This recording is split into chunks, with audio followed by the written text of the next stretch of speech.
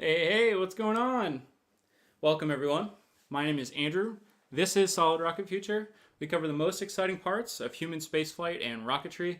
And today is an exciting day. Today's a really big day for space history.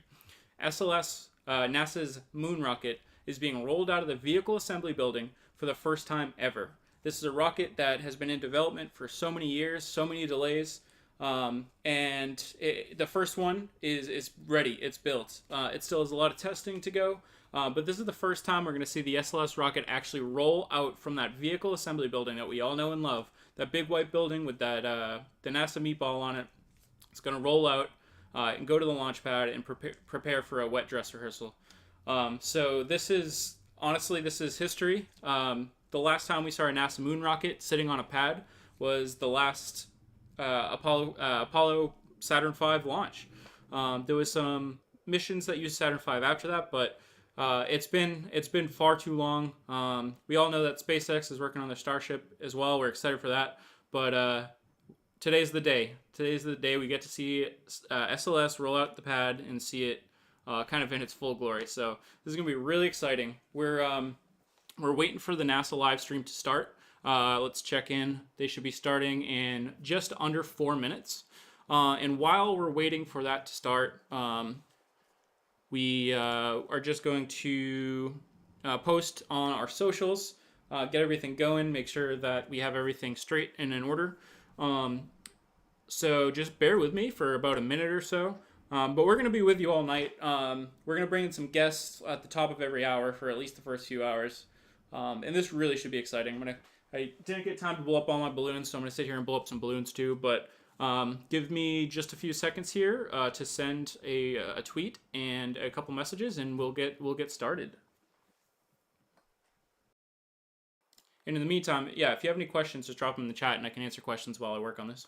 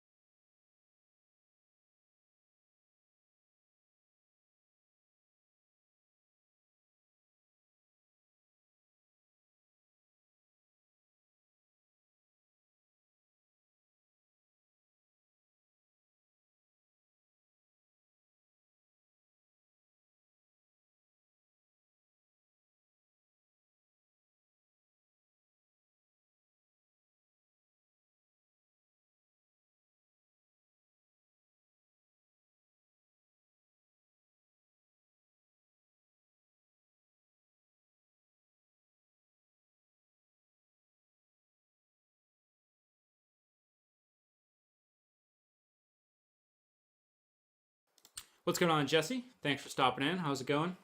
We're just starting the stream up here. We are waiting for NASA to start their official broadcast. We're getting everything kind of situated, ready to go, sending out some notifications to our socials, and just starting up. We should have our first special guest in about a half hour. So, a lot of fun. Got no audio? Really? Can you hear me?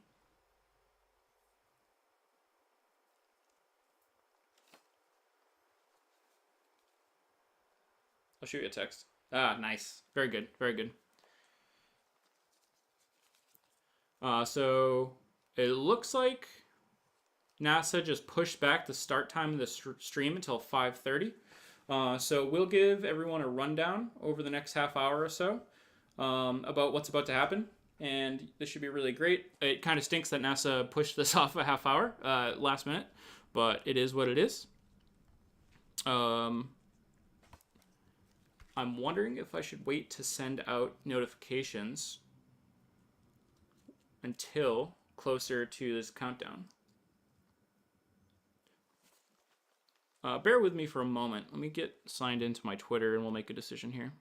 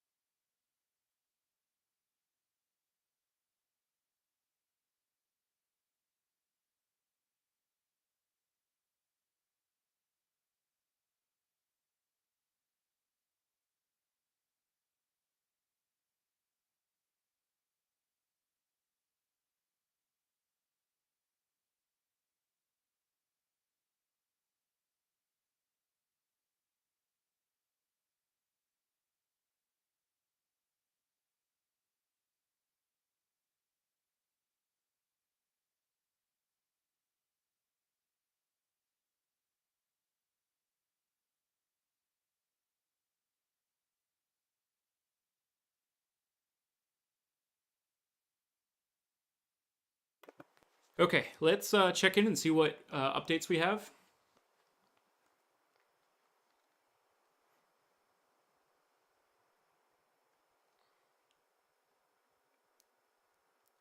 No specific updates from NASA, but we do see that 3 hours ago they still plan to start their coverage at 5 p.m. So my guess is whatever the delay is can't be anything too serious. So we'll just stick with you and wait for them to go live. And until then, we can answer any questions. And I do plan on just kind of giving a full rundown of what we're going to see tonight, and I'll kind of briefly let everybody know about our guest speakers that we're going to be having tonight. But just again, just bear with me for a couple minutes here, and I want to get everything. You can watch me live tweet this.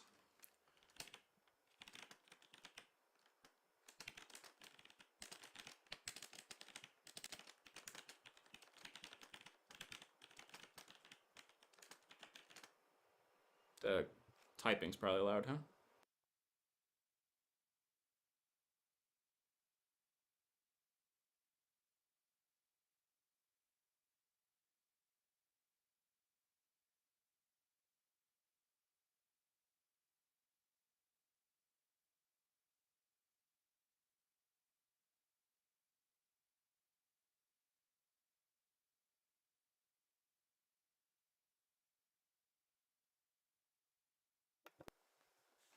All right, we're live on YouTube. Come hang out while we watch NASA roll out the SLS moon rocket to the launch pad. We're having guest speakers and everything. It's going to be a blast. All right, let's tweet. That's out. Very good. So yeah, let's talk a little bit about what's about to happen here. So, the SLS rocket. This is the first NASA rocket that is human rated to be capable to bring crew to the moon since the Saturn V. So we all know about the Saturn V and the Apollo missions. You know, we sent astronauts to the moon on the Saturn V in the Apollo capsule. And after that, kind of died down. The space shuttle happened. The space shuttle just brought astronauts up to low Earth orbit in the International Space Station. There was some other missions like Hubble surfacing missions. And then, as we know, the shuttle was retired, and a lot of people thought that that was kind of the end of NASA rockets. Since then, we've heard a lot about SpaceX. We've heard a lot about these commercial companies, and we know that astronauts were being delivered to the International Space Station via Russian rockets, actually, up until recently. Luckily, now we have the Falcon 9 from SpaceX, and we're able to deliver astronauts to the ISS from the U.S. soil, which is great. We also have had a bunch of planetary missions to Mars and all the planets, but there hasn't been that next NASA rocket until now. So the SLS was announced years and years ago, and it's been a long time coming. It's been delayed many times, and it has a lot of criticism behind it, which we'll get into at some point today. But the fact is, the first SLS rocket is fully put together and ready to be rolled out to the launch pad for its first test, which is amazing. So basically, they're setting it up for a full wet dress rehearsal. But tonight, what we're going to see is them roll it out to that launch pad. It's going to be a long process. It's the 6 to 12 hour process. Can't guarantee that I'll stay with you for this whole process, but we got guest speakers coming in and everything, and it's going to be a lot of fun. Lou says, could my 2006 F-150 tow the spaceship? And why is the answer yes?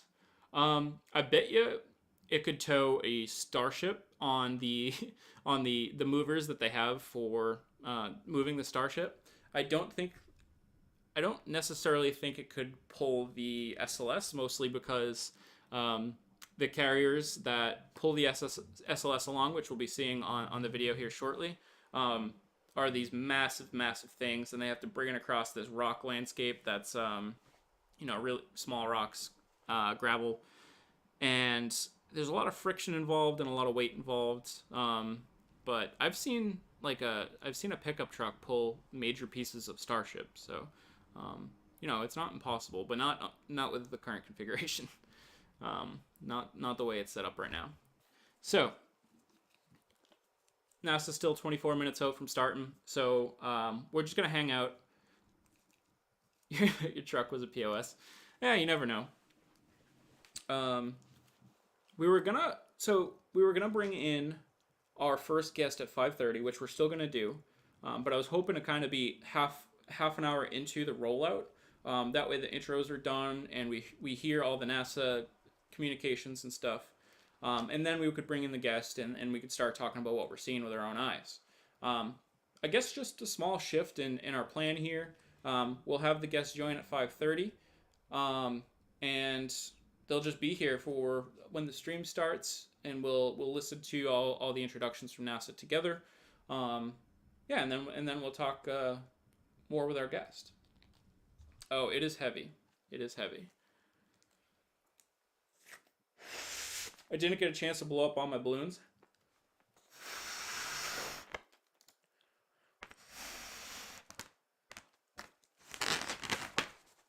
Oh my goodness, this is really loud on the microphone. I apologize.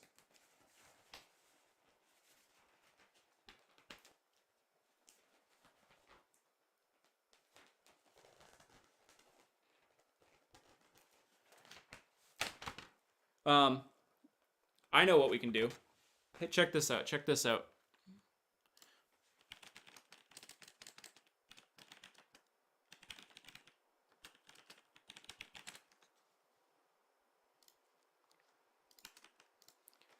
All right, stand by for an awesome video coming into you in just 10 seconds here.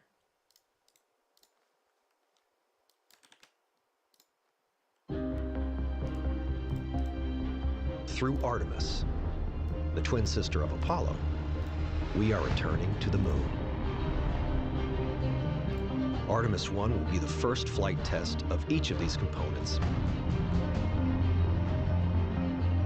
United together, this is the first of Artemis's arrows, capable of ushering in the next chapter of human lunar exploration. With each component playing its part in a grander effort, we, the people of the Artemis generation, all around this beautiful world, will bear witness to what we are capable of. Together, we are going back to the moon.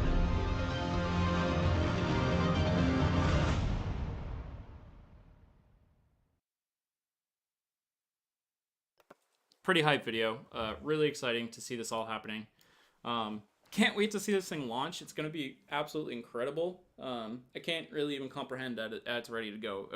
I have a Facebook group that I created, I want to say probably 8 or 9 years ago. And when that Facebook group was started, it was to get people together to plan to go to the SLS launch. And at the time, it was planned for 2017, I believe, or 2018. And we've pushed that Facebook group back so many times.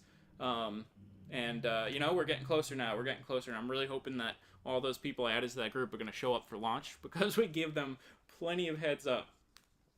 Blew all the balloons up. Let's get back to the NASA stream here and see what time we got going on.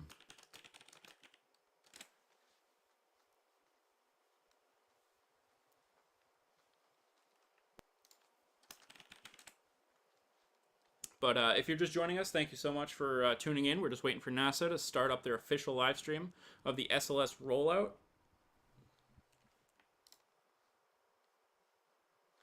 Which looks like it should be starting in just under 20 minutes.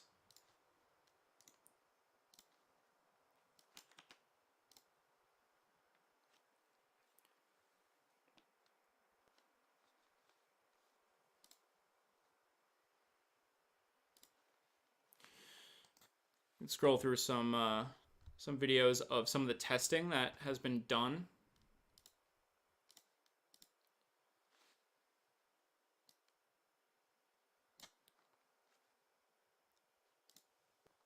This is a animation of what we're expecting to see with SLS, how it works, how it's going to launch, and all that good stuff. These engines, RS-25 engines that have been rebuilt. Those were the same engines that were used on the space shuttle but again, they have been updated. Solid rocket boosters are very similar to what we used on the space shuttle as well, except they are 2 sections bigger. So this thing's nuts. It's literally like a Saturn V with some solid rocket boosters strapped on. It's nuts.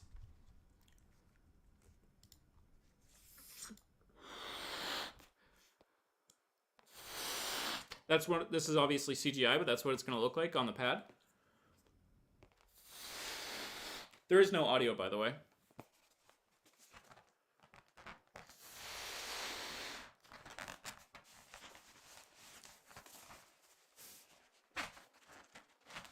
I should probably post on Facebook that I'm live too. Although we'll wait till we're closer to getting started with the official live stream.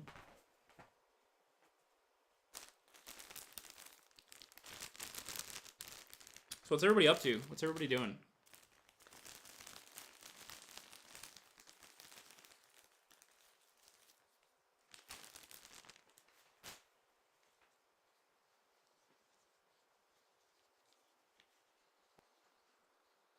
Let me pop up this other window here.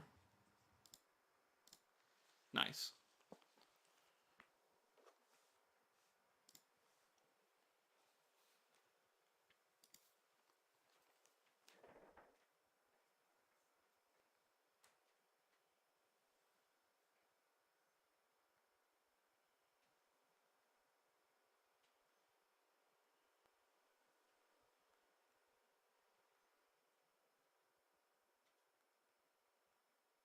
We might have an opportunity here to bring in our first guest speaker early, but we shall see.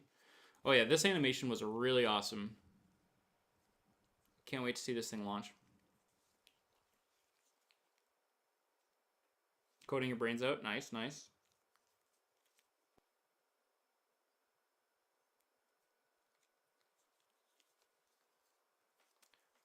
Hey, Andrew, how's it going? What's going on, Titan?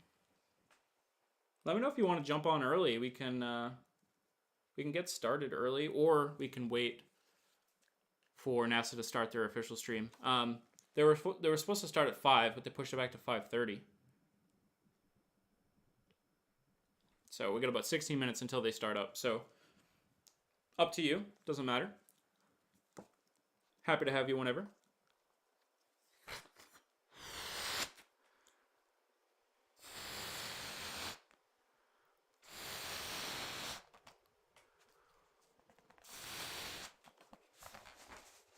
Of course, I'm gonna give another solid rundown of what we're gonna see here at about 5:25 when we see NASA about to start. I want to give everybody a heads up of what we're gonna see here today on the stream and why we're so excited.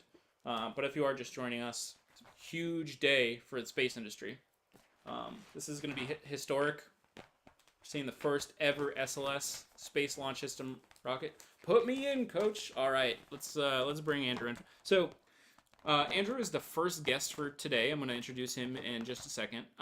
But bear with us while we get the audio and everything situated. I don't think it'll be too bad, though. I think we should be able to just kind of add him right in and give it a go. So I see Andrew is waiting in the waiting room. Let me make sure that I will be able to hear Andrew when I add him in.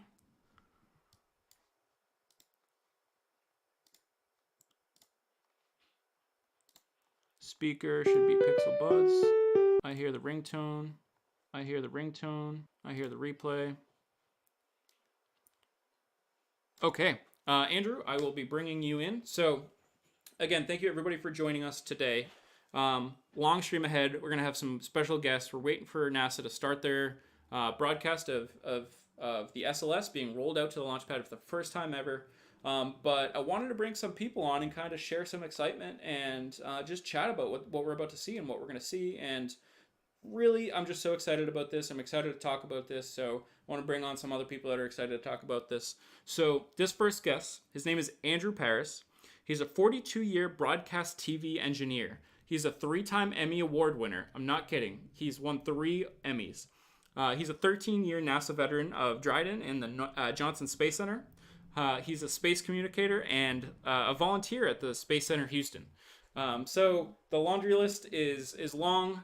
He's got so much experience under his belt in all of his different things that he's been doing in his life. Awesome friend, and let's bring him in. Let's see, Andrew, can you hear me? Dryden in the Johnson Space Center. He's a space communicator and a volunteer at the Space Center Houston. All right, I think I hear my own audio coming back. He's got so much experience under his belt and all of his different things that he's been doing in his life. Awesome.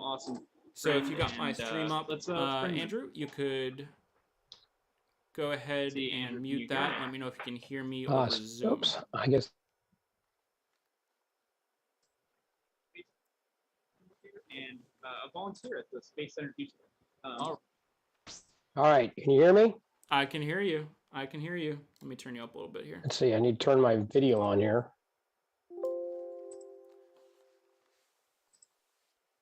All right, there I am. Let me bring you up on to the stream as well. I don't hear you, in the meantime, Lambda. if you just want to kind of introduce yourself a little bit more and let people know what you got going on, and then we'll just get into chatting.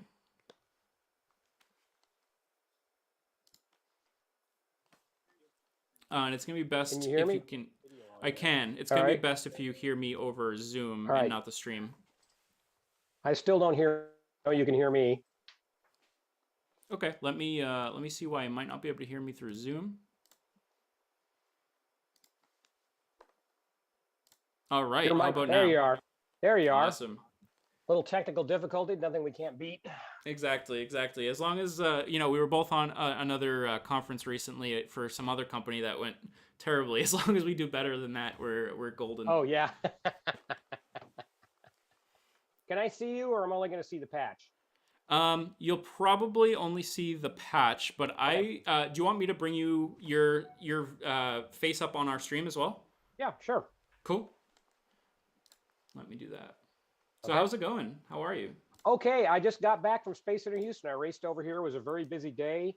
As you mentioned, I'm a volunteer at Space Center Houston. It's spring break, so about 3 times as many people coming to Space Center. I guess a cabin fever with COVID. The people want to get out. Lots of people to talk to, lots of people to book on tram tours. I literally didn't stop talking from about 8 a.m. till almost 3. It's not an impossible feat for myself, but still, you have to take a break once in a while. Right. Yeah. So yeah, it's a good day. It's a good week. It's very excited about the SLS Artemis 1 rollout. I've been talking today about it, promoting your live stream, trying to get people to come watch. Very good. It's I've been kind of looking at from the historical standpoint, since that's kind of my expertise right now as somebody who's been around NASA and 60 years old. I still don't think I'm anyway. But something like I was digging through some information last night. I was sending you the last time a rocket this big was rolled out from the VAB at the Kennedy Space Center was April 16th, 1973. 1973. That was the Skylab. The lab when it was rolled out on the Saturn V, and that's so that's almost 49 years. We're getting close to 49 years on that. And of course, it launched on May 14th, so it didn't launch that much faster. Hopefully, fingers crossed that Artemis 1 has a clean, uneventful wet rehearsal, and then they can go for launch in a few weeks. Of course, I'm going to lose my bet because I bet some people that Starship would go up first before Artemis. It was looking. Yeah, it was looking pretty close there.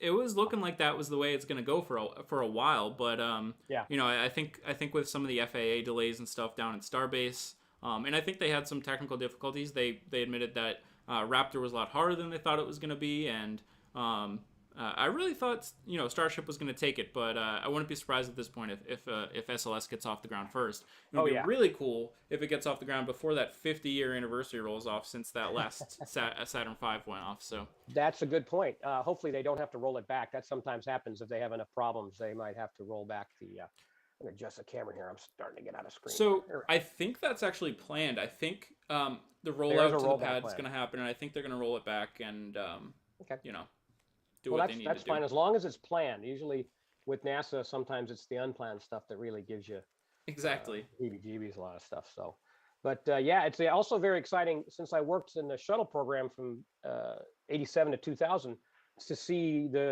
what we used to call shuttle derivative, which is all the shuttle parts being re-jammered around to create a new rocket, and so that's like great to see that whole thing. The SRBs, did you say there's 2 extra segments? I always thought it was one. If I that's think two, it's that makes it a monster. Yeah, I think it's 2 extra segments. I'll have to double check on that. And if anybody in the chat knows any differently, let me know. But I think it's 2 extra segments. Wow, that's a lot of go juice. I got to It's tell gonna you. be crazy.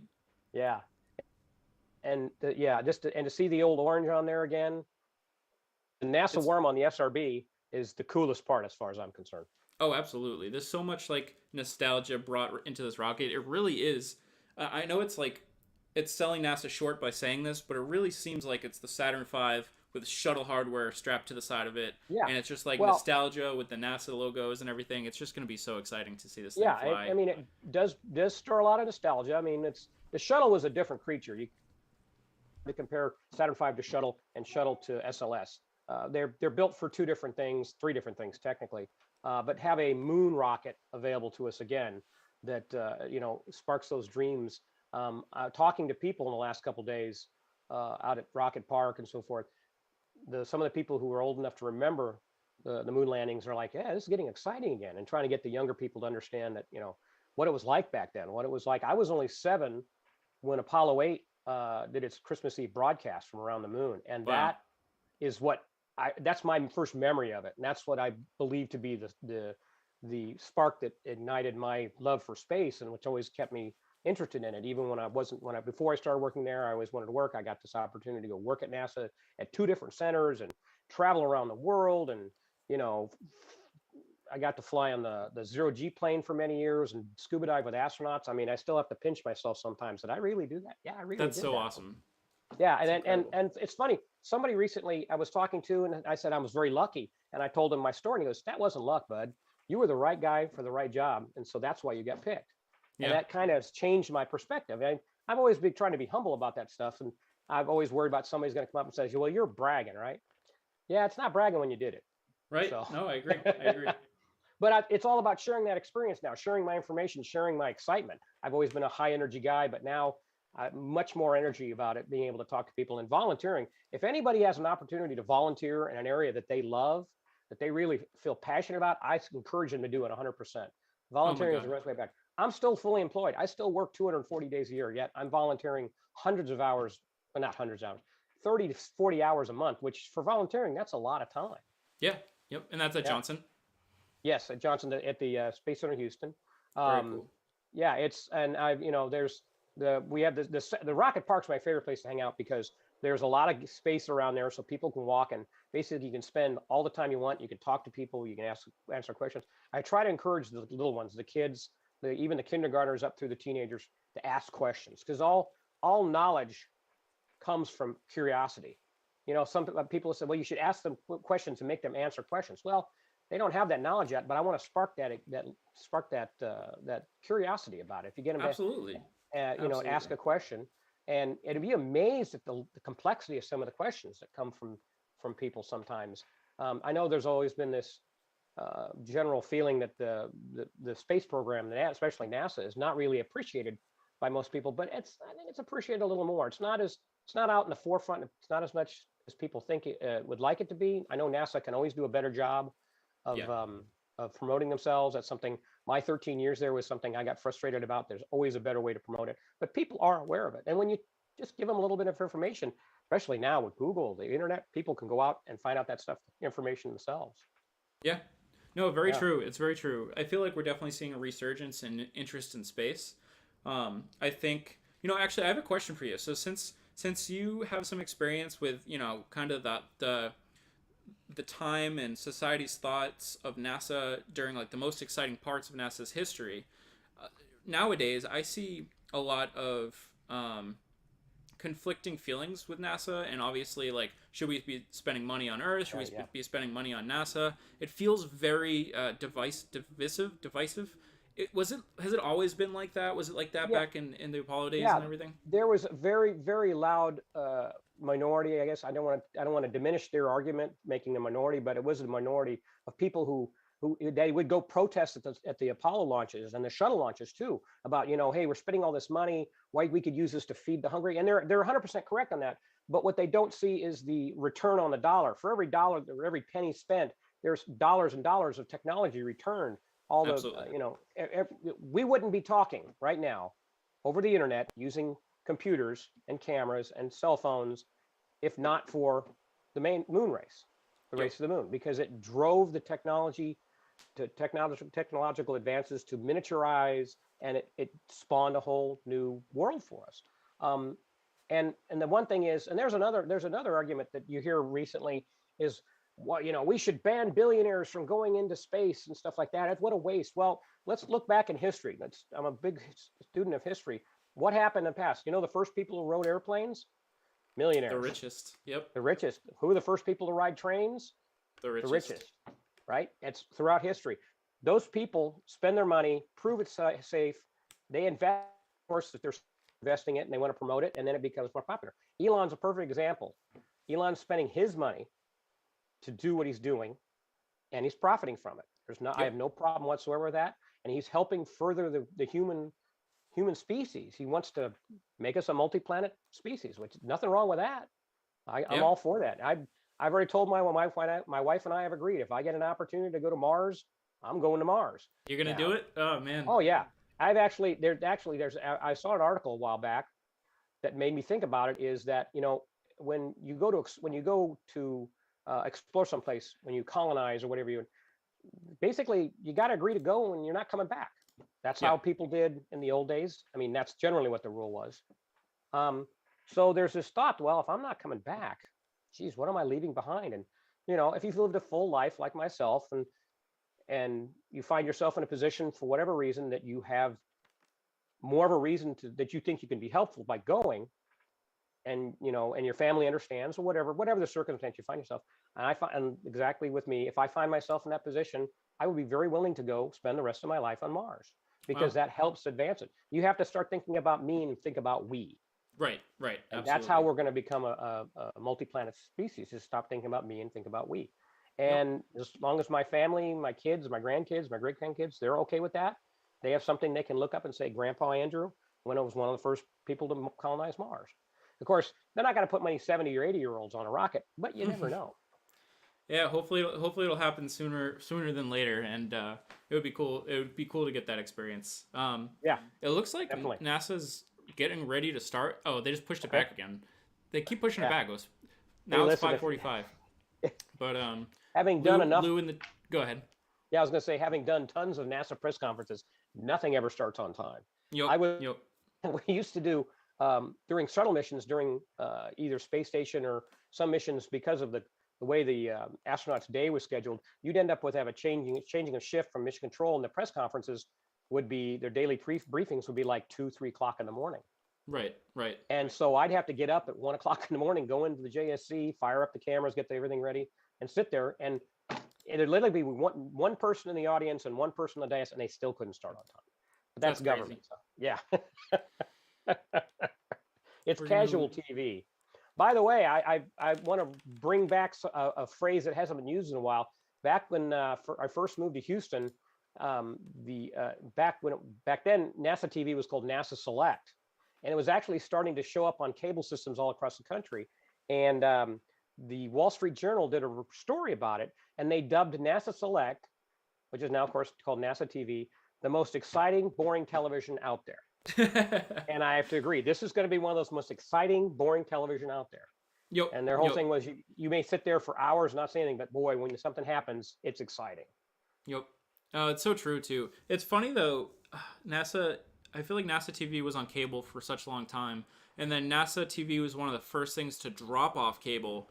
And I feel like they're just ahead of the game. I feel like they got their NASA TV all set up on YouTube and on the web and everything, yep.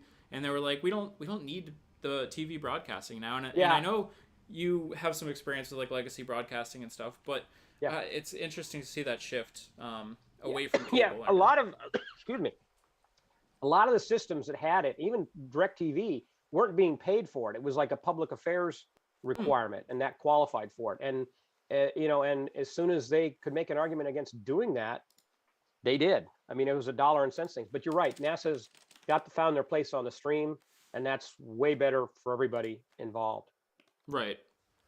I'm just checking on the NASA SLS Twitter to see if there has been any updates about schedule.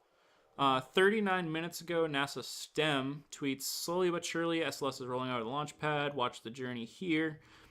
Doesn't look like any major updates about timelines, so I can't imagine that there's any major reason for the time pushback. So hopefully they'll be starting at 5:45.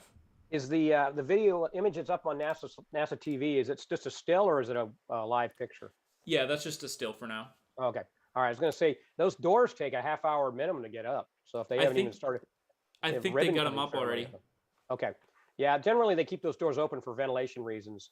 They generally don't like closing the whole thing up because there's no real air conditioning. The only way they can ventilate that place is with opening certain doors to get air moving through them. Right. Right.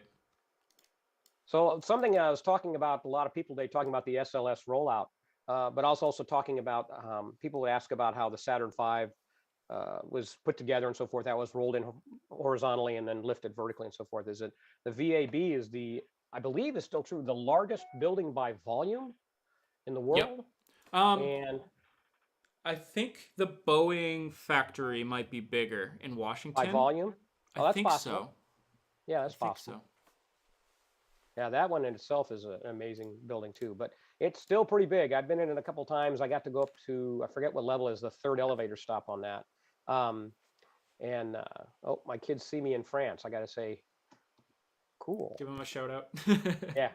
Oh yeah, I got the whole family fired up. I was handing out cards with your Solid Rocket Future YouTube channel on it to people today too. So hopefully we get some viewers from that too. Awesome. Thank you. Yeah. So that's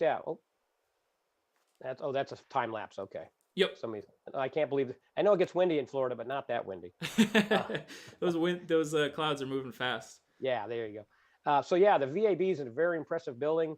Kudos to NASA for keeping that all operational. That and the mobile launch platforms and the crawlers too. I got an opportunity years ago to crawl around in walk around one of the crawlers, and the way that thing is built. I mean, it's insane. It's insane how over-engineered that stuff lasted so long. That's why it's the crawler are over 50 years old. They must be close to the 55 or almost 60 years old at this point. Yeah. They built that stuff all in advance of the construction of the actual Saturn V vehicles and so forth. So on one of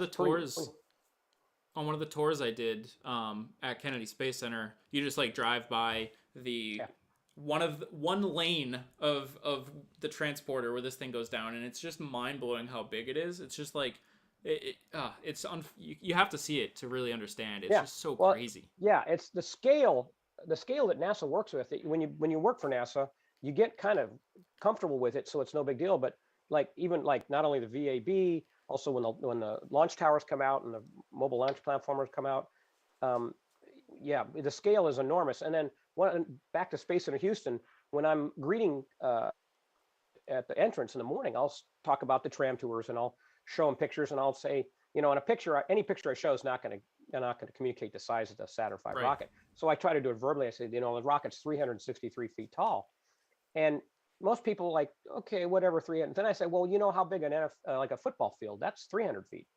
And they think about it for a second and say, yeah, that's pretty big. So this rocket won't even fit in an NFL stadium. And then the eyes get really big going, you're kidding me. And then the kids, if you ever get to go to the Saturn V, at either the one at Rocket Park or the one at Kennedy, and you go there, and once you've seen it for your own selves, turn around and watch people walk in and look at the expressions on their face when they first see that rocket.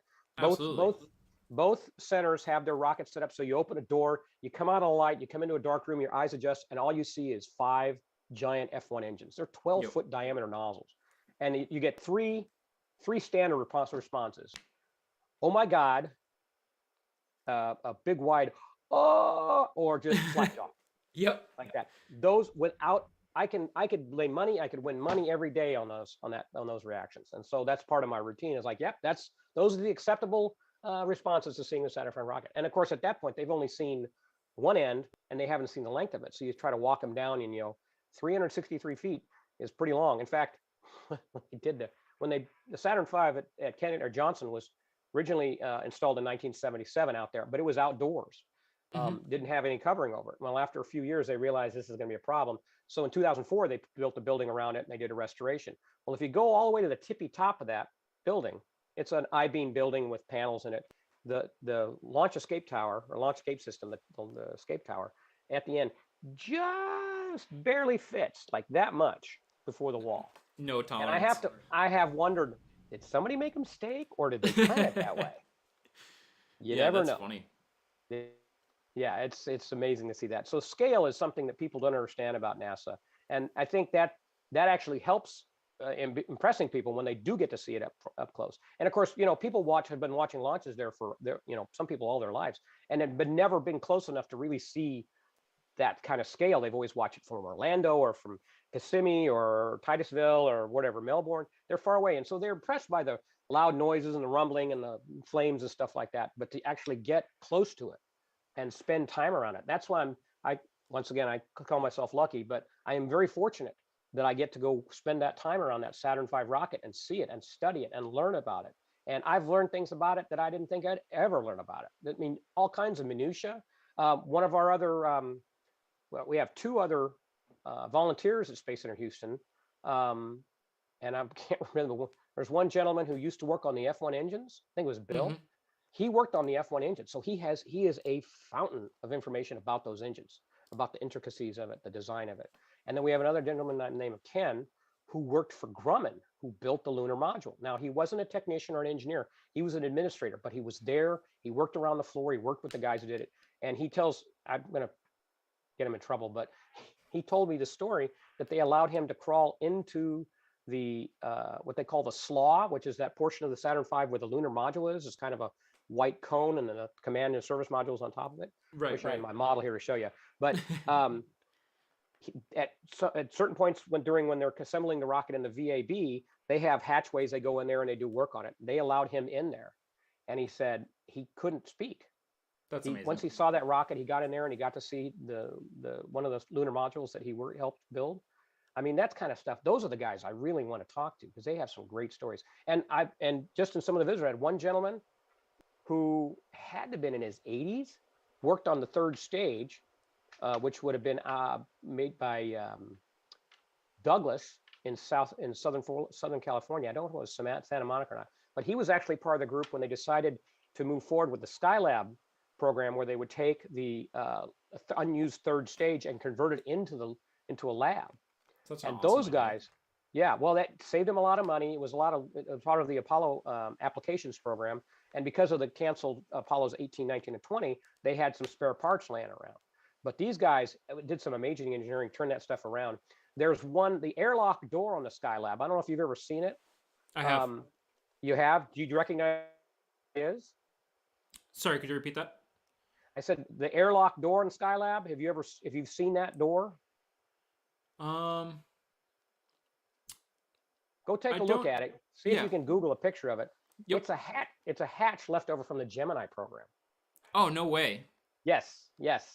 It's one of those things when I first saw it when I was younger, like, oh my God, these guys, I don't want to say they're picking stuff out of the trash, but they were sure looking for stuff to use. And that's how the entire Skylab program was built. It was built with spare parts and so forth. It's amazing what those guys did. Anyway, this gentleman worked on the program. He was part of the group. He was selected to help convert one of them. So they were, cutting and welding and doing all kinds of stuff. And, those some great story. The history of that stuff needs to be told. And it's great to be able to talk to those people. Absolutely. But moving forward now, we learn from history, and we know that SLS is like I said, we call it a shuttle derivative. It's borrowing parts from the shuttle program, but it has so many things in common with the Saturn V, and so it's great that the two things are coming together. And there's there's the third stage. That was the third stage after I think they were just taking it in to strip it, because you can still see some of the engine. They didn't have the J2 engine on it, so they would have had just basically an empty box. And that's something people don't. I tell people on a regular basis, if you see either one of the Saturn V's, Kennedy's or ours at Johnson, there's a lot of structure around it. There's some blue structure and some I-beams which keep stiffeners that keep the stages round. And if you were to take those off, it's just an aluminum can. It would just kind of crush under its own weight. Huh. So Interesting. yeah, so they would build all this stuff. They would start some of the smaller components horizontal or vertical, and at some point they convert them to horizontal, and they'd have to build them with these stiffeners and structure in place, especially the first stage. The first stage even has wheels on it. There's a blue I-beam with wheels on it, and that's how they moved it around. And it stayed that way until they brought it vertical to made it in the Right. vertical vehicle assembly building. Um, so yeah, it's and I'm sure the process of stacking SLS was Artemis was very close to the same thing. Roll it in, stand it up, plug it in. So nuts. I can't believe it's all. Can't believe. I still can't believe it's put together and ready to roll out. It's just so Yeah, nuts. I mean, NASA has a lot of issues to deal with that like a private company doesn't, like Elon. One of the wonderful things about Elon is Elon's in charge, but it's Elon's money. Elon gets to do what he wants, or Right. can do what he wants. Anyway, and that's almost a polar opposite to working at NASA, where you have committees and budgets and congressional oversight. And so, after working there for 13 years, I'm amazed that any NASA gets anything done, and that's both a compliment and a bit of a slam. But that's because it's government. It's a different world. You have to deal with it. Exactly. Um, but I think NASA as a whole is coming around in the sense that they're allowing commercial space to come and take over a lot of the mundane stuff that they don't want to waste their money on. You get your Starliners and your Dragon capsules delivering people and then cargo and doing the commercial launches. Now they don't have to worry about that. They can take the money they would spend on that. I mean, they're still paying for it, but they're paying a much lower price. I mean, what's Elon getting for a crew rotation? 110, 120 million dollars? I don't Yeah, I even know think about them. something Yeah, like that. yeah, I haven't. Oh, it's crazy. yeah. And NASA was to do it. It was doing it at $1 billion a flight or more. Yep. Um, I think a but lot of people are thinking that SLS might be NASA's last rocket. I think yeah, they. well, and yeah, that's a very good point because, well, especially if consider what they're talking about in the budget. They're talking about them. I think that it was the Office of Budget Management came out um, and said that they figured it about $4 billion a launch, which is, they're Too right, it's much. unsustainable. That's unsustainable. Now, Yeah. is that the real number? That's open to different opinions, but you're right. I believe Artemis SLS will be their last big rocket because there's no reason for them to build those kind of rockets if you can catch a ride on a Super Heavy or a Starship and get up there and get that stuff taken care of. Now, what NASA needs to spend their money on is the exploration, getting us back to the moon. And once we're the moon, okay, let commercial take over that. Now let's go to Mars. Now, Right. Elon may beat us to Mars, but still, at some point they may say, okay, Elon's got Mars covered. What can we spend our money on? Can we start talking about maybe some manned missions, maybe a manned space station around Venus to go study Venus, or a manned mission out toward Jupiter and Saturn. Yeah. There was something I read a while back that still blows my mind that during the Apollo application program, and it was occurring in the late 60s when they're trying to figure out what to do next, and the specter of the cancellation of the Apollos 18, 19, and 20 were becoming a reality. There was one proposal to do a manned flyby of Venus with a Saturn V and an Ugh, Apollo. that would be And insane. yeah, well, to thinking about it today, but imagine, because this would have gone off about 76 or 77. So you figure with NASA timelines, it would have been 78 or 79. Yeah. Um, they were going to modify a Saturn V rocket to use either 2 or 4 of the Titan solid rocket boosters, which would have automatically raised the amount of lift they could take to orbit. And they would take a third stage, and the portion where the LEM would have been, they would have made into tank. And they would have used that rocket to get him to the moon or to get him on orbit. And then they would do just a flyby, just a quickie flyby, and then come back. And, they could have had all kinds of scientific experiments and, CubeSats if they even had them back then. So can you imagine? But I could see why they eventually said no to it, because there was a lot of extra dollars and cents. Plus, Congress was pushing NASA into the shuttle program with the help of the military, because the military wanted to have something to launch their big satellites on. Right. So, Right. you look through history, there's a lot of asterisks and oh, by the ways on that stuff. But boy, a manned flyby of Venus in 76 or 77. I mean, that would have carried the momentum from the moon landings from Skylab on through. And that's one thing now still got to, like I said, they're getting better about promoting themselves, but they're not doing the best they can. There's always something better they can do. But Yep. their outreach into STEM and so forth, I think, is doing very well. Yeah. Really interesting to see. That Venus mission would have been absolutely nuts. It's a shame to see that never happened, but Yeah. I think the doors might be open to more thoughts of missions like that. If Starship really works the way we were hoping, I think there's gonna be more vehicles than there are missions. And I think that's Oh gonna yeah. open the door to send some people to some really cool places. Oh So yeah. Yeah. If you're sitting there with a Starship and a Super Heavy and a fuel depot, and you're like, where do I want to go this week? Hey, maybe we'll go out to Io and check that out, or maybe Titan. that would be so cool. Yeah, that would be. Although It they got looks some, I know they have issues with radiation getting close to the gas giants, but yeah, they'll Yep. figure that out. Yep. A lot of people, a lot of times when we're talking about the SLS rocket, we say that, it's a rocket that's designed to bring humans back to the moon and then maybe eventually Mars. And that conversation always comes up. Yeah, we could technically send humans to Mars, but there's still a lot we need to figure out about how to shield them from protection on that Oh route. yeah, So definitely. everybody's looking into that. NASA's looking into that. I'm sure SpaceX is looking into that. So Oh yeah. hopefully, hopefully in the next few years we'll hear about some advancements there, and I think we're going to start hearing some serious talk about scheduling, Mars missions sooner than later if everything keeps going according to plan. Absolutely. In fact, that's one of the things about Artemis is we're going back to the moon to learn how to go to Mars. Yep. There's a lot of technology we still have to, and it's better to do it near Earth than trying to do it far. When you're far away, you don't want any mistakes and so forth. And that's one thing NASA's always done very well is research, figure it out, get it right, and then go. Exactly. Even with the Apollo 1 and the Challenger and the Columbia accident, NASA still has a really good track record Right. for that kind of thing. So they'll figure it out now. But Elon's the flip side of that coin. He's moving forward pretty fast. But SpaceX is not lazy. They're not stupid. They're doing all this planning behind the scenes. They're not leaving any stone unturned. I know there was a few months ago, maybe it was a month or so ago, there was a study came out and they discovered that astronauts were losing red blood cells after Oh, long interesting. durations.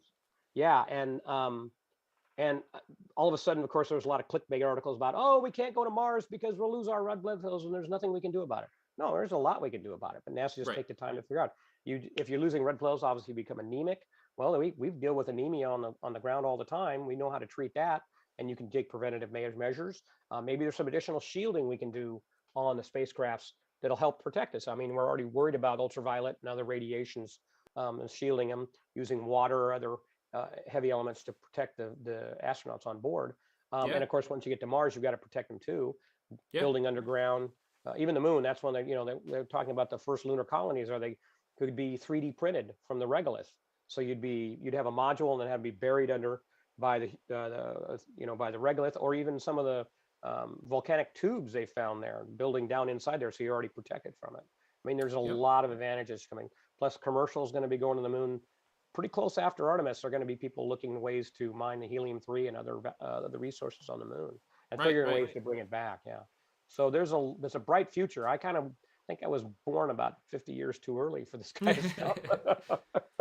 And guess what? If we learn about how to, if we're researching anemia for spaceflight, guess what? All of that research is relevant to treating anemia. Those issues here on Earth too. Exactly. It's like all the research we've been doing up in the International Space Station. It's been over 20 years without a single second of a gap without humans living and working in the space station for Yeah. 20 years straight plus.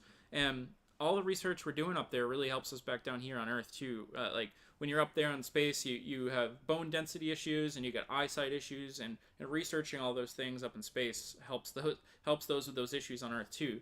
And it's no different when you're going to go to the moon or you're going to go to Mars. You're going to run into all these things, and the research is going to be so valuable for us living here on the planet. It's Abs- really exciting.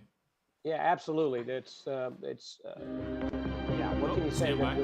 Oops, we have a Through change. Artemis. Something's changed. Let me The turn twin down sister the of volume Apollo. on the stream, but it looks like they're We are starting. returning to the moon. Okay.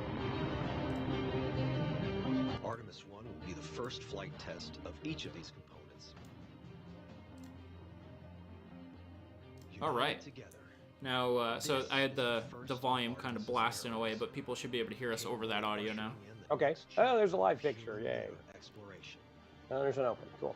With each component. So yeah, if you're watching along as well, I think it makes sense for you to watch the official stream, because if you're watching my Okay. stream, there'll be a delay. Yeah. Let me get in. Let me get over to that here. What we are capable of. NASA TV. Together. And I don't know what's your timeline's looking like, but I I think have we as have much time as you need me. excellent.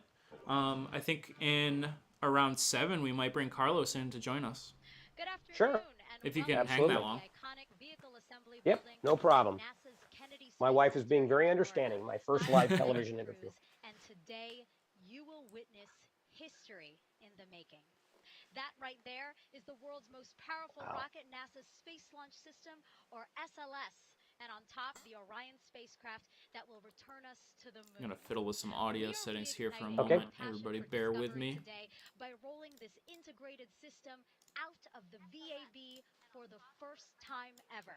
That roll started just a few seconds ago, and now both SLS and Orion are headed to historic Launch Pad 39B for a critical test that will help determine if we are ready for Artemis 1. And then this interact. Flight of SLS, Orion, and the ground systems here at Kennedy.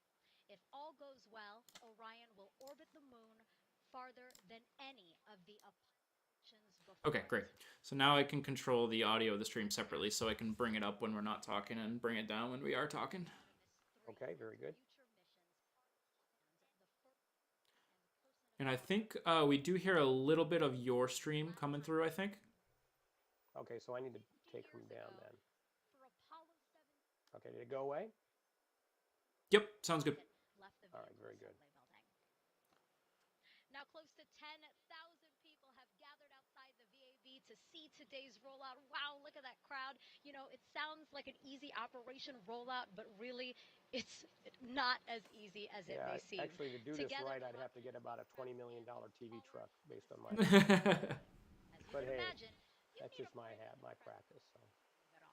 Well, take a look at your Wow, screen. there it is. We're going to show you what we call the crawler, because it will slowly and carefully crawl SLS and Orion the 4 miles to the launch pad. Coming It's out of the that shadows. piece of machinery you see on the bottom there carrying all of that.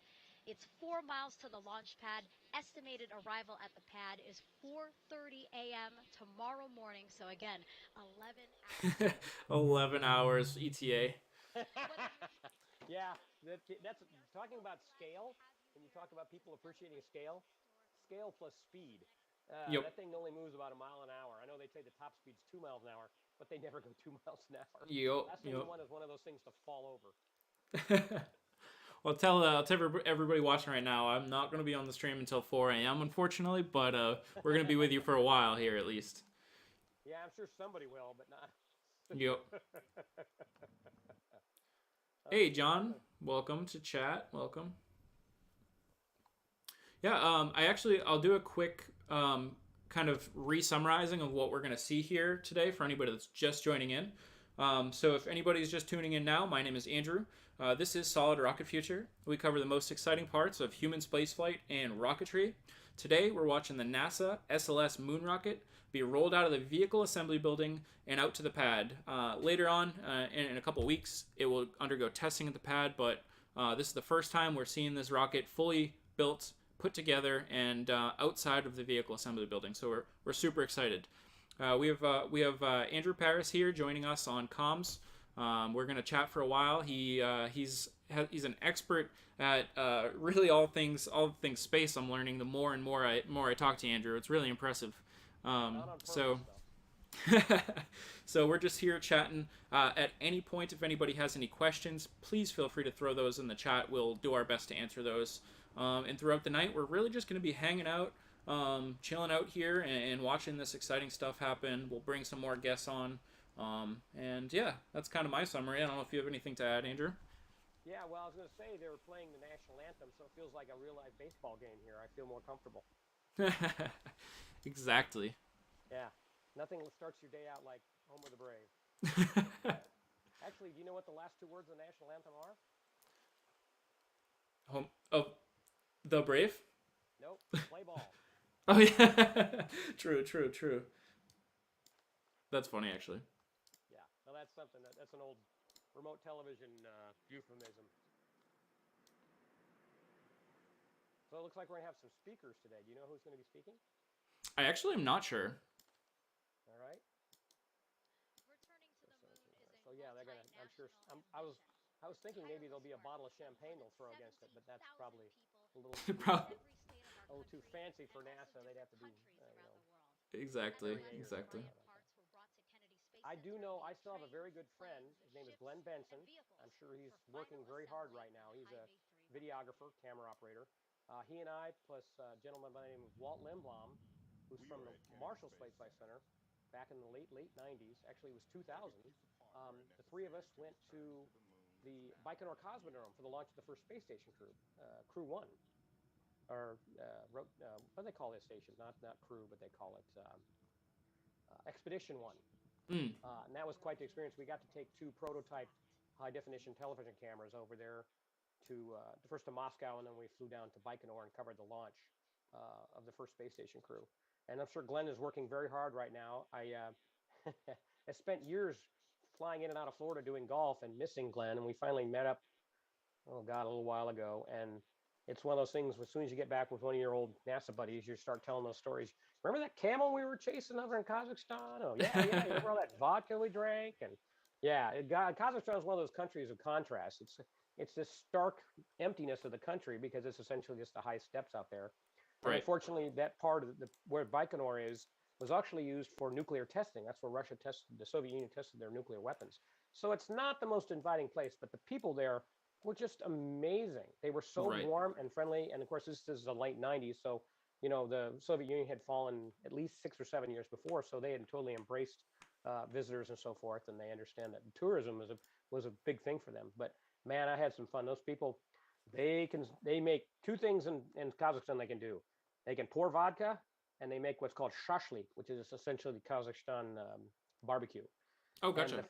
yeah, it's so good. I didn't even ask what it's made of because I didn't want to know, but it's so delicious. But they would serve it on these flat stainless steel skewers.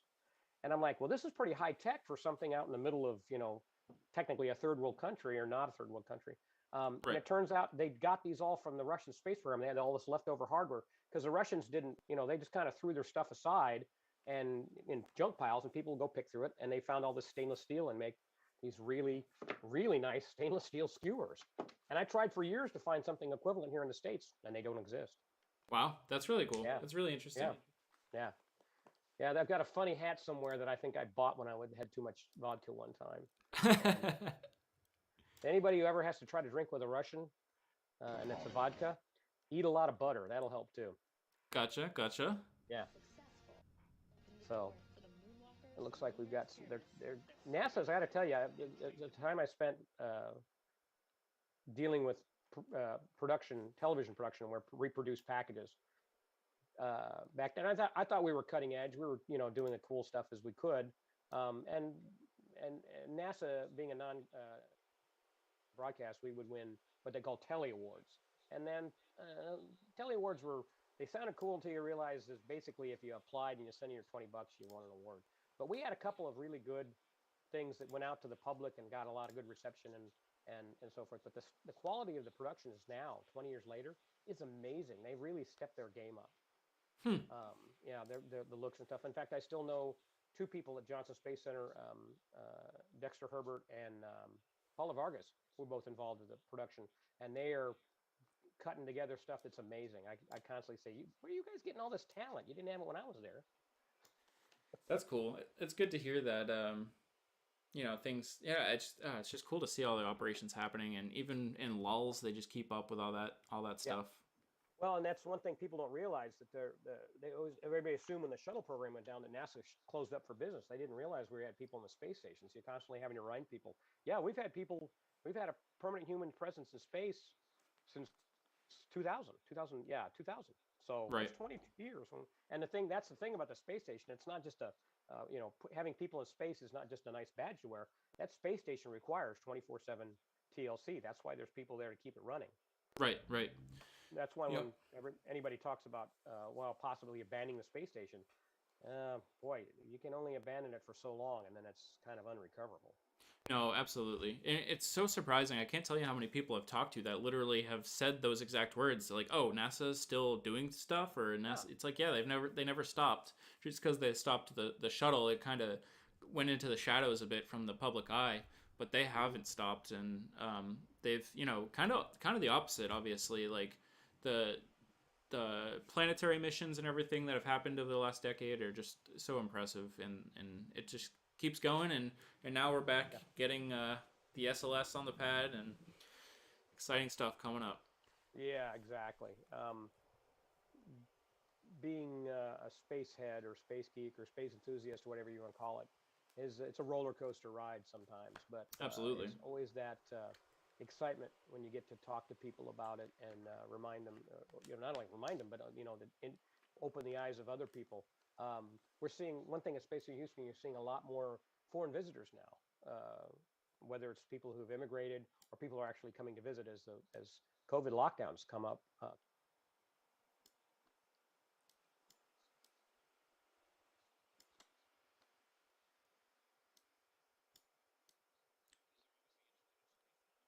Right.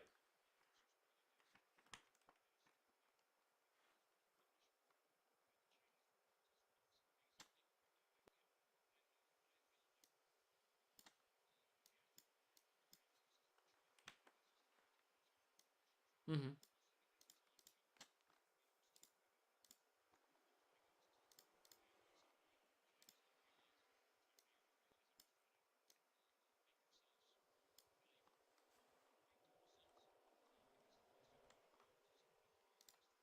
Right.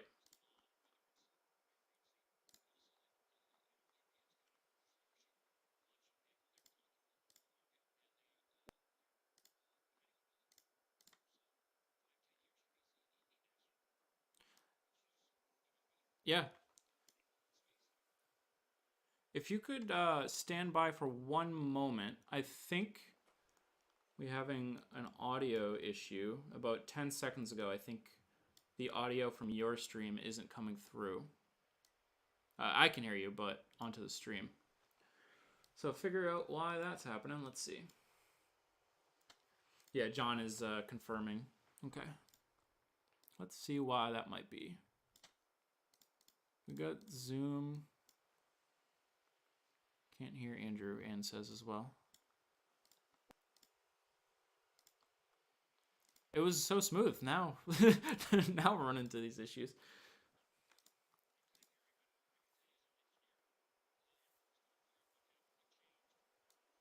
Talk a little bit. Test 1 2 1 2 1 2. Ah, all right. I Are we figured it out. back? Yep, we're back. We got Okay. Andrew back. Thanks, folks. All right, now let's get back you on video too. Okay. Oh, okay. So let me go full screen over here, and we got you back. And you were just saying about how we might see some more diversity as well in space, which is going to be a great Yes. thing. The Chinese, the Indian program, which is starting to make plans to build their own capsule. Send out they're I'm not sure what an Indian astronaut would be. I mean, it's a cosmonaut for Russian and Tonkonaut for Chinese. So I don't know what an Indian astronaut is. We have to come up find out what that name would be.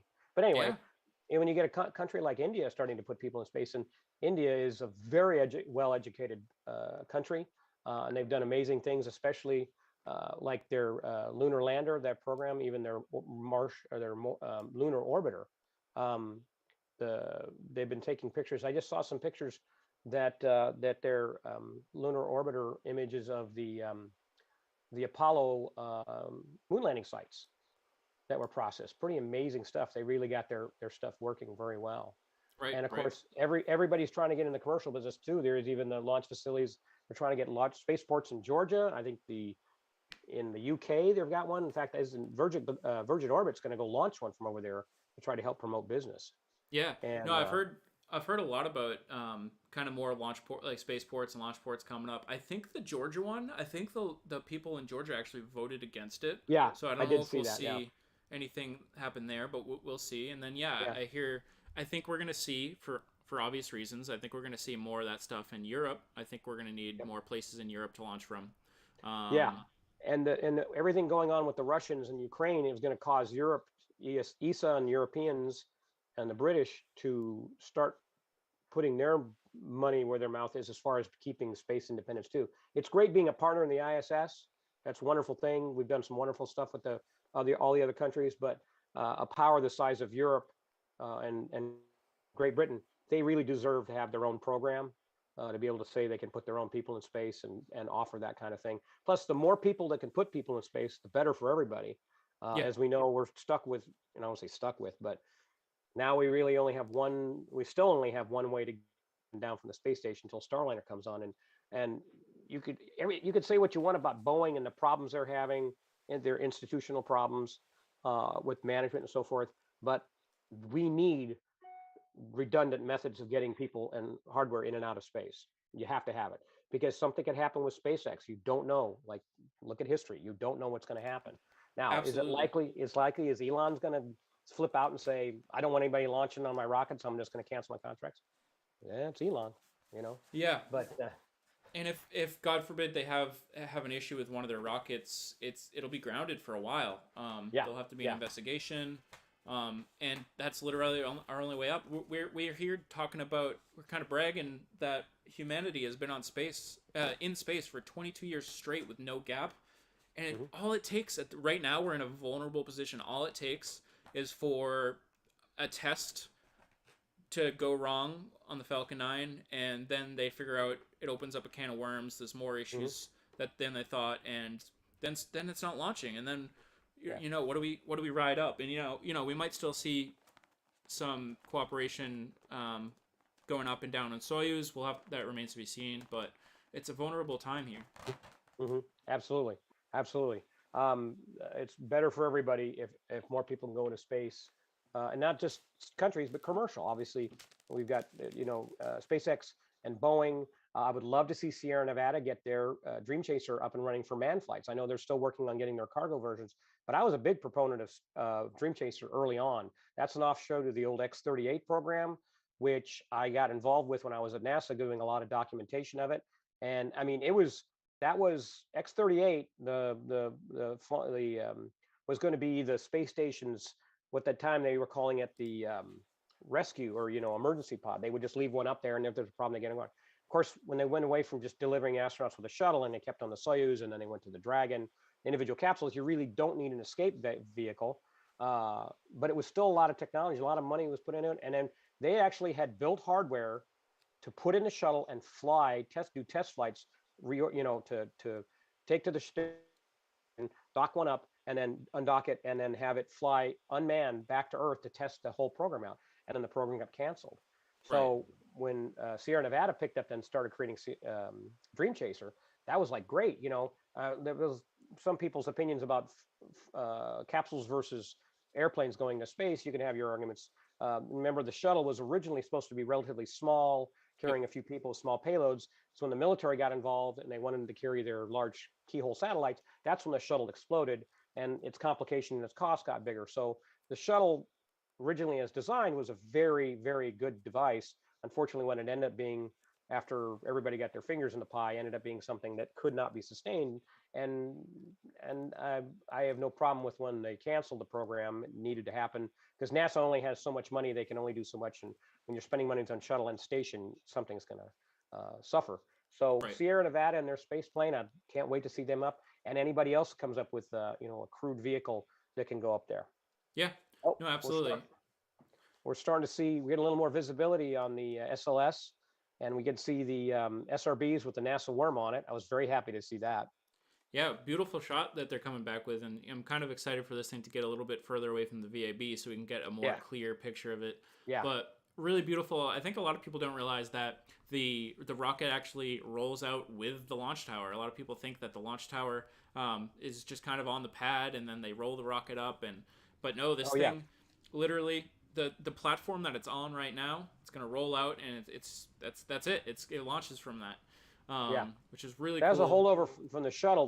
That was one of the big changes between Saturn V and the shuttle, was that they they took the tower off the mobile platform and put it out there permanently, because it had rotating service structure, because you had the launch tower, then you'd have a structure that would go around the orbiter and encapsulate it for doing payload insertions. And so it made more sense to just leave it out there and just have the shuttle move back and forth.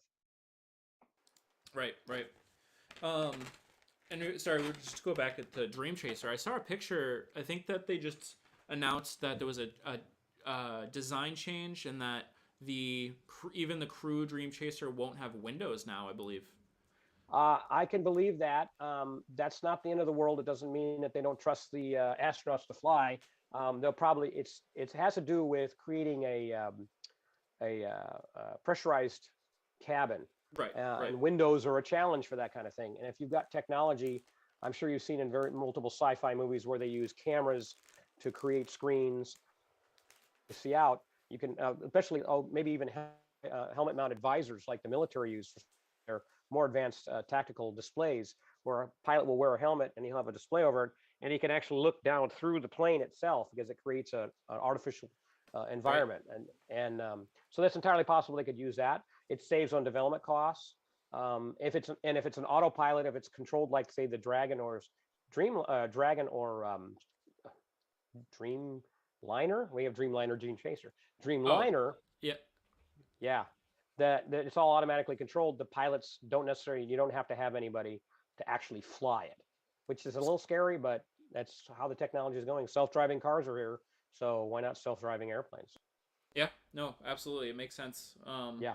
I think on a very shallow level, if I was flying a space and I didn't have a window, I'd be sad. But it makes sense, and from an Yeah. engineering perspective. It really is a smart decision. Well, I'm sure they Um, can put a little window somewhere in it. You just gotta yeah, stick your eye out. yeah, But if you're going to space station, you're going to either the ISS or any commercial space station they come up with.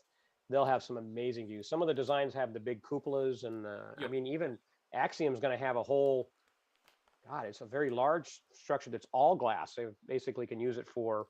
I think they call it a TV studio or Okay. something like that. So you could appear to float in space and it'd be an all glass background. So in theory, you could shoot for that. I know that's been one of the push for some of the commercial space stations, is try to make a place for movies and TV shows to come up and shoot.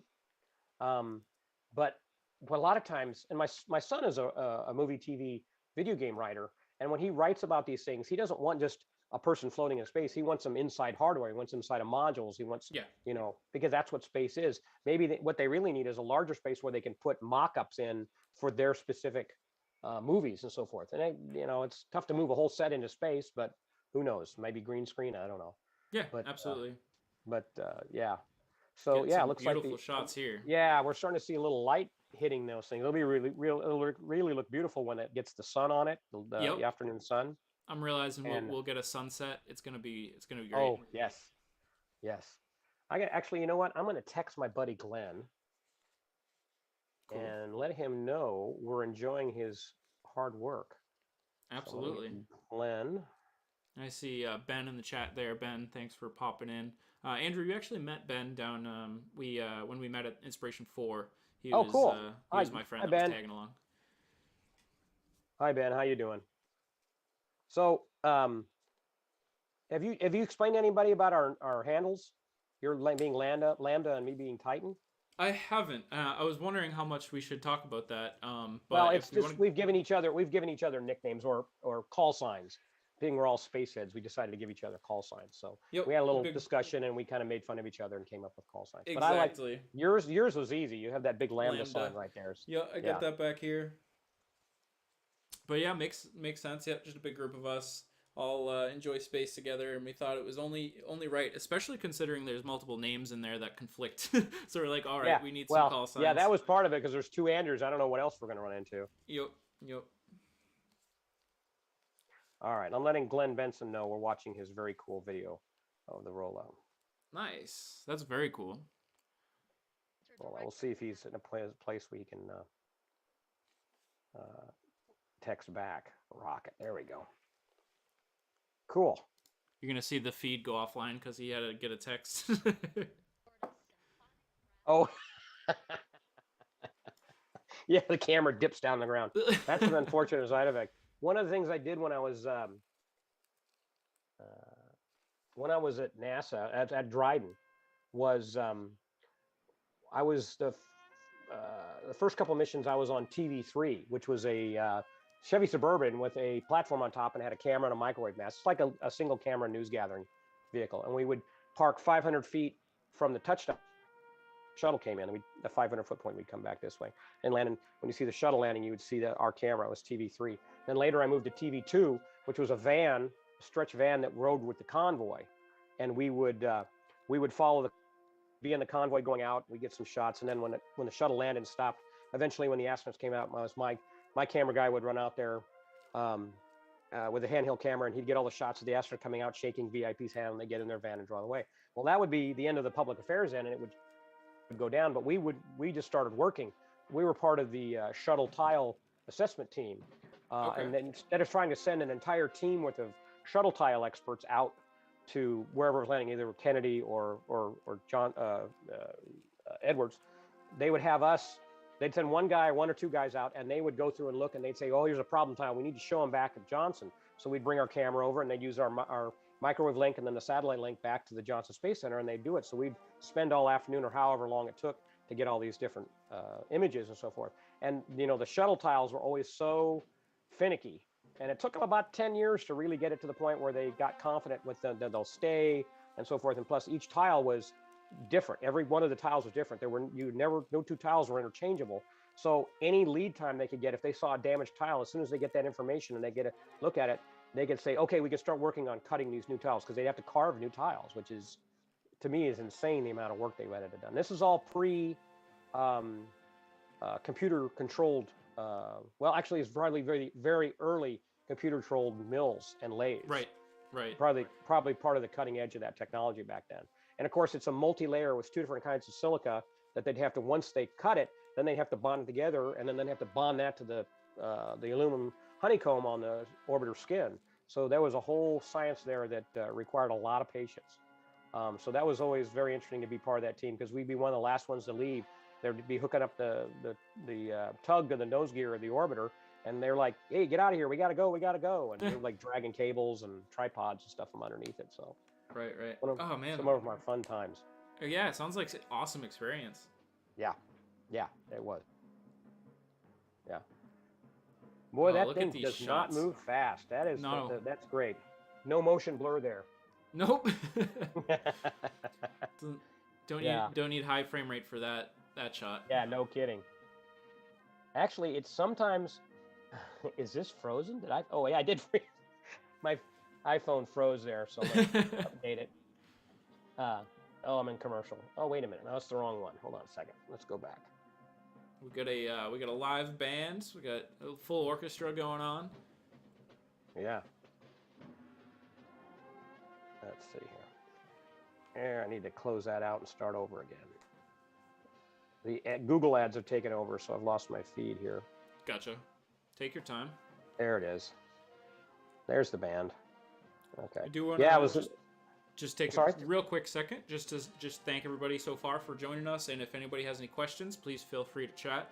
And if you want to let us know where you're watching from, that's super helpful to know as well. Just glad everybody's here to hang out and watch this historic moment happen. So thanks everybody, and we'll be live with you for a while here. Yeah. Okay. So now now I see it moving. Yeah. It's not, the camera's moving. The platform is not that bad. And that's one thing it was STS. Oh, damn it. What mission was it? I think it was 97. Yeah, I was pretty sure it was 97. We were out, my photographer, Mark Turner, and I went to the Cape because Eileen Collins, that was her first mission she was commanding. Mm-hmm. And I believe it was the Chandra X-ray Observatory they were deploying. There was also a high definition television camera riding on board that we helped train the astronauts for. Katie Coleman and a pilot. I forget the pilot's name. I met Katie. Yeah, she's great. I love Katie. I used to run She's into awesome. her at the Einstein Bagels down the street from us, and I started going back there. I expect to run into her again, but I don't know. Her Yeah. husband was a glass blower, a student of Chihuly, and that, if you've ever seen Chihuly's glass blowing, it's amazing stuff. Is His he stuff is. a musician as well? He might be. I mean, those people are very eclectic, and they do things like that too. I saw yeah. Chris Hadfield's band a couple years ago before COVID, and I think Katie was there, and I know there was some astronaut spouse situations going on in the band too. I just forget exactly who was who, but Oh yeah, it was really cool to see their band. Yeah, you're talking about Max Q? Yeah, I think that rings a bell. I think that's them. Yeah, Max Pretty Q sure. is a running band of astronauts. It changes constantly.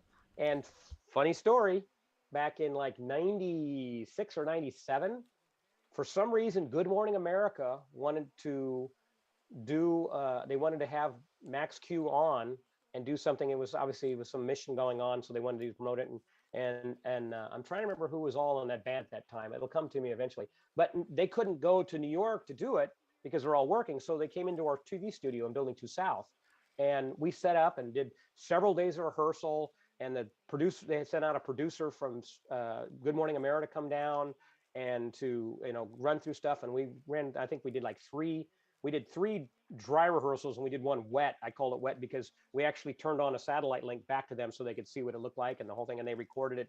They always want to record a backup in case we lost a signal or something like that. Anyway, Right. everything was going so smooth. And I'm like, yeah, this is great. This is going to be great. So we come in like o'clock in the morning because it's going to air, do it on at 5.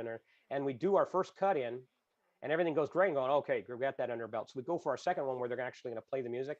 And right in the middle of the song, our production switcher locks up and the freeze, everybody goes like,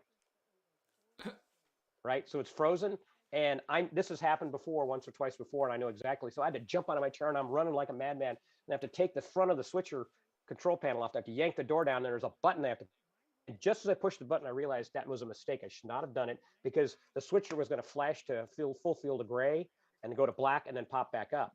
But for some reason, nobody back in New York noticed it. I don't know if they weren't paying attention, but it was like, hey, that looked great, no problem, wonderful, great. Wow. Yeah, that was my first gray hair, I think I'd like to say. But yeah, Max Q is a running band that astronauts move in and out of as they come in and out of the space program. And Very I cool. believe I don't know if Katie was on it. Yeah, I guess she was. It very well could have been a different band as well. I kind of forget, Okay. but it was fun regardless. Yeah. And of course, Oh, yeah. Chris sung the song that he sang when he was up on the ISS and Oh, everything. cool. and Yeah. It was Yeah. really cool. Yeah. Oh, Bill Nelson's up. Maybe we want to listen to him. Yeah, I can bring up Let's audio see and what we Bill's can. saying. Senator Yeah. Bill. Okay, we got audio. Oop, I also paused it. Here we go. I keep hearing their commentators talking over him, so I'm not sure what's going on. There we go. Yeah. I want to give a shout out to the more than 24 members of the crawler transporter team. They are transporting SLS out to the launch pad. And the team is led by Bob Myers, who is at the wheel of the crawler. Across the nation are sacred sites that capture the spirit of America's character. And one of those places is right here, the Kennedy Space Center. At these launch pads, remarkable individuals achieve unthinkable things. And 60 years ago, an American pioneer propelled upwards to the heavens from Launch Complex 14. And that legendary little red light means you're on the air. is John Glenn. That spacecraft, Friendship 7, orbited the Earth 3 times. And that was the day that America's space program went full throttle. It gave way to the Apollo generation. That generation not only landed the first humans on the moon, it provided the spark that fuels today's multi-billion-dollar satellite industry. It encouraged young visionaries and kicked off a technology revolution. The modern computing era is one example. And we are very privileged to have one of those Apollo astronauts with us. General What was that? Tom. My family is chiming in. They're all tuning in all over the country. Very Definitely the good. world, too. Yeah, Thanks for joining us. no problem. Today, a new generation, not the Apollo generation, but it's the Artemis generation, is preparing to reach new frontiers. This generation will return astronauts to the moon, and this time we will land the first woman and the first person of color on the surface to conduct groundbreaking science. NASA's Artemis program will pave the way for humanity's giant leap future missions to Mars, there's no doubt that we are in a golden era of human space exploration, discovery, and ingenuity in space. And it all begins with Artemis 1. The Space Launch System is the only rocket capable of sending humans into deep space. It's the most powerful rocket in the world. Debatable. It will produce 8.8 million pounds for a short period of time it will be. Spacecraft, about 240,000 miles to the moon.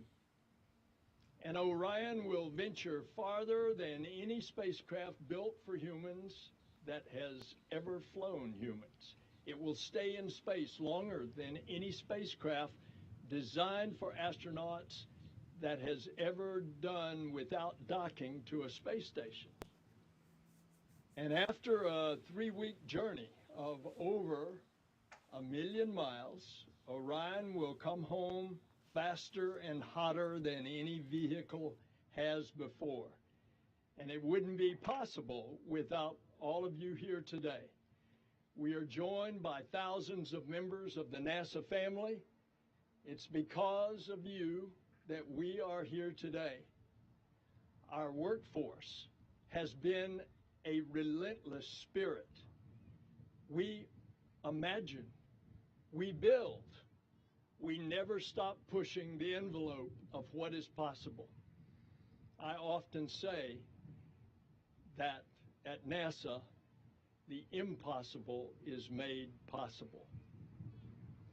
Artemis 1 will demonstrate NASA's commitment to and capacity to extend humanity's presence on the moon and beyond. But this mission is not just cementing NASA's leadership in space, it's strengthening America's small businesses. It's supporting America's universities.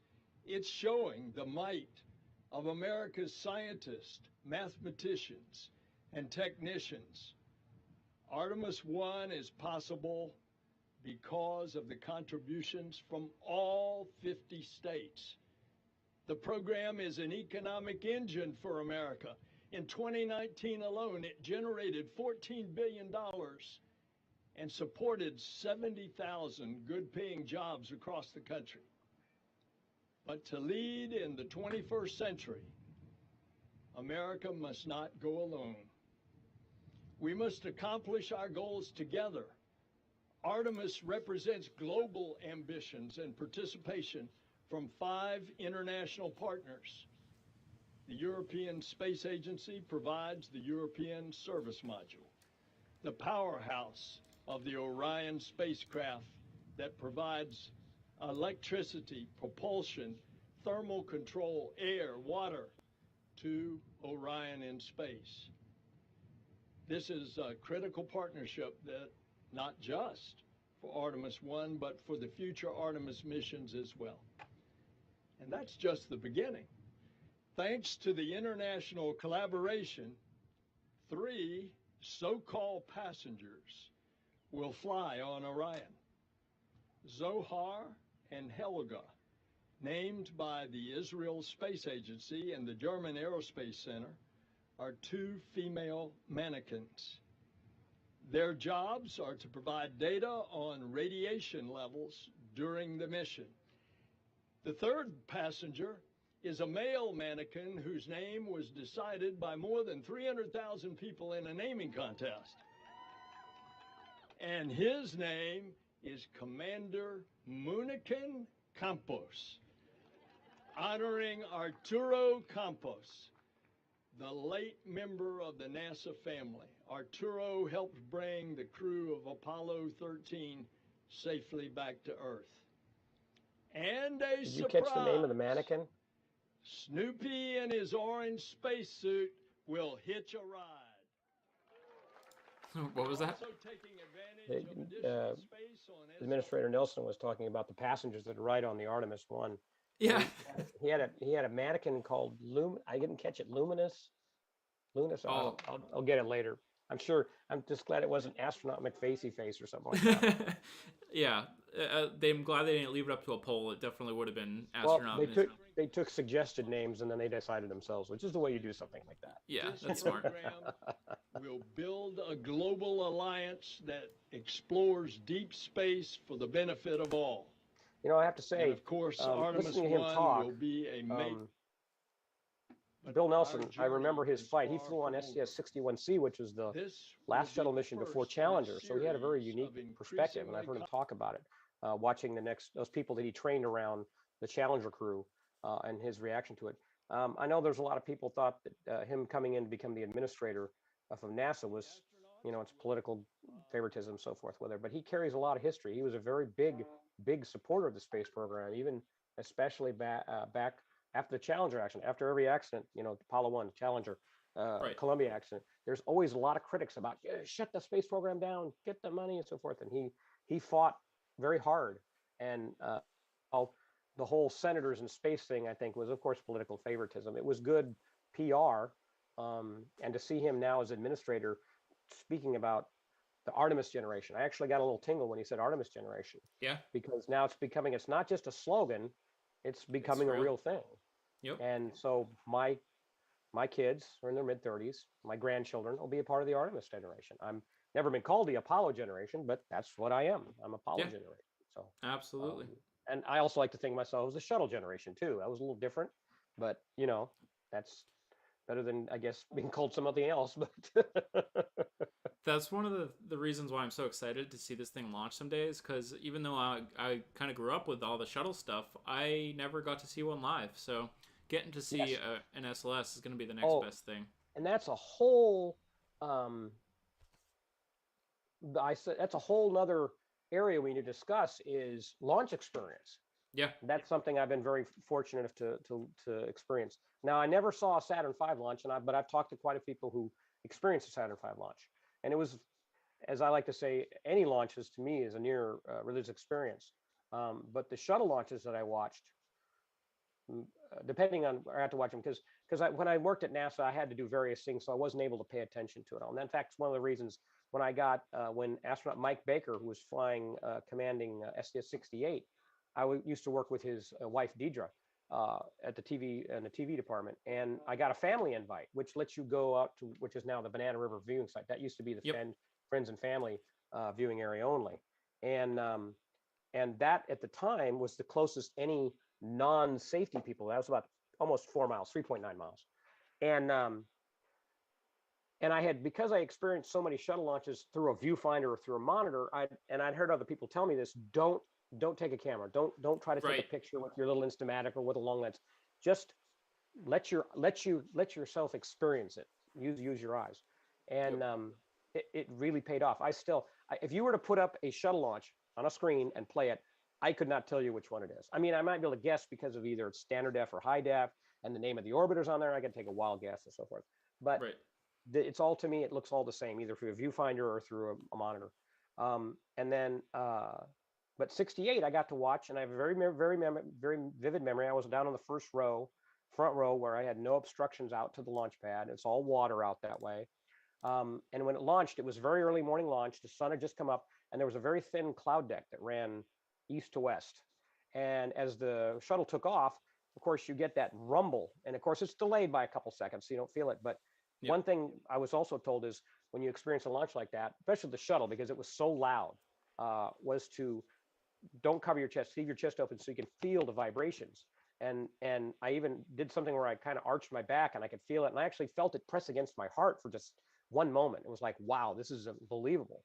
And then to watch the shuttle launching and the trail behind it, and as it hit that um, layer of clouds, very thin layer of clouds, that threw this shadow directly behind us to the west. And it's such a stark memory in mine that I cannot forget. Of course, I lose the orbiter once it gets to the clouds, but you can still hear it and you can still Right. sense it was there. But that image is still burned in my mind to this day. And I'm so glad I took the people's advice not to look at it through a camera. So Yep. from now on, whenever I go to watch launch, hey, listen, there's plenty of high definition 4K cameras with 1,000 millimeter lenses documenting stuff. I don't need to take a picture of it. I need to experience it in my own mind. So all the super heavies, all the Falcon 9s, everything else I've gone to see, I want to use my eyes. And I encourage everyone to do the same thing. If you're anywhere around when you see a launch, wherever it is, let yourself experience it. Don't put your eye into a camera, because unless you got a, like I said, 2,000, 3,000 millimeter lens, you're not going to see anything on that high like it's Yep. going to be usable. So No, I agree 100%. And I wouldn't even say don't even hold a phone and record it. I know a lot of people yeah, do that. I mean, yeah, maybe if you got a tripod, like maybe turn your phone on to record like 5 minutes before launch and just let it go. But like yeah. really, that full countdown experience, especially the last 5 minutes, is such a crazy Oh yeah, experience, and time doesn't feel like it's going by normal intervals. yeah, And yeah, when that thing goes off, it's just so amazing. And yeah. um, yep, The go next ahead. launch I get to see, I got my tickets all booked. I'm not going to be able to make Axiom 1, which I really wanted to. I made a couple friends that work at Axiom, and I was hoping to meet them out there, but unfortunately, on the wrong coast. But I did get myself set up to go see Crew 4, and Nice. hope I can get I I've got alerts set up, so as soon as the tickets become available for the VIP area, I'm going to grab one of those. I was going to see Crew 3, and then it got delayed so bad I finally had to give up on it. But I have a very Right. good friend, Rob Watson, over in Orlando, who's lived there most of his life, and he's watched plenty of launches. But I was talking to him, and he goes, "Yeah, but I've never seen one from the Cape." And I'm going, "You're kidding me." So I just gave him the ticket and says, "Go, you got to go. Take this ticket, go." And he afterwards he said, "I'm so grateful you did that for me." He bought me a bunch of souvenirs and stuff like that, which I was thankful for also. But Very he cool. said, "Yeah, that's a whole different ball game. Watching one out on the causeway or watching one from even far away as Orlando, it okay, it's cool, it's this contrail, but until you get that close and you can feel it, even a Yeah. even a Falcon 9 launch, you can feel it on your chest. But Oh so yeah. I was trying to the long way around to launch experiences. So the shuttle, like I said, the shuttle has a very large acoustic signature, so you can feel it. That was with three shuttle main engines, Right. SSMEs, which are now called the RS-25. Um, and the two SRBs. Well, Artemis is going to have four of those shuttle main engines. Yep. So, and the two SRBs. So that means it's going to be louder than the shuttle was, which means that experience is going to be 25% more. Yeah, I guess so, 25% more. Yeah. So I don't that know if means it's it's going to linear be, with sound, but it's yeah, well, it's going to be loud, and yep. it's going to It's be gonna be amazing. awesome. And I have to tell you, when I experienced the 68 launch, I did tear up a little bit because it's Oh just to yeah. feel that raw energy. It's very emotional seeing something like that, and I can't. It's hard to explain sometimes. I remember actually I watched it. Whoa, God, it was like 87, early 87. My wife and I ended up over in Central Florida, and we went and saw an Atlas launch from like Port Canaveral, and it was cold and it was cloudy, and we saw this thing launch, and it disappeared in the clouds after about 30 seconds, and I still got emotional about it. Oh yeah. So maybe it's that seeing something that big flying. And when you talk about big, Artemis, pretty darn big. The Saturn V was technically a little larger than Artemis, but Artemis is just a little more powerful. So that visual will be there for the Artemis launch too. But the sound, the shock waves. Now I have been told that the safety zone for the Artemis is going to be pushed back, so they may not allow that people to watch from Ah. the Saturn VIP Five. viewing, Banana River, yeah, from the Saturn V area, the Banana River or Banana Creek viewing area. Yep. And I'm like, I have to wait. I'm not going to not believe them, but I'm waiting for NASA to say something about it, Yeah. because that means technically that means that the launch control room is in the danger zone. Right. Right. So it's like, Yikes. yeah, okay. I mean, it's all about explosive potential and debris falling and stuff like that. We'll wait and see how that all shakes out. But I would be Yeah. very, very disappointed if people weren't allowed to watch from the Artemis, because I'm going to try very hard to make myself available for that launch. And of course, piece of advice to anybody who wants to go watch any kind of launch is you given a particular date, like the Crew 4 is scheduled for April 15th. I put myself on the ground on April 14th for that first launch opportunity of 15th, and then I gave myself a week, Yeah. because it delays are the norm at NASA. I used to get when I was doing shuttle launch support believe it or not, out at Dryden, out at Edwards, we did shuttle launch support, because there are scenarios where in the shuttle launch there they would do what's called abort once around, and they would essentially launch from Kennedy, and then if they had engine problems, they would just glide around and then go land in California. They come back around Right. Atlantic California. So we had to be ready for two of those orbits. So that was 3 hours we had to wait. Even before, after the launch, we had to wait 3 hours. And sometimes they'd have us out there Saturday night for 6 hours. Well, the old government contracting days, Saturday was time and a half, and anytime you slipped into Sunday, that was automatic double time. So Wow. I didn't mind those slips Yeah, because that made money absolutely. for me. So, but I No, don't think that they do that anymore. that's really good advice though. I think like literally for Artemis, I might go and just spend a month in Florida. Like there's gonna be That's a delays great and idea. everything, and there's no chance I don't want to see it. I don't know how many of Yeah. these. To be completely honest with you, I don't know how many of these are gonna launch. And like I said earlier, I didn't see the SLS or the space shuttle launch, so there's no chance that I'm gonna miss this thing going off Yeah. unless there's like Yeah. some major. Couple comments in the chat from Ben. Munikin Campos was the name, and in a Oh, response to the time. And Moonican Compost. You sure that and wasn't somebody's joke name they put in there? I don't know. It might have been. And he was just agreeing as well that like T-0 countdown when you're getting close, it feels like time warp. It's nuts. Oh yeah, And just you mentioned about putting your iPhone on a tripod and recording. I'm definitely going to do that at Crew 4. Something just to the side, maybe that can catch my responses too, because that's something I've never documented myself watching a launch. And I right. think Oh yeah. that's something to be said for that, seeing your own reactions. Um, I'm 60 years old now. I'm started thinking differently about my life, and I can give you my reactions, but to be able to document that and see that, Right. that's kind of intriguing to me. I want to try that out. I've got my iPhone 13, but then I also bought one of those gimbal-headed cameras. That was something I was playing with, and that would be perfect for that kind of thing because it actually Yeah. has a face tracker mode, so I could set it up in front of me and I could still move around and it would track my face, that kind of stuff. So Yeah, I've filmed a few launches. I usually just set a tripod up and let it go. But for the solar eclipse, the total solar eclipse in 2017, we did have a camera facing us too for our own reactions, and yeah, oh yeah, it's a great thing. And I'm gonna self pitch my channel a little bit here on the Solid Rocket Future channel. The first video we ever posted.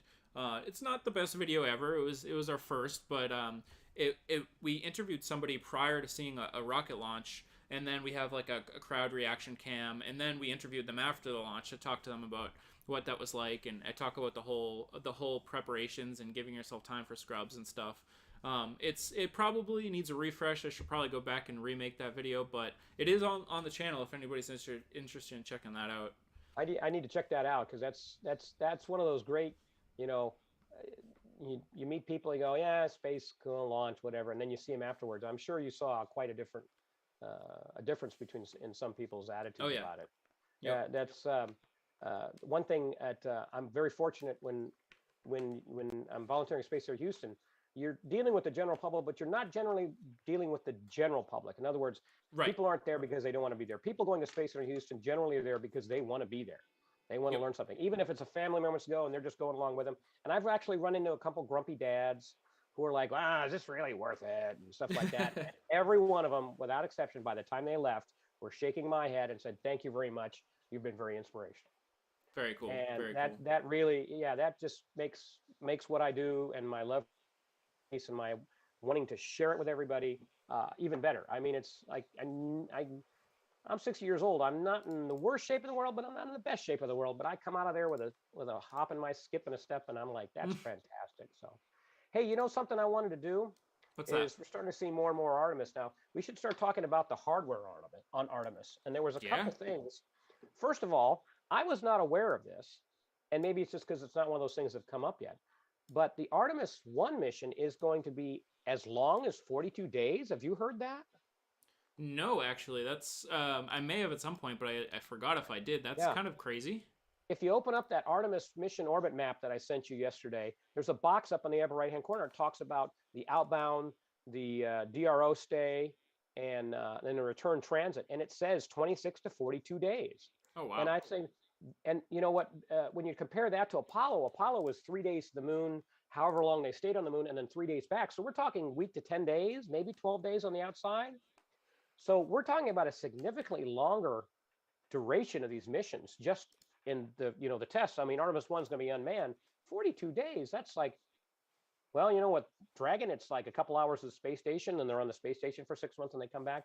But 42 days in deep space, and then of course the orbit of Artemis of the Orion is not the traditional equatorial orbit around the moon's equator, so that you get to see it once every half orbit.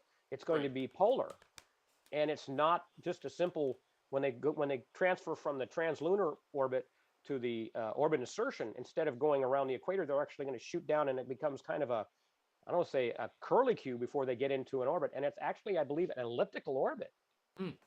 which is, I mean, this is when you start thinking about orbital mechanics, that's pretty exciting because you get to see a close pass at a certain distance and a farther away pass. And something else I just noticed also, Artemis 1 is going to be dropping off a bunch of CubeSats. They're going to be deploying 13 CubeSats, Right.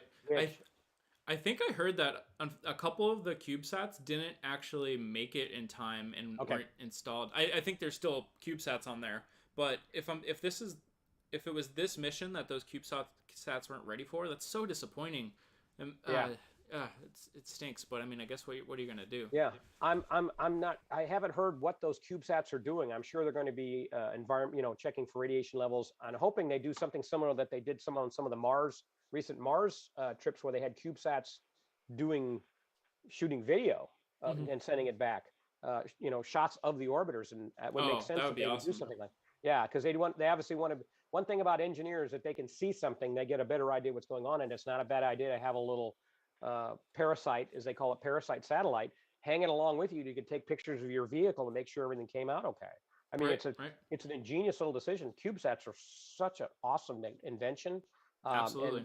and people don't realize they're not going to be building bigger satellites. They're going to be building smaller satellites because you can build small Yeah. ones and do a lot more with them. And this kind of teaming or grouping or beehive, whatever you want to call them, of satellites is just amazing. I think the Chinese even had, well, they had cameras on their orbiter and so forth going to Mars, so they got some pretty spectacular pictures too. Yeah.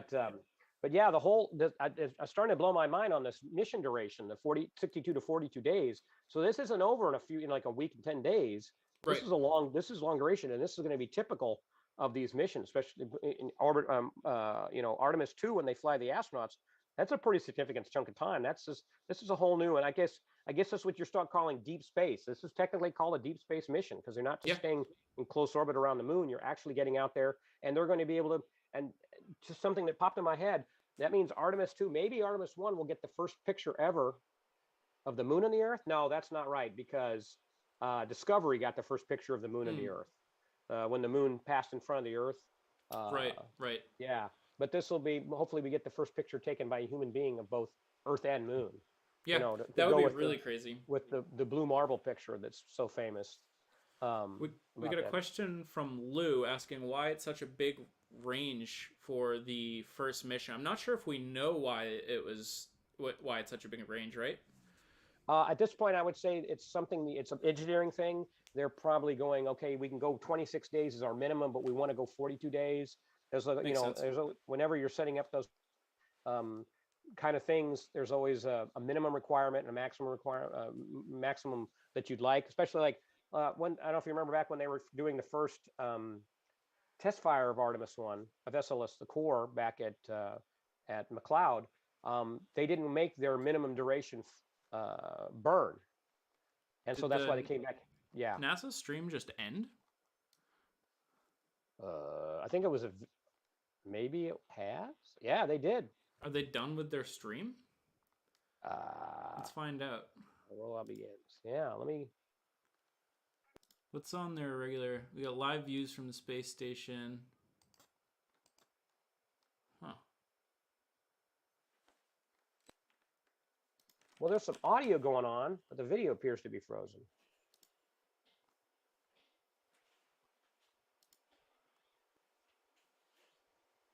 What am I hearing here?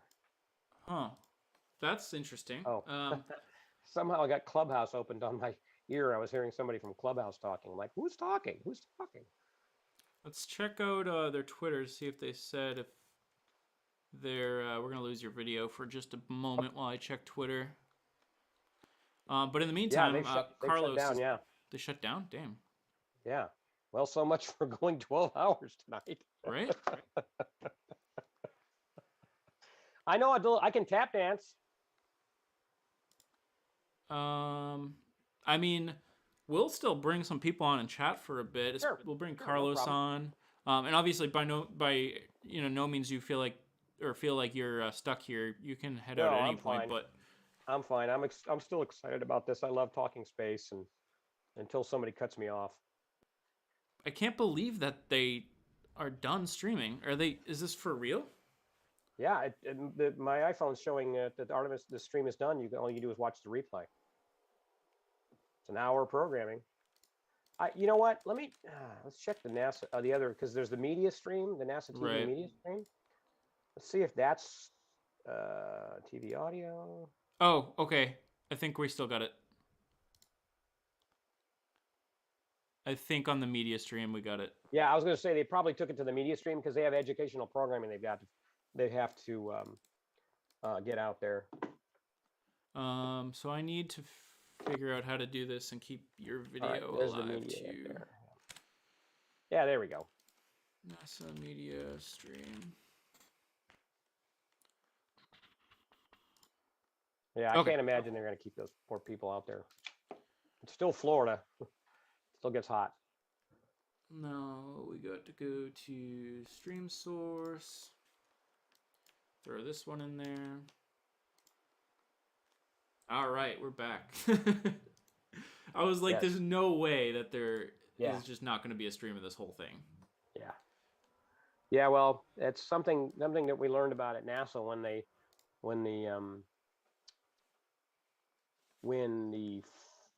they always, whenever they started tanking the shuttle, they could not tank unless we had the satellite up from Kennedy so that you could be recorded all over the different centers, because if something went wrong, you had to document it.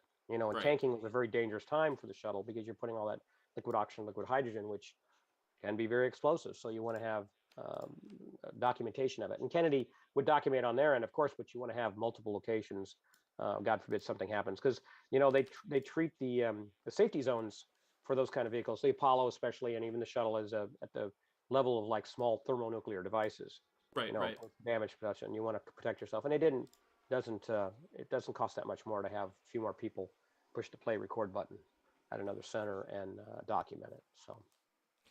Yep, makes sense.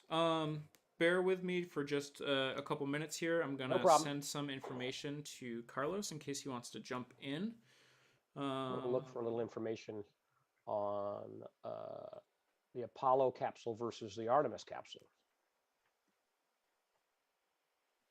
Yeah, I was lucky enough to see EFT-1, which was the mission their first Orion capsule was launched on a Delta IV Heavy. I remember that. That was to do some I testing. wish I'd been there for that. Yeah.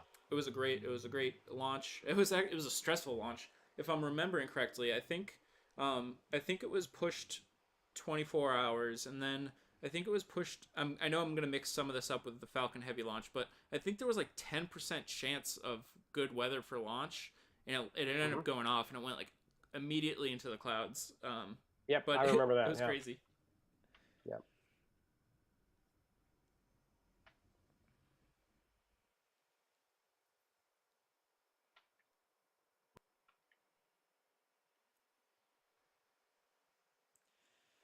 And actually, after I send this info to Carlos, I will probably just pop off stream for like 1-2 minutes and just grab some water and stuff. Okay. And obviously, at any point you need to drop off for a few or whatever, do your thing. All right, I'm going to step off for a quick break, and then I'll come right back. Sounds good. Okay. BRB. So for anybody that's just joining, thank you so much for stopping by. Just sending out some information to some guests that we want to have here, so bear with me.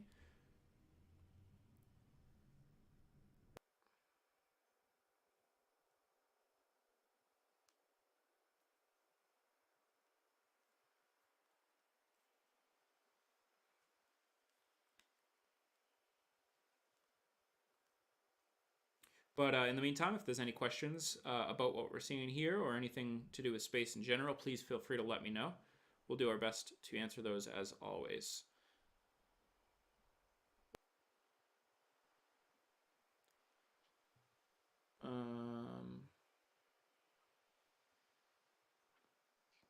There we go.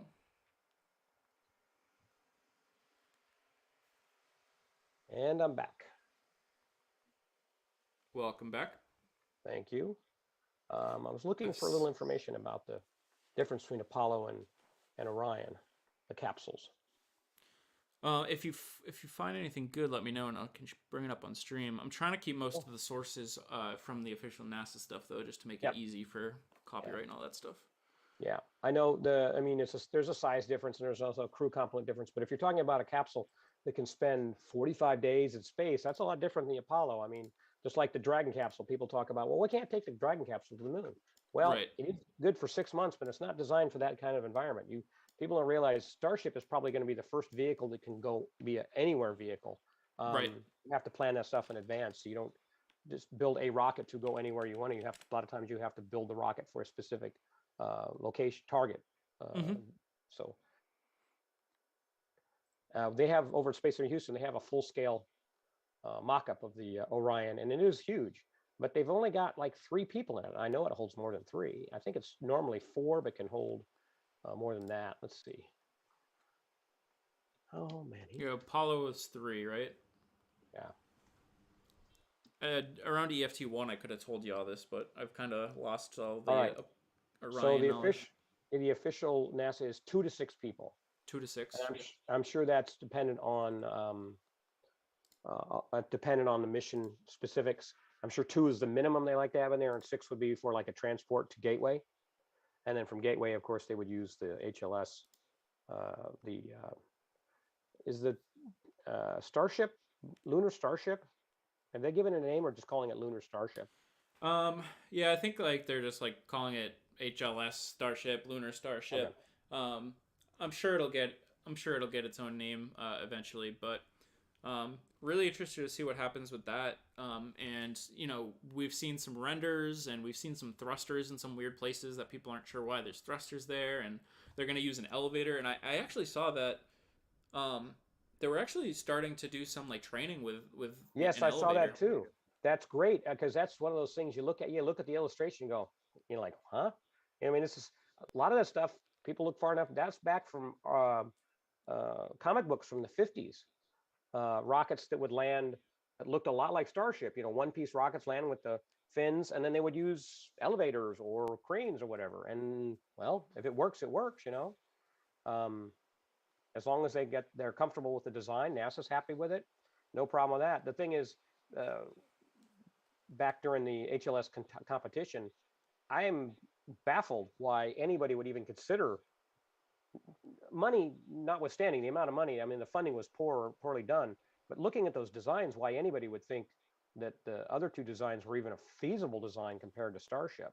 Right. I mean, and it's gross tonnage carriage and reusability and everything else. And but I think that's a lot of that's old space, new space kind of competition and stuff, and probably going to see more stuff like that. Starship could end up being used.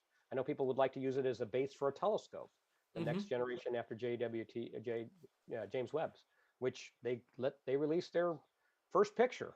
Looks amazing. It I really saw it. does. Yeah, I saw it side by side with some ground observations. Oh man, it's yeah. It's I think we're all like very happy that JWST made it. No problems, no aberrations, no oops. with like 300 single points of failure, and it's fully deployed now, and it's working even better than they Yeah, thought based on the tolerances. Oh, just absolutely amazing. yeah. Did you hear that they actually the software they developed to help correct um, Hubble's poor vision? They came up with a software fix.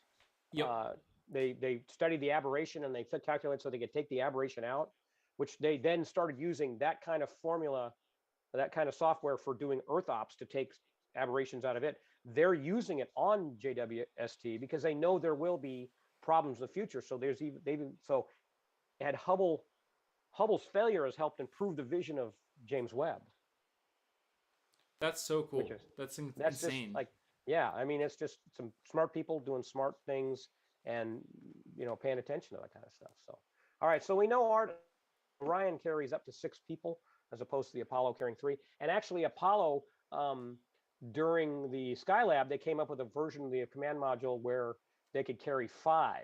That was part of the Skylab rescue. They had one more Saturn 1B and a Apollo command module ready in case any one of the Skylab missions that made up there had a problem with their command module, couldn't come home, they would launch with 2 astronauts, and they'd have the 3 consoles in their place, and they would put 2 more consoles side by side underneath under their consoles, and that would have been the rescue. I'm curious where that capsule went to. I have to find out what museum it ended up at. I suspect it might be a Kennedy at the Saturn 1C at the Saturn 1B at the Kennedy Space Center's their rocket park, because they do have one there, and that makes me think that might have been one, because it was literally the last manned vehicle before shuttle, man-rated vehicle before shuttle. Oh, excuse me. Let me back up. Apollo Soyuz was the next one after that. Was in '75. So they recycled that one. So there's so much of that old hardware. It's hard to keep track of it. Somebody's got to have documentation. Remember where all that stuff was. Yeah, so, I would think so. Yeah. We got Carlos in the waiting room. I think we're gonna bring Carlos in. Okay. So anybody watching, we're gonna bring in another guest here to come chat with us. Carlos, a mutual friend of both of us, he has witnessed a couple launches. He went to the Inspiration 4 launch. He saw an Antares launch recently, and is excited to come here and just kind of hang out and watch while we see this very slow SLS rollout. Now, when we add Carlos in here, we may just need a minute or so to just kind of get all the comms together and audio, if there's any audio problems, so bear with us. But Carlos is being added now. I'll have to figure out video too, but if he is doing video. There's Carlos. Oh no, there's Carlos coming. Audio. Carlos. There he is. Hey, Carlos. How's it going? How's it going? How are you? Good. I'm excited to be here. What a special day. Yeah. Oh, it's so crazy, isn't it? It is. Well, hey, just kind of wanted. So I got a lot of viewers on my Instagram that are interested. I did a poll today asking I asked the question, do you like the moon? Would you want to go to the moon? Mm-hmm. And the response that I got it was awesome. I mean, it got me energized because I got a lot of yeses and 0 no's. So that's a great start. But man, what an exciting day. So look, you guys know a lot more about what's going on right now than I do. You guys are like on top of it. You guys know it like the palm of your hand. So Artemis 1. Why would you guys say it's important so that my people on my Instagram that follow me can grasp the importance of it and why we're doing this. So I mean, give us the facts. Like, let us know why. Like, just a refresher. Why is this so important, and why is it important for the future? I'll take a first shot, and then Andrew after. Okay. Cool. So a lot of reasons why Artemis 1 is going to be an important mission. Of course, this is a brand new launch vehicle, SLS. I think there was even some discussions of potentially not doing an uncrewed mission on the first launch. But me personally, I'm happy to see that this first mission isn't going to be crewed. I trust NASA engineering. They have a great track record at first launches with brand new launch vehicles, and I really do believe this is going to perform really well. But I'd much rather an uncrewed test on that first launch to make sure everything is working as it should. This is the first time I believe that the Orion capsule is integrated with the SLS rocket.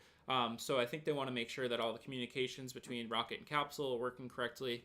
And this is going to be the first time that the human factor is involved with countdown and all of the processes that go into place prior to launch. So just making sure all those things go smoothly, it really ensures that we have a first successful crewed launch thereafter.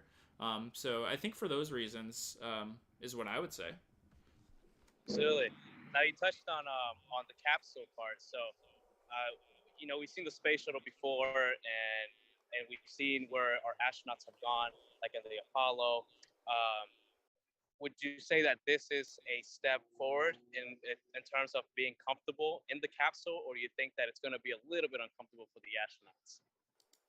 Well, just before you joined, I don't know if Andrew, you want to talk to this, but we were just before you joined, we were actually talking about the difference between Apollo and Orion. And Andrew, I think you found some information about the crew. Yeah, the Apollo, of course, was built for 3 astronauts. Having seen actually talked to astronauts who talked about how the command module for the Apollo was essentially the size of 3 phone booths. I don't know if Wow. young people remember how big a phone booth is, but it's not really big. And having stuck my head in a few capsules before, I think three phone booths was being generous. Of course, in microgravity and space, you can float around, you kind of fit in corners, but there's still that space issue. Orion is actually built for up to 6 people, so there's a lot more room. This is going to be what they call a deep space vehicle. They'll be spending, like we said, the Artemis 2 mission or the Artemis 1 mission could last as long as 45 days. So I have to assume Artemis 2 could last just as long. So you're talking about 45 days of space.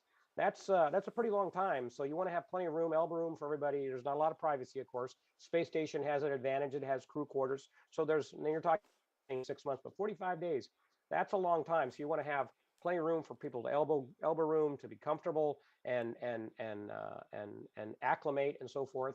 Um, Artemis 1, it's also, it's incremental. You go Artemis 1 on man, which is a very good point. I remember there was talk a couple of years ago about eliminating the uncrewed and just fly it crewed, and that was basically people talking out loud about budgets. You save a couple $1 billion by doing it at the same time. But I agree with Andrew that yeah, we're better off doing the smart thing, which is fly unmanned, then fly manned, then fly the mission. That's how we achieved it on Apollo. We had a remarkable track record for the Apollo, so I think that's a good, steady plan. In the picture, Artemis represents our return to adventure, a return to exploration. My generation has talked about how disappointed they were that we didn't continue. Once we went to the moon, it was the sky was the limit. We went to the moon. Why can't we go to Mars? Stuff like that. And then budgets, realities, Vietnam War, the Apollo mission ended, and there was a lot of wasted money, a lot of wasted experience. We lost a lot of experience. But then shuttle was kind of the the second prize, the backup prize, if you call it that. So I'm sure there's a spirit in all of us, not just Americans, but all people on Earth, to continue that exploration. We've been spending a lot of time around low Earth orbit, getting used to that. We're comfortable with that. Okay, so let's move out and let's move out. Let's get back to the moon. Let's learn how to go to Mars by going to the moon. Let's go look at that water ice they found pole and see if we can really live. When we make rocket fuel, can we drink it? Can we recycle it? Can we make electricity with it? And once you prove those technologies, then Mars is no big deal. There's going to be problems we run into. And just like everything else, we figured out ways around it. We figure out fixes. We figured out cures. So, but you have to take that first step. You've got to get out there, and that involves Artemis 1, doing that unmanned mission to prove the hardware. And once that's proven, and all the T's are crossed and the I's are dotted, you go, okay, let's put a manned mission on that and go out and get that experience. And it's the next flight, and then the landing on the moon, and onward from there. That's awesome. I think that that's, like you said, it's really important because we want to make sure that we can provide safety for the people that are going to go on this. This is, I mean, it's a very dangerous mission when you consider the fact that you're going to be inside of a capsule, traveling in space to the moon, and then come back and splash down. So I would only go if I knew that it was going to be safe and something went out there without any people made it back in one spot, in one piece. Yeah, absolutely. And I mean, I was sitting in my living room with my parents today, and as you guys know, I'm from a Hispanic household, so I was born in Mexico and came here when I was young, and they never really got that exposure. Like, they knew that something like this existed, but they never really saw it completely and understood its importance. So just seeing the impact that this has already, even though it's just SLS is just being rolled out now, I can really see this bringing people together, especially during these times right now that we're in right now. But it just goes to show you how powerful space exploration can be, and how it's almost like a universal language. Because you look up at the moon and people across different countries, they look up and they see the moon and they're like, people have gone there. And it's not just seeing it as a country, but it's people have gone there. We can do it. We have the capability. And I just think this is really awesome. I mean, to be able to be alive in this era of time, I mean, it's just awesome. So you brought up a good point there. And this is something I stress when I'm talking to people at Space Center Houston. Anytime I talk, it's not the U.S. went to the moon or the Americans went. We went to the moon. Right. We as a species went to the moon. Now USA was headed it up, but that's still always the feeling. We went to the moon. And I heard a great line once years ago was that we all look at the same moon. That's our moon. So we went to the moon. So yeah, it's a shared experience, and this is going to be another shared experience for the world. There's no reason, like I said, I said earlier, it's obvious to me that at some point in the near future, we will join with the Chinese for our missions to Mars. It makes total sense. So why not if we join with the Chinese? We already have an International Space Station with, I forget how many members now, is it 17 or 18 members of the International Space Station? We join the Chinese, join in there, and everybody else. There's no reason that can't happen because it's our future. We're humans, and this makes sense that we all be involved with it. Politics aside, geopolitics notwithstanding, it's our moon, it's our space travel, it's our planet, so we need to all be involved with it. Yeah, it's really funny because I do some public outreach events, and I go to schools sometimes to talk to kids, and I always catch myself. I actually caught myself specifically when I was presenting to an audience where somebody from NASA was in the audience, and I kept saying, like, we're gonna do these things with this rocket and our rocket and our missions and stuff. And it's also very important for me as a part of the outreach um, contract, whatever that I do, that I make it clear that I'm not directly like a NASA employee or something, but I always catch myself using these words like we're doing these things. And it's just because I feel that so much that these are our missions. Like, it's humans that are going and doing these things for humanity and for society. It's, it's not America. It's not, it's not the astronauts on board. It's really all of us going along for these rides and to learn about space and really about I'll say it as far as our purpose here and all that crazy stuff and how the universe was born, all that stuff plays in. But yeah, it's really funny. Yeah, a lot of people in this world right now talking about space, they all get that part. And Yep. it's about we, not me. It's about we. Go ahead, Carlos. No, I was just gonna say, I really wish there was a group out there of people that were working on a mission to make space available for everybody and to include everybody. Well, we can be part of that force. You know that. Yeah. So I mean, and Pick look, up like what you're putting down. The reason why, like, I think that bringing attention to something like this is so important. It's just because of the fact that it's. I mean, we look at all the things that we've done and the future that we want to have. Like, the only way that we can do this is by working together and really exploring these different areas. And space travel is one of those ways that we can do it. So, and now, like, I get questions from my Instagram or from friends that have seen that I went to go see the Inspiration 4 launch. They asked me, like, how were everyday civilian people able to do something like that? And I just think it's, like, really, really awesome to be able to live in a time where we will see civilian spaceflight, where we will have everyday people be able to go to the moon and back. I mean, it's just insane. Like, it's gonna happen. So getting people it has excited happened already. Yeah.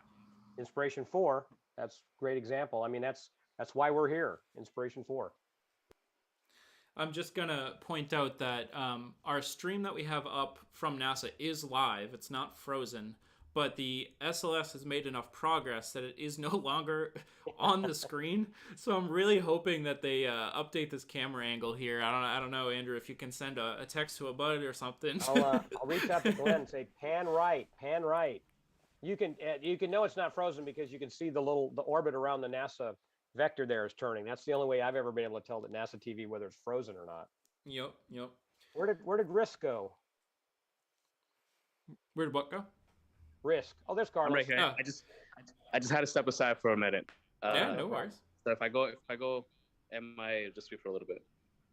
Yeah, no problem at all. I'm sure that's probably a security camera of some sort they have there at KSC. That's how they track it. It's going to be PTZ at least, right? Yeah, it could be a PTZ. That looks like it's probably about in the press area, by the press dome and so forth. Or did they? I want to say I heard somebody say they tore down the press dome. I can't believe that. I'm not sure. Yeah, the press dome has been the place where all the media get to meet, and I spent another space story, but having worked for NASA, I got to work different facilities. But once I left NASA, I actually got involved. I was with a company called HDNet. It was started by Mark Cuban. It was the first all high definition television network. Started in 2000 when I left NASA and went to work for him. We started in late in 2005. It was after the Columbia accident. They were getting Mhm. returned to flight, and that flight was going to be STS 114, I believe it was. Gotcha. Yeah, and that once again, that was Eileen Collins flying that flight. Somebody I met and worked with quite a bit, and there it is. Yeah, STS 114 was a return to flight after the Columbia accident, and that was Discovery. And Mark Cuban called me one day, said, "Hey, you used to work at NASA, right?" And I said, "Yeah, yeah. What's up?" He goes, "Well, we're thinking about something. We might need you for something." I said, "Well, what is it?" And he wouldn't tell me. He said, "I can't tell you, but don't be surprised if you got to fly to Florida in a hurry." That's okay. Ah. So a couple months later, I get a call, says, "You're going to Florida." There, they moved the camera. There we Yep. go. We got an Yeah, it is. updated shot. Yeah. Anyway, he had worked out a deal where we would come in for the return to flight, the launch and the landing of STS 114. Looks like they're learning how to focus again, but anyway. Um, we would come in and install our cameras, our high definition television cameras, in place of the Kennedy Space Center regular launch coverage standard def cameras. Mhm. We'd help with that material, and then we would provide a down converted feed of each of those cameras, and then they would cut their normal NASA TV show off the standard def, but the high definition feed and create our own feed. Um, and so I got sent down there in a hurry with a truck full of equipment, and the truck itself was just a cargo hauler. It wasn't a complete TV truck. I just had parts and pieces, switchers, routers, cables, monitors, all the stuff you need to do TV. And they gave me a little office in the main TV building right next to the press dome. And so I had to build a control room.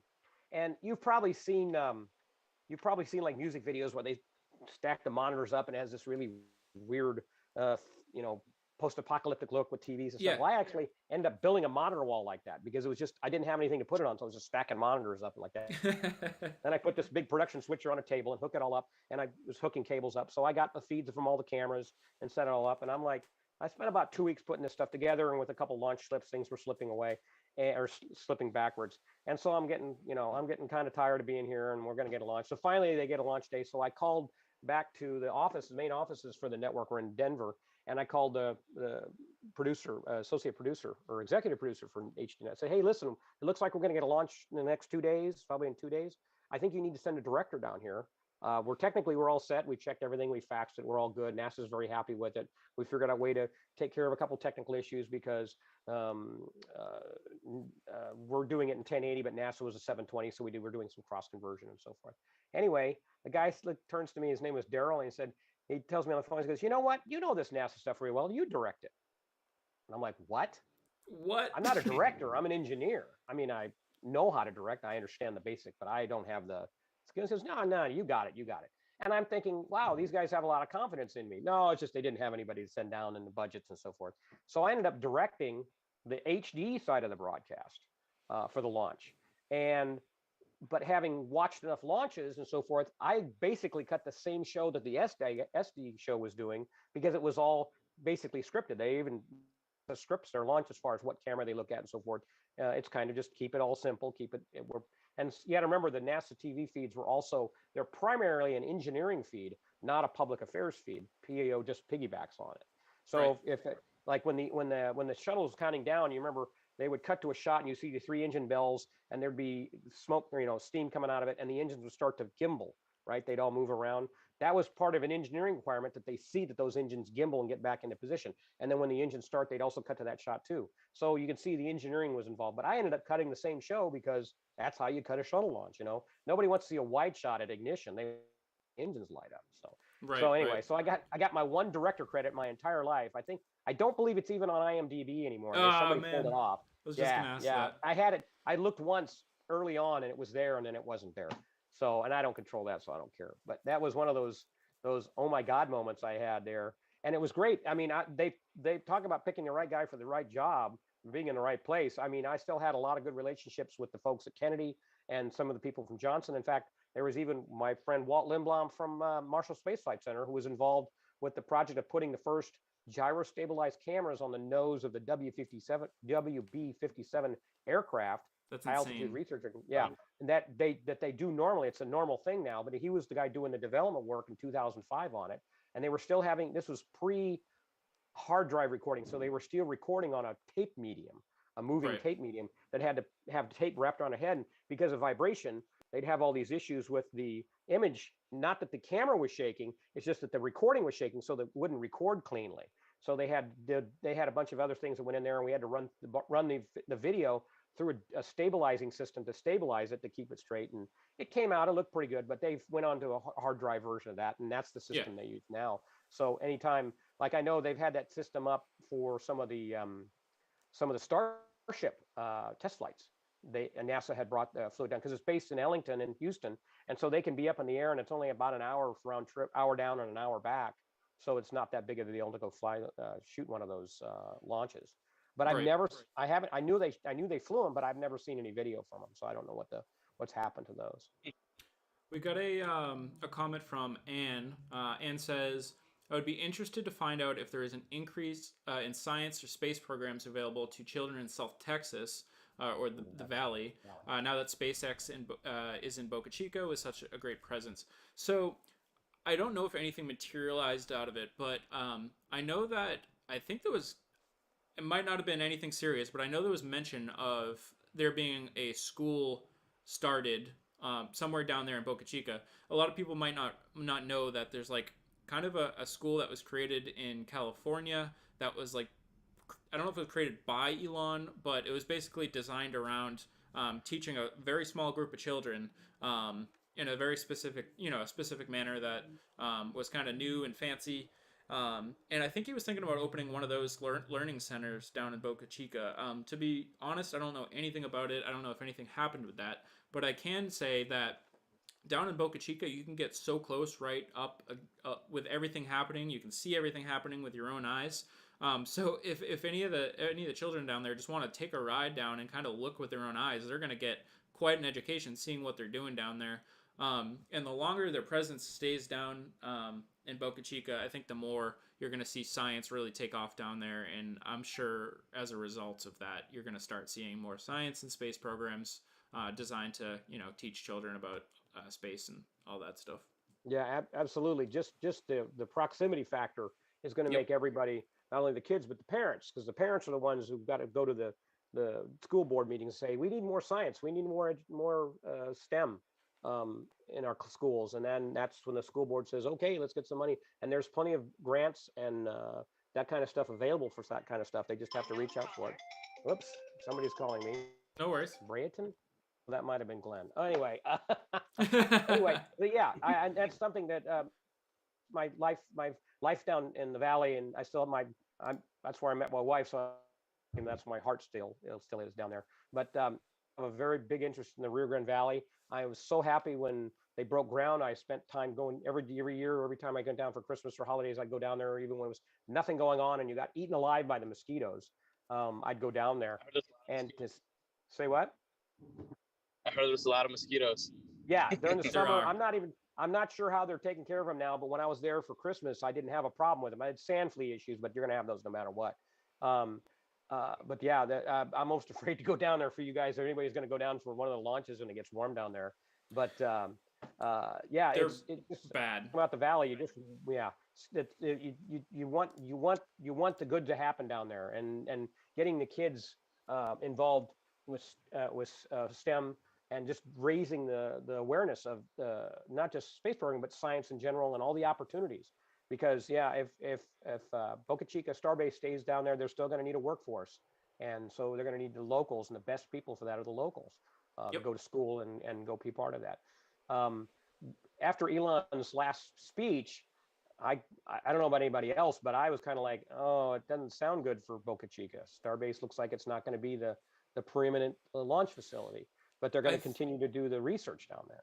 I think it really comes down to what happens on March 20th. So for those that aren't, that needs kind of a refresher of what's happening down there. So SpaceX is building their version of the SLS down there. They're building an exploration class rocket. So we're familiar with the Falcon 9 and everything that launches humans to ISS and launches payloads to space. SpaceX is working on their next rocket. It's a giant rocket. It's designed for full reusability, and they're building it in this small town called Boca Chica. It's not even a town. It was literally a village.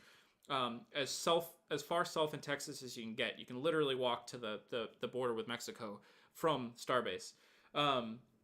So they've been doing a lot of testing and stuff down there, and SpaceX is starting to get to the point where they're almost ready to launch the first test article of their new rocket. They've done some hops, but they haven't gone to orbit. They're currently waiting on the FAA to give them an environmental a review and approval for them to do that orbital launch. That has already gotten pushed off a couple times. So I think people are concerned that Elon is getting impatient and is already starting to build all the launch infrastructure at Kennedy Space Center. They already have the licenses they need to launch out there. So the next deadline is March 28th. I think if they get a green light from FAA, I think we'll start to see a lot of or some orbital launches from down there in tests, and I think it'll be busy for a few years. If it doesn't happen that way, I do see potentially Boca Chica kind of slowing down for a while. But I do think they're going to still need that to operationally test new things while they're doing real launches from the Cape. And at the Cape and in Kennedy, they have so many people to contend with. They're going to contend with their own Falcon 9 launches. Astra's down there now. ULA obviously does their launches down there. So I don't think they want any part of that schedule. But that's kind of where they're at. Yeah, it's Boca Chica still, or I guess it's officially called Starbase now. It is on the map called Starbase. Yep. Starbase does have some advantages for research development. Plus, they're much more flexible there. They don't have to contend with a whole range. They can do things when they want. Just all they need is get the road closures and those kind of clearances, which they're in the habit of getting. So yeah, it's good that that's going to stick around, and they still may get some orbital launches out of there. I do know that one of the environmental concerns was the number of times per day flight. You know, they're talking about going to be able to do 10 flights a day, 10 launches. That could be disruptive. One flight a day, not too disruptive, but 10 flights a day, yeah, that's pretty disruptive. We're seeing, definitely, very true. We're seeing a sunset start to happen here on the stream, which is nice. Yep. And just a real quick summary for anybody that's joined in. We're sitting here just kind of chatting, talking about space, hanging out, and what we see on the screen here is the SLS rocket. This is NASA's newest moon rocket, the first NASA rocket designed to bring crew to the moon since the Saturn V. This is the first one. It's fully built, and it's rolling out to the launch pad right now. They're going to do some testing at the launch pad in coming weeks, but right now it looks like it's standing there still, but it's actually slowly moving out to the launch pad. So 1 mile an hour. I'm just going to get up just for a couple minutes. I'm going to grab some water. So by all means, if you need a break too, we can take a break, or if you want to keep going and chat with the audience or whatever. Carlos, you still there? Yeah, I'm still here. I'm just trying to get this thing to work. For some reason, it's not like connecting. No problem. I'll talk with Carlos for a while you're gone there, Lambda. So Carlos, do you have any plans to go visit try to see any launches in the near future? Yeah, absolutely. So I definitely want to go to the, if I can pronounce it right, Axiom. Yes, AX1. Yes, I definitely want to be there for that launch. March 30th. I would definitely want to be also for the orbital launches that Starship will be making whenever they do announce when those happen. Yeah. But yeah, I mean, I definitely have a lot of things planned revolving around the space industry. But it's just hard because with traveling and then the different distances, and I'm actually going to be fearless. Does that work? Perfect. Yeah, gotcha. I got the handy dandy telescope back here. Oh, perfect. So yeah, I mean, I'm going to be planning a trip. I'm actually going to be heading down to Starbase tomorrow night. So that's going to be very exciting because I've always wanted to go, and now that I got the opportunity to do it, I figured I might as well go down there for maybe 2 days and just hang around, enjoy the weekend. And all right, well, Andrew's not here. Lambda's not on the line right now. We're probably I may get in trouble with news. You know, he's going down there on Saturday. Yeah, we talked about it. Yeah. Oh, good. I heard you guys lunch. Say what? I heard you guys were getting lunch. Yeah, we're going to meet him at the airport, have some quick text message on his way, give him a little travel package. Like I said, my wife is from down there. I spent so much time. We feel like he's heading home. I want to let you guys know. I'll get with you later. We got family down there, so if you have any issues anytime, we'll give you some people you can contact to help you out should you need any. They're back in the La Feria, Harlingen area though. That's kind of a drive from you guys. Where are you going to stay when you're down there? So because it was a last minute trip, I'm looking at last minute hotels. So I was looking online, and South Padre Island has some hotels, but I still haven't decided which one I'm gonna stay in yet. Because I would really like to get an Airbnb. But I do have a friend who's gonna be staying in Houston during the weekend, but I do believe it's about a 5-hour drive. So That's 6 hours, yeah, on a good day. depending on that, it's really just whatever's available at this point. Yeah, I know. South Padre Island is very convenient because you can see it. You can, depending on if you get a hotel facing south, you can see the launch facility, and so also end up going to the south end of the island out, yeah, to the park Yeah. and see what's going on. But don't be afraid of looking farther up inland into Brownsville, San Benito, into Harlingen for hotels. It is a little bit of a drive, but it's going to be a lot less expensive and a lot less some of a hassle, especially the spring break going on. South Padre Island is going to be so full. Yeah. Yeah. Yeah. So Well, don't be afraid of that. So I believe it's about a 20-hour drive because I'm going to be driving down there. So from where are you coming from? North Carolina. Where in North Carolina? I stay right between Raleigh and Greensboro. That's south then. Yeah, so it's not it's not ridiculously far, but it is quite a drive. My mom used to live in Asheville, so we used to go to Asheville quite a bit. Oh, really? Yeah, she taught at University of North Carolina, so I'm Oh, familiar wow. with that area. Yeah. So yeah, that's almost I would call that a 24-hour drive. You're not driving by yourself, are you? No. Okay, good. Nah. Yeah. Well, give me a holler when you pull through Houston. We might throw a hamburger or Whataburger at you or something. Yeah, let's do it. That'd be great. Oh, we talking about Actually, Texas? you're coming through tomorrow. Yeah. Yeah. I'll be in town till Sunday. So I gotta take my boots because it's Texas. I can't be walking around in Texas. Well, you want to be wearing them down. You want to be wearing them down there in the valley anyway. You're down there, down in the south Texas. Yeah. Yeah. But it'll be fun. Will the first trip to Starbase? What was that? Is this your first trip to Starbase? Actually, me and Ben, who you've both met, we were down in Laguna Vista, Texas, for was it 6 weeks or something? And regrettably, we literally went down there for Starbase, but I think we only visited like 2 or 3 times. But we did work remotely while we were down there and everything, and we got to see Booster 3 Static Fire, which was awesome. Oh wow! Oh yeah. But yeah, so I've been down there, and so the purpose for my trip this time, one is just to catch up what's happening with Starbase and see everything that's happening. But I'm actually touring some apartments, so that could cool. be an exciting development in the next few months here. Yeah. Hey, Carlos, is this your first trip down to Starbase? It is. Okay. I'm really It's. I wish I had more pictures to show you what it all started off looking like, but you can kind of imagine what it looked like out there when they broke ground, and then to see it the way it is now. Yeah, it's like I said, I've been dreaming, literally daydreaming about being able to just stand in front of a starship, see it there. Yep. Because I don't think it really hits you until you see a person. Just like the launch with Inspiration 4. I think we lost Carlos. Oh, might have lost him. Yeah, he froze.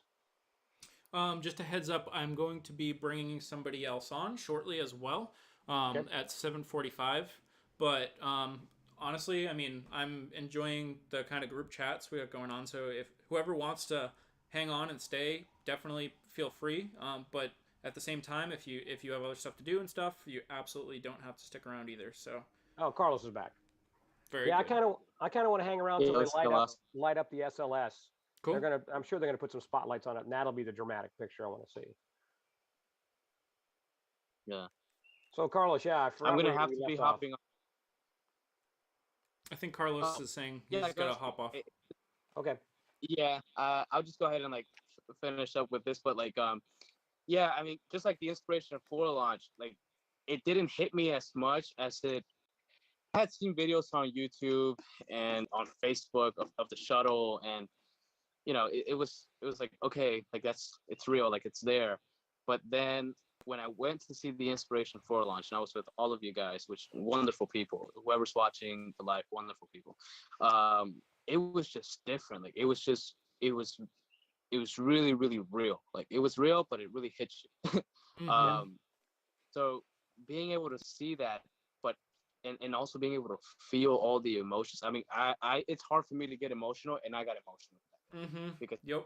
one of those where it's just like it's there, it's happening, and you know that this is something that is going to take us to that next level. So being able to see that definitely changed my perspective, and I mean, I think it really united us as a group, and so I said to myself, okay, whenever I have the opportunity to go to Starbase, I really want to go, and I need to take advantage of it because of the fact that it's literally right there. I can see these this work of art, this engineering masterpiece in front of me.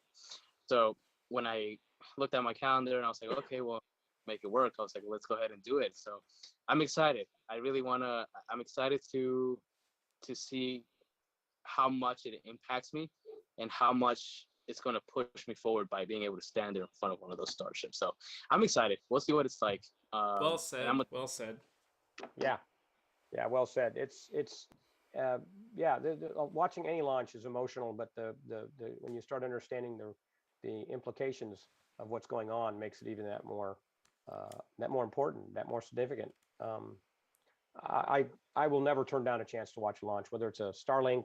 I'd even have fun Absolutely. going out and watch the Blue Origins, even knowing it's a suborbital flight, just knowing there are people on it. I'm about orbital space flight, but anybody who wants to go to space, that counts as far as I'm concerned. there you go.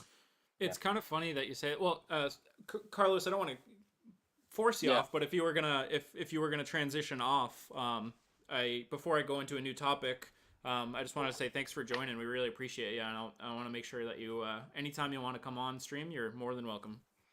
absolutely. Thank you. And thank you guys for letting me hop on here and steal some of your time.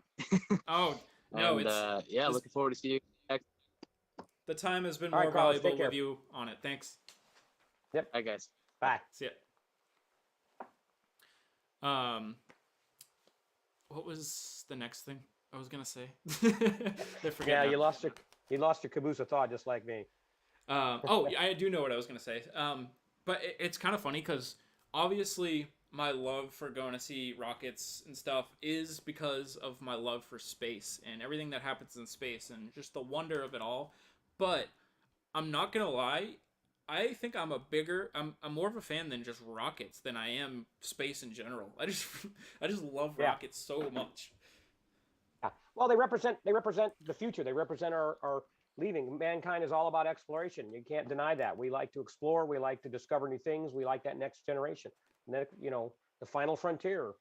That's what we're all about. I mean, Star Trek's not popular because of the special effects, from especially in the first season or the original series.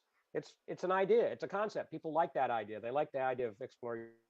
And I grew up worshiping astronauts. Astronauts were my heroes. The Yeah. Alan Shepards, the Neil Armstrongs, the Buzz Aldrins, all those guys. And fortunate enough in my lifetime to meet a couple of them. I got to meet Buzz Aldrin.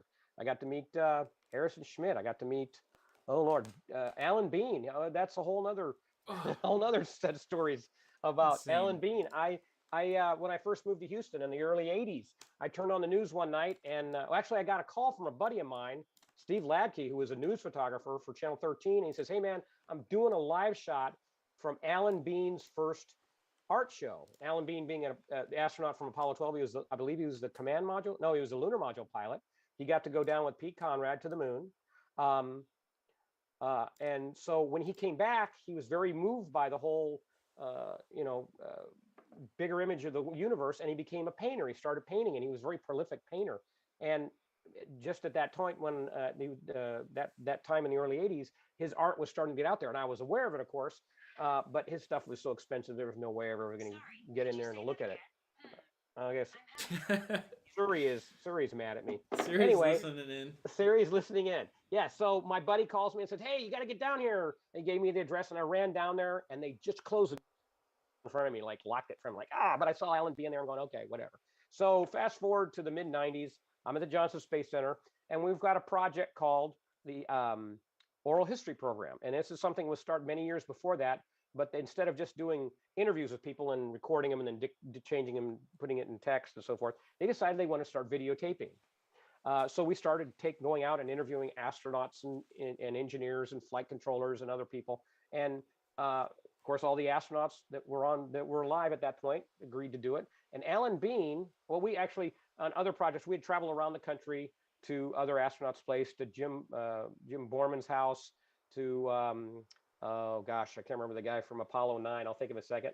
Anyway, Alan Beans came up and go, okay, where's Alan at? He's literally in his studio across the street from the Johnson Space Center. I'm like, you're kidding me. I always thought he moved away. No, he kept his condo right there, and that's where he painted. So we go to interview him, and he's turned his condo, which is like a split level condo over in Nassau Bay, is nothing but artwork, different sizes, different shapes, different stuff. You can see all the different things he tried because he was very big into texture. He tried to kind of recreate the moon surface with paint. And he would take a moon boot and try to get him, make an impression of the moon boot and try to recreate that whole look.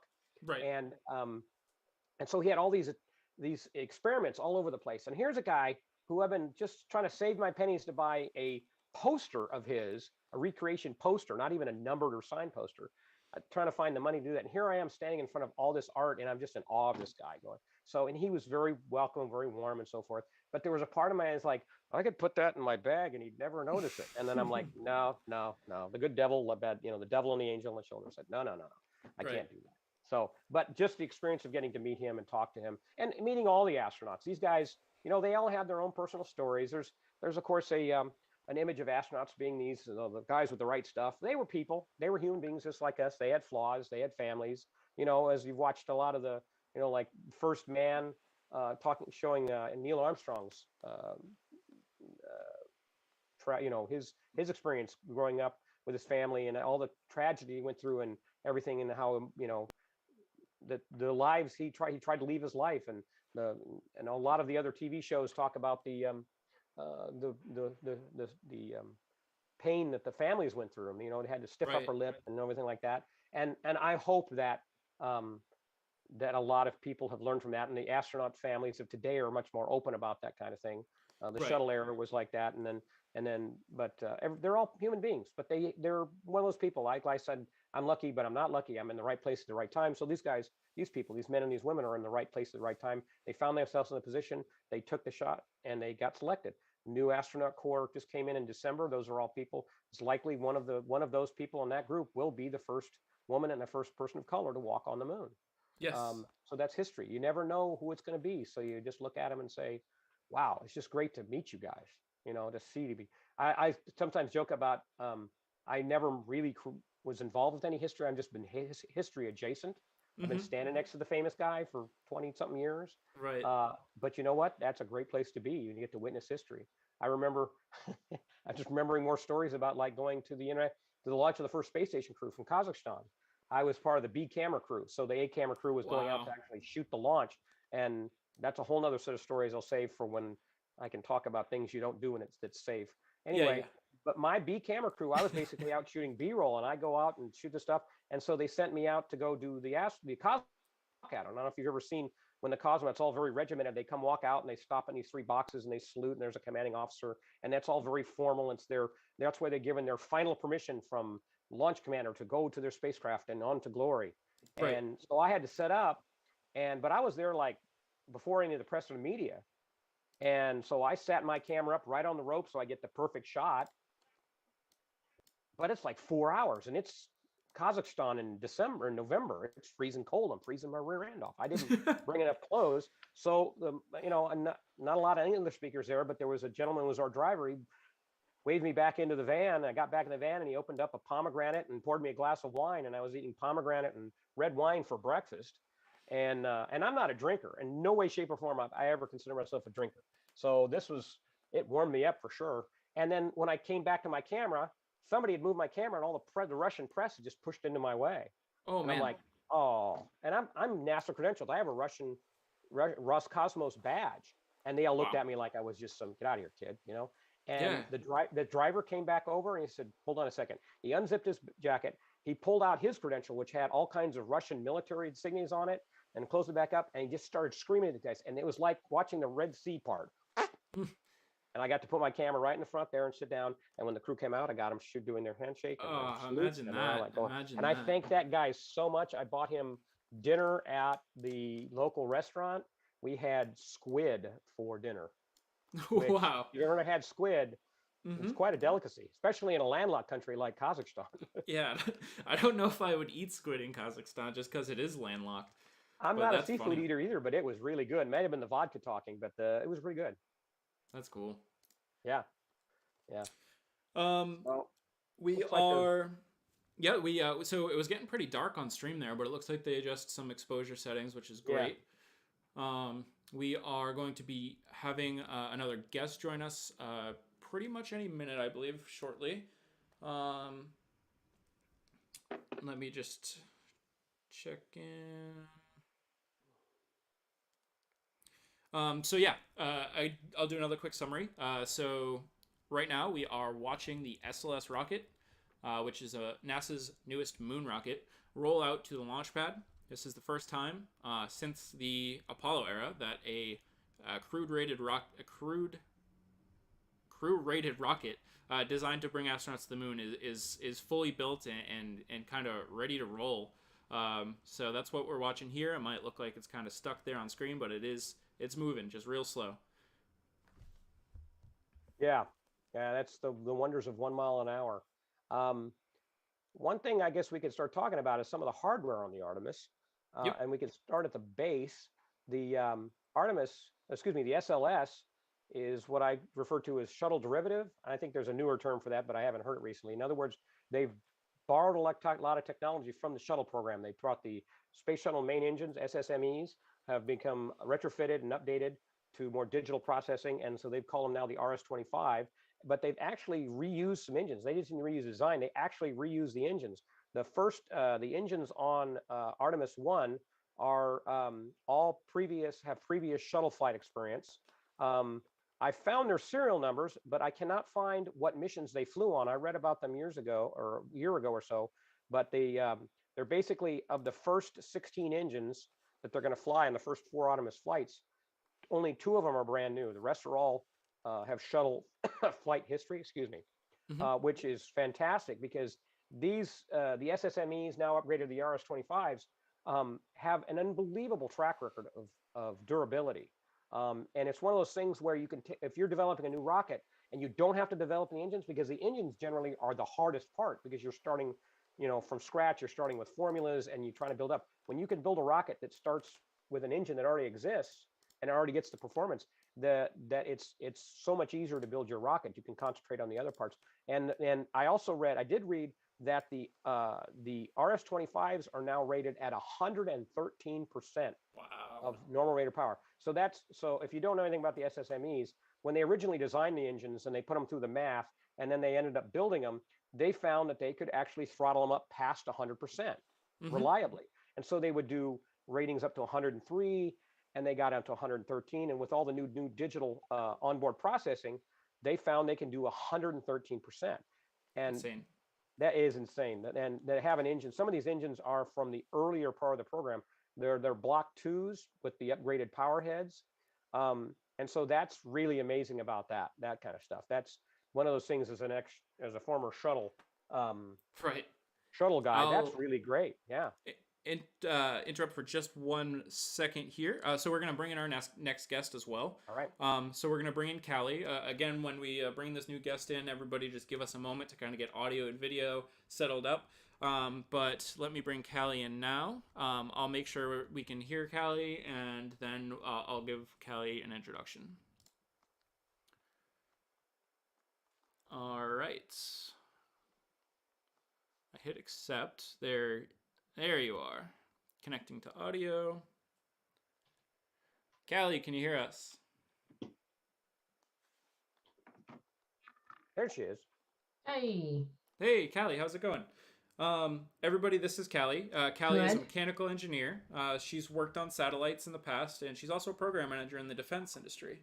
Thanks for joining us, Callie. My friend here, Andrew, is joining us as well. Andrew, I Okay. met down at Inspiration 4, and Andrew has a laundry list of stuff that that he's done, and his experience is really amazing. But yeah, Callie, we're just sitting here. We're watching the SLS rocket roll out.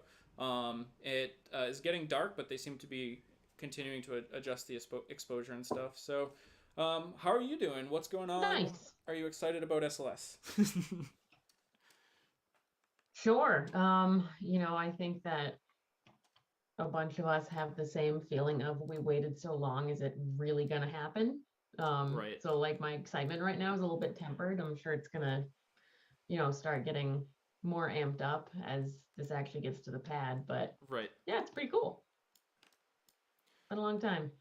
It really has been. It seems like it was the never ending build up to this to this moment, but it's finally coming out. Um, but yeah, I don't know. It's just it's crazy to see this thing finally roll out. I know, Callie, you were at EFT1, right? Yes, I was. Long time ago, it feels like. So you got to see the first mission of Orion launch, which is really cool. I was telling Andrew a little bit about that Yes. earlier. Go ahead. Yeah, I also got to see the first scrub too. So Yeah, yeah. Well, if you're a space enthusiast, you generally see more scrubs than you do launches. true. Very true. It's about a 4-to-1 ratio for my race. How many launches have you seen, Callie? Oh geez. I don't know, 15? Wow. And Yeah. at least one of those had some hardware that you worked on, right? Yeah, so I worked on the magnetospheric multi-scale mission, one of the NASA satellites, MMS, and I got to go see that launch. So that was pretty cool, going down with a whole group of people from the University of New Hampshire who worked on it. So that one was really nice. Very cool. Very cool. Also very nerve-wracking. I know. I was Yeah. just gonna say I can't imagine. I'm already a mess of nerves when I'm seeing a launch. When I have like no connection to it, I can't imagine what it must be like to actually have something that you worked on launching on top of a rocket. That's insane. Yeah, it's like equal parts, nerve-wracking because you're like, please don't blow up, please don't blow up. But on the other side, you're kind of like, well, crap, the door has closed. Like, what do I do now? What's my next project? So, Right. but it was pretty cool. I have my old boss on video saying like, I wonder if we remember to torque that screw. That's funny. Yeah, Oh, that's great. I'm hoping they pretty keep good. adjusting the exposure here, or I'm really kind of hoping they light this thing up, but I don't know if they install lights on like the crawler or anything. Yeah, what view are you guys watching? The NASA stream? Yeah, we get the media view right now on the Gotcha. NASA media channel. Yeah, the normal NASA channel went back to its normal programming. I'm hoping they light that thing up because it's going to be really boring watching a flashing light for 9 hours. Yes. They do have the big lights down there. I have seen them.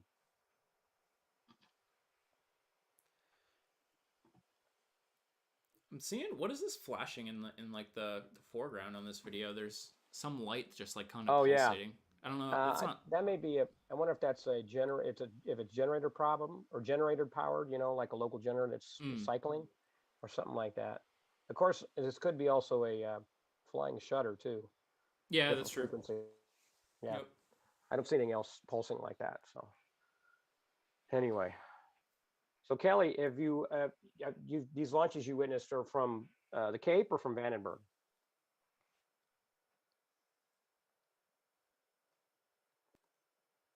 Hello? Sorry? Oh, I'm sorry. The launches you've seen, have they been from the Cape or from Vandenberg or both? From the Cape and from Wallops. Oh, from Wallops. Okay. Yep. Yeah, that's one. I haven't made it to a Wallops launch yet, but I definitely want to get out there for a launch because that's, you got to see them from all places. I actually have a coworker of mine Sam, who worked for the Air Force and worked the range in Vandenberg at the same time as I worked at the Johnson Space Center, and was at one point we were transitioning the space shuttle television system was originally was based on the old Apollo field sequential camera, which was a black and white camera with a red, green, blue wheel spinning in front of it. And the converter they used to change it from the field sequential to NTSC was these racks of, tall racks, and 2 of them each for each one of them. And that's all was all vintage Apollo era mission stuff. So I had to help with another engineer develop the newer That's package, awesome. which ended up being a set of equipment like this. Anyway, so we developed all this new hardware, and we had to build them up each kit to send them to the different centers. And I sent one to Vandenberg, and my current coworker Sam, opened it up and saw it had my name on it. So it's a small world in the government television industry, but even smaller in the rocket industry. Right, right. Yeah. Very cool. Yeah. Callie, I know you said you're just having a freezing issue. Do you need a second? Do you need So to I drop just for a second? Or are turned you my okay? background filter off. I think that might have fixed it. Oh, cool. Very good. Uh, yeah, no, like the lag is way better now that I dropped the filter. Cool. Yeah. And Very weird, but oh well, we'll try yeah. it. You got cool background there. You got the cool posters and everything. Thank you. Thank you. Yeah. Yeah. Yeah, I love those posters. So you've got a lot of patches up there. Oh yeah, that's what I was gonna say. I was waiting for Andrew to notice my art. I literally, as you're talking, I know what you're going to say because I just noticed all the way to your right-hand side, your Inspiration 4 poster. And yeah, I've that's even got awesome. some of Dr. Proctor's patches in there. There's a small picture just below the middle one in the center is it's a painting of STS, the landing of STS-29, and it was part of the NASA artist program where they'd bring artists out, photographers and painters and so forth, and they'd let them do their art. And what happened was a painter took a couple photographs and then come a picture where you see the orbiter and then the astrovan and the astronauts coming down, and there's a shot of the camera crew in there, and there's 3 white overall figures standing there, and there's a guy with a camera on top of his shoulder, and there's another guy standing behind him with his hand stuck in the back of it, and there's a third guy, a blonde with a light on top of it. And that's the moment I came in and resoldered the camera operator's headset back together because he had yanked it out and he couldn't hear the director telling him what to do. So that moment in time is frozen and post in that picture, but the original of that is 8 feet long and it's somewhere at the Smithsonian. That's so crazy. Yeah, I keep trying to find it, but apparently it's not on display. It's stored somewhere. And I've been trying to track down the original of it so I can get a slightly larger image of it, so you can see That's really cool. my fiery coverall backside on there. But like I said, that's one of those. Once again, it's almost like Forrest Gump. I guess I'm kind of like the Forrest space program. I've been history adjacent a lot. History adjacent. I like it. Yeah. But yeah, so I've got then not only that stuff, but then there's that other one kind of in the center. Those are all my mission patches from when I started working at NASA out of Dryden, from STS 26 to 37, I think it was. That's what I did, and then I moved back to Houston and started working with Johnson. So, but everybody's got cool space stuff. Everybody's space stuff is cool. Yep. I'm kind of limited to what I can kind of put in the background in here, but I'm thinking if I move down soon to Texas, I can put up something specific behind that. Yeah, cool. If you're building a studio like that, you should be able to put a lot of knickknacks and stuff. I actually had to clean this up a lot before I went on the air because it's quite a mess. Callie is switching over to her iPad. Oh, okay, very good. Well, maybe we can talk some more about hardware. Yeah. So you talked a little bit about the RS-25 engines, which used to be the space shuttle main engines. We can talk about we can talk a little bit about the solid rocket boosters if you want, unless you want to go in a different direction. So you said there originally were 2 extra. 1, 2. I'm looking at a picture of it right now. It appears to have 5, and there used to be 4. So it looks like they only added 1 segment. And I think I know for the larger, for the crude version, the Block 2 crude version, I do believe it is 6 because they can get the extra thrust out of that. So for crude, for Artemis 1, I believe it's only 5 segments. But know this, but these solid rocket motors are actually in pieces. They're not one long tube. It's in sections, and then when they fill them up with the solid rocket fuel, they then connect them together. They stack them up. They literally put a base on the launch pad, and then they start stacking up and they bolt them together. And if you think back to the Challenger accident, those joints were the culprit for the cause of the Challenger accident. And they've since, of course, improved the design, added extra O-rings, extra safety to make them safer. So they're Right. quite reliable. And like once again, seeing a piece of hardware coming from the shuttle program moving into the Artemis program is very fulfilling for somebody like myself. And the thing Yeah. is, some of these casings, these are all steel casings. They're not. I know the military when they were going to start flying the shuttles out of Vandenberg, they were looking at carbon fiber wound SRBs to make them lighter. But unfortunately, back in the 80s, the technology for carbon fiber wasn't there yet, so they had ended up scrubbing that program. But they are since coming back to that now, and that's what they're talking about doing. But a lot of these steel casings, they're recycled. Some of them are as far back. I think I saw one they're going to be using that came from like one of the first 7 flights. Wow. Wow. Yeah, because they're steel rings. They're very durable and so forth. And of course, they are reusable. They do use parachutes to bring them down, and then they recycle them. They clean them up, and they put them back together. Right. So that's great about that. I'm gonna have to look up see if we can play the old. Let's see, thrust. They're 3.6 million pounds of thrust each, and they operate for 126 seconds. So yes, that is much longer than the shuttle, because the shuttle was only less than 70. I think it was 68 seconds. So that's actually a quite increase in thrust time. So yeah, so that's and that why 3.6. Just the SRBs alone are almost as powerful as the Saturn V. Oh, it's so insane. Yeah. I think a lot of people don't realize the difference between the size of this thing and like what has been launching for the last 20 years. Like, or I guess not hasn't been that long since shuttle has launched, but I think a lot of people have gotten into space and going to see rockets and have seen the Atlas V, a Delta IV, a Falcon 9, maybe if they're lucky, a Falcon Heavy and a Delta IV Heavy. And I think these people are going to be, including myself. I don't even think I'm aware of the difference in power, but I think when I go see these things live, it's just going to completely blow my mind. Oh yeah, well it will, because it's up until then it's academic. Even though you can be the biggest space enthusiast, and if you've only been reading articles and watching videos, even live streams, until you actually get to see it in live, in person, 3-dimensional with your own eyes, it's not as impressive. But like I said, once that thing ignites, you'll know it's for real. It really is real. I think we got Callie back. Hey, Callie. Yep. Sorry Welcome. about that. Always have My a backup. computer was right. Yep. Thank That goodness has for to be- that has to tablets. be- Yeah, that has to be a Yeah. mantra for your kind of work. Always have a backup. Oh yeah. Oh heck Yeah. yeah. Nope. Yeah. The laptop wasn't working. Went to the iPad. Oh, I yeah. got the backup iPad iPhones, just in case. iPads. I mean, Oh, even yeah. in my work in broadcast television, we always like to have a backup with a backup with a backup, because you don't Yep. want to be the guy that had a show go down just because you didn't have an extra piece of gear or extra piece of component. Exactly. Yeah.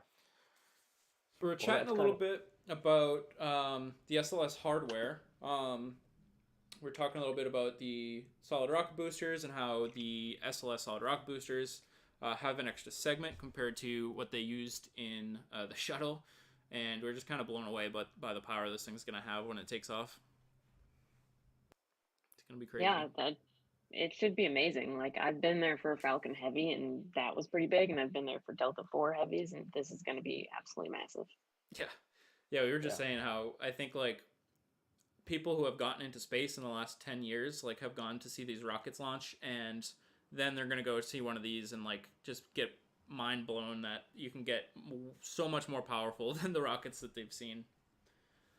Oh yeah, I mean, the Delta IV Heavy was like going to a rock concert, so Yeah. this is going to be like an earthquake.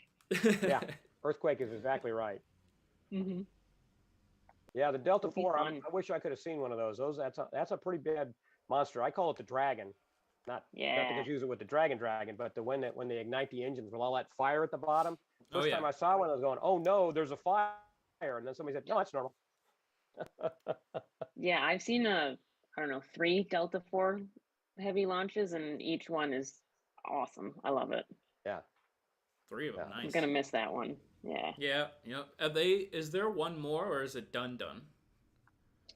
Um, I don't know if you. last I checked, there was one more private. Mm. but that might have been done. Right.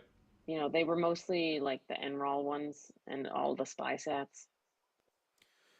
Um, so the Delta IV Heavy is a ULA rocket. ULA also has the Atlas V, and ULA is kind of consolidating and kind of getting rid of both of those rockets to replace it with a Vulcan rocket. So I think ULA is trying to have that rocket ready sometime in the next year. I hope. I think they're waiting on engines from Blue Origin. So I think the other rockets ULA had I don't know if they were Russian engines or what, but it's going to be good to get. If Blue Origin can produce these engines and they prove to be reliable, it's going to be good to have some more redundancy in American launch providers too, which is going to be really cool. Yeah.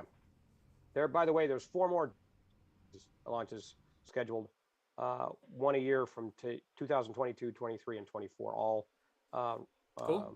NRO launches. Nice. Not too late to go see from Delta. 1 from Vandenberg and 2 from Florida, it looks like. Yeah, so I got 3 more chances. Yep. Gonna look that one up. I'd love to see a launch at Vandenberg with all the fog. That would look so cool. Oh yeah. As long as it's the right amount of fog. Yeah. Yes. It's that low level fog that it flies out of so that you can see it as it goes up. Otherwise, it's kind of boring. One of Right. my friends, And not enough John. to scrub it. Exactly. One of my friends, John, who just came down with me and some friends to go see an Antares launch in Virginia fairly recently. His first launch he ever quote unquote saw was Vandenberg, and he didn't see anything like at all. So he just heard it. So he was like, "Oh, I'll be able to go to my second launch and see my first rocket launch." I thought that was pretty funny. Oh no. Yeah. You're at rocket launches are like acts of nature. You're not sure what you're going to get, but it's pretty spectacular when you see something. Yeah. So my first launch was a 2 a.m. launch. Oh, Those are the best. I know. It was pretty fun. So I was down at Kennedy for the NASA Lunabotics competition. It's called the Robotic Mining Competition now, but we had a team of engineering students from New Hampshire, and of course it was the first Dragon, the cargo one going up to the ISS. It was the first test run. And of course, it was at like 2 a.m. So we're college students, like, hey, let's go sleep a couple hours, get up 2 a.m., walk out onto the beach in pitch dark, which I mean, probably wasn't the best idea, but hey. Yeah, that was awesome. Fireball lit up the whole sky, made it look like it was daylight, even from, what is it, like 12 miles across the water. yeah. It's pretty cool. You said which Falcon Heavies did you see? I saw. Or Delta Heavy, Look right? it up. I've seen both. Oh, nice. There's only been so I 3 was so in. far. Yeah, so Falcon Heavy, I was in one the NASA Socials for. Ooh, nice. So that would have STP-2. That was a date. that Was was that a that date guy. launch? Yes. Okay, yeah. I got to watch that one from the KFC Visitor Complex, but yeah, that was No, it was a night. Sorry. okay. All right, so that was the night launch. So I saw that one too. My wife and I, at the last minute, decided to run out and fly over there, and then run out. We actually watched it from the jetty pier at Port Canaveral. And of course, Nice. remember, I don't know if you remember, but it was really scheduled to launch like at 8 or 9 o'clock at night. And so we I figured remember. yeah. And so we got out there, we got our launch chairs, we got out there, and we got there like before sunset. So we're all set. We're all got our cooler. We're all set. There's a bathroom a mile away. You walk it, you come back. And of course, it kept pushing and pushing and pushing and pushing and pushing. And it became like everybody was on the pier there. It was getting to be like we were all like trapped on a ship out at sea. We had no future because this thing was going on. Yeah, it was. I forget what time it was, but it was like 2 or 3 o'clock in the morning before it launches. But man, what a spectacular launch! And then to watch those side boosters come back, to me, that is a launch is spectacular. But to watch those one booster coming back, that's pretty amazing. But watching those guys come back simultaneously in sync, but slightly out of sync, so one lands before the other, was like mind blowing. And people still, well, that's all fake. That's all CGI. I'm going, no, I've seen it. It's real. It's real. Yeah, and the So, sonic boom in the dark, that was pretty cool. oh yeah, Ah, and then of course the Sonic we're Boom's the all best. everybody on the pier was like, "Hey, drinking buddies, let's go out drinking." You know, a bunch of the younger people, we're gonna go out drinking. Like, you know, we got to go to bed because I got to get on a plane and fly home tomorrow. So Yep. yeah, Oh no, that was, I mean, NASA Social, they put on some great stuff, but pushing each of the scrubs, that hurt. We got back to the hotel at 4 a.m. yeah, Wow. yeah. I I think my think wife and I, I got back and slept a couple hours. We couldn't sleep any. You know, and it's too excited too. You yeah. get pumped up over that stuff. So Oh yeah. But no, that was my last, that's where I draw the line. I've said no more nighttime NASA Socials. I can't do it. I can't do it. yeah, I that's a tough sleep one. during the night. Yeah, exactly. So do you have any plans to go down to Boca Chica at any time to Starbase to see Heavy? I don't. I know Andrew does, but I Yeah. have no Oh, a lot of intention of people going to do. Texas right now. Carlos is headed It's down fair. to tomorrow, right? Or today? Yeah, he's driving, so it's gonna take a couple days for him to get down there. I think he's gonna stop in somewhere in Florida on the way down, and then I'll be down there Saturday. Okay. Yeah, because I told him Nice. when he's coming through Houston, give me a holler, see if we can throw a Whataburger at him or something. Yeah. Yeah. Um, Callie, do you want to talk about Astro Advocates or Sure, that's fine. so? You know, I was just gonna say, if you are watching the stream, you have three of us. Well, yeah, we're looking at our Zoom camera right now, and we got Andrew, we got Callie, and then we have a mission patch. That mission patch is Astro Advocates and Allies. And Callie will tell you a little bit about it. sure. So coincidentally, Andrew and I share a Zoom account sometimes. Hence the patch is left up there. But no, so myself and two other women co-founded a Facebook support group for victims of sexual harassment and other harassment in the space industry, and it's called Astro Advocates and Allies. Um, the patch you're seeing is our gorgeous Tim Gagnon, the official NASA patch guy, designed patch. He did a fantastic job as usual. But It's an yeah, so awesome we've patch. got a, thank you. We've got a Facebook support group. We've got about 100 people in the group. We've got about 100 people we support anonymously outside of the group. And we do everything from supporting women and men and everybody in between in whatever they need, whether they need an advocate, whether they need some education on what their options are, whether they just need a friendly shoulder to cry on. We try and help however we can. So Yeah, very good. yeah, I think That's great. it's insanely important right now. I personally was, I'd say shocked, but not surprised to hear some of the stories, about what's happening in the industry. I think we all know it's there, and it's really important for everybody to realize it's there and to speak up when they see something. And we're literally sitting here on these types of calls talking about how excited we are for society to move forward with all this space stuff, yet we're having really, really inhumane things happen behind the scenes of these missions and stuff. So it's really good to see that these things are being talked about. So thank you. Yeah. Yeah, we try and hold a monthly group Zoom for whoever wants to come. And we try and have a theme each month and give some type of, advocacy or education training. Try and open up the eyes and show anything from what different types of harassment are to known examples. And I'm sure you all have seen, the big articles that came out about Blue Origin and SpaceX. And, obviously I won't name names because our safety of our members are paramount, but we know we are connected with some of those authors of each piece, and there are more pieces coming out. And yeah, it's been a long time coming.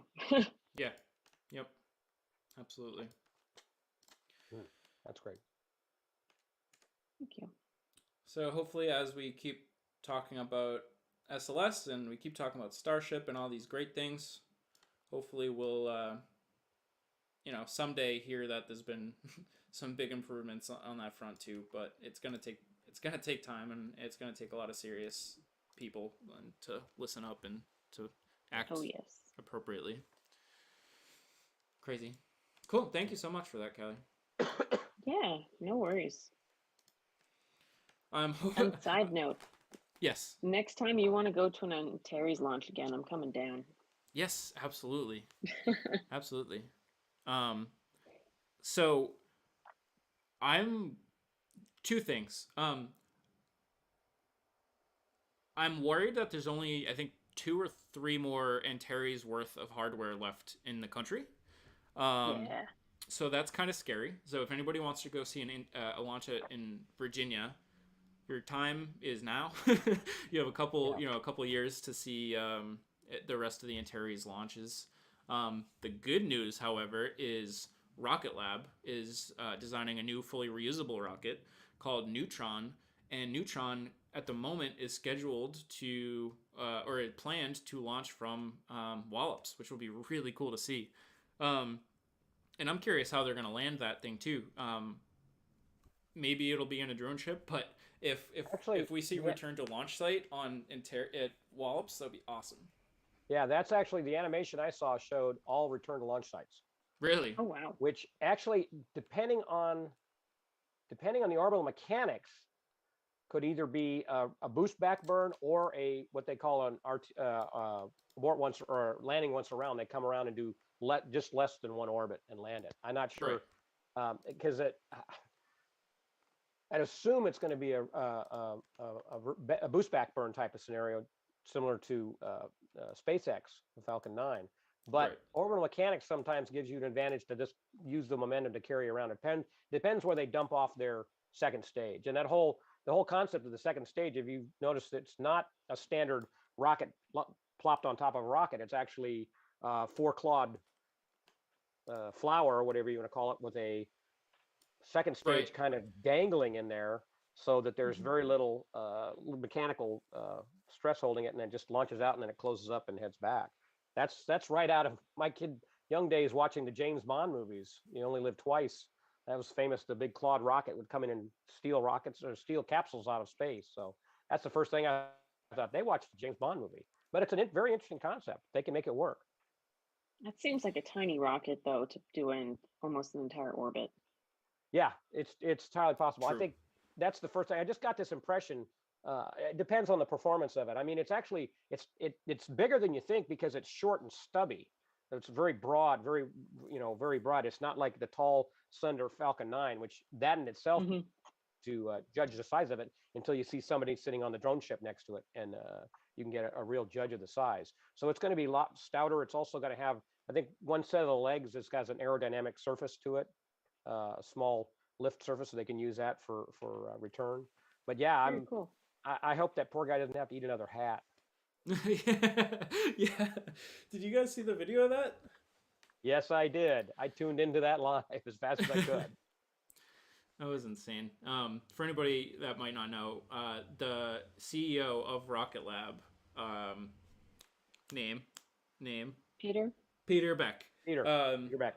He was it that he said that Electron wouldn't be reusable, or was it that he wouldn't be building a bigger rocket? He said when they were talking about Electron, and somebody says, "Are you going to build a larger rocket, another rocket to compete with SpaceX and so forth?" And he says, "No, I won't." And he said, "Are you sure?" And he says, "Yes, I'll eat my hat if we build another rocket." But that was because apparently there was a lot of internal discussion about building another rocket, taking what they had learned from Electron and moving on. And so, the famous last words, "I'll eat my hat before we build another rocket." And then everybody brought him around and said, "Yeah, we can build another rocket." And I give him a lot of credit for eating a hat, man. I love that guy, and I'm so happy to see his relationship with Elon too. They're very supportive of each other. They are, and it's just good to see. Just I don't know, positivity anywhere. Whether I don't care who it is, what they're talking about. Just seeing positivity is good. I know there's been some spats between CEOs of space companies, and I just kind of wish people would talk about what's happening at the space companies instead of the CEOs blabbering at each other. Yeah, I'm still lunch from Kodiak the other day. I got up, watched it, and cheered them on, and my heart stopped because they couldn't confirm payload separation for a long time, and it was because they didn't have any ground station coverage. Now, that's something they could have said early on in the broadcast so we don't have a heart attack, because we've all seen those launches where, oh, the rocking is here, second stage and then silence. And that's something you don't want to hear on an air-to-ground loop or a public affairs broadcast. Silence is a bad thing. And so, yeah, and their first launch out of Kennedy, they had some problems and so forth, and you're like, you know, who's next? Come on, let's get the next launch off. Come on. Yep. So we're not seeing any light on SLS, but we do see an occasional flash kind of giving us a hint at where it's at. Yeah, there's a strobe right there in the halfway point. I think there's a very bright or very dim light at the top as part of their aircraft avoidance. So maybe we can go back into talking about SLS and other things about it. We've talked about one thing we haven't talked about, of course, the RS-25 engines and the SRBs, but there's also the RL-10 engine, which is what's on their second stage. Right. That engine is an amazing engine. That's an engine that actually was developed. Oh man, it's got a long history. Let me look up. The RL-10 started off, I think, all the way back the late 50s. The Winnie engine was developed in the 50s, was first flown in 1963, and since then there's been more than 500 RL-10 engines flown in space. So this is a super reliable engine, and that's what's another amazing thing about this is they've got this super. And this is actually this is an interim second stage. This is not the final one they're flying. This is only for the manned mission right now. Right, I was just going to ask, is that going to be used for the exploration upper stage, or is that going to be a different engine? It says here the EUS, the exploration upper stage, will use 4 RL-10 CEs. So instead of using 1, it'll use 4. So they are sticking with the reliability of the RL-10, but they're going to a modified version so they can put 4 of them in there. And I don't know, I guess that is 4 separate engines, because sometimes, and this is something the Russians did a lot with their engines, they would have 1 engines, but they would have either 2 nozzles or 4 nozzles on it. So it would appear to be more than that, but this appears to be a 4 separate RL-10 engines. That's kind of how the Antares works, right? I think it has 1 engine but 2 engine nozzles. Or is it the yes, I believe that's correct. Five? Yeah, the Ares does do that. That's what, because that's a Russian engine. Let's look at that one up here. We'll go to Google's on that one. Let's see. That's the Antares rocket. Callie, do you think you'll go down to see Artemis 1? I would like to. Probably depends. Yeah, I'm totally not comfortable getting on a plane right now. Yeah, that's fair. And having driven the East Coast multiple times, it is not a fun drive to Florida. Yeah. Yeah, it's an they're powered. It actually is 2 engines. It's the 2 times the NK-33. Yeah, it's actually 2 separate engines, not 1. But there are many engines within the Russian rocket engine family that are a single engine with 2 bells or a single engine with 4 bells. Right.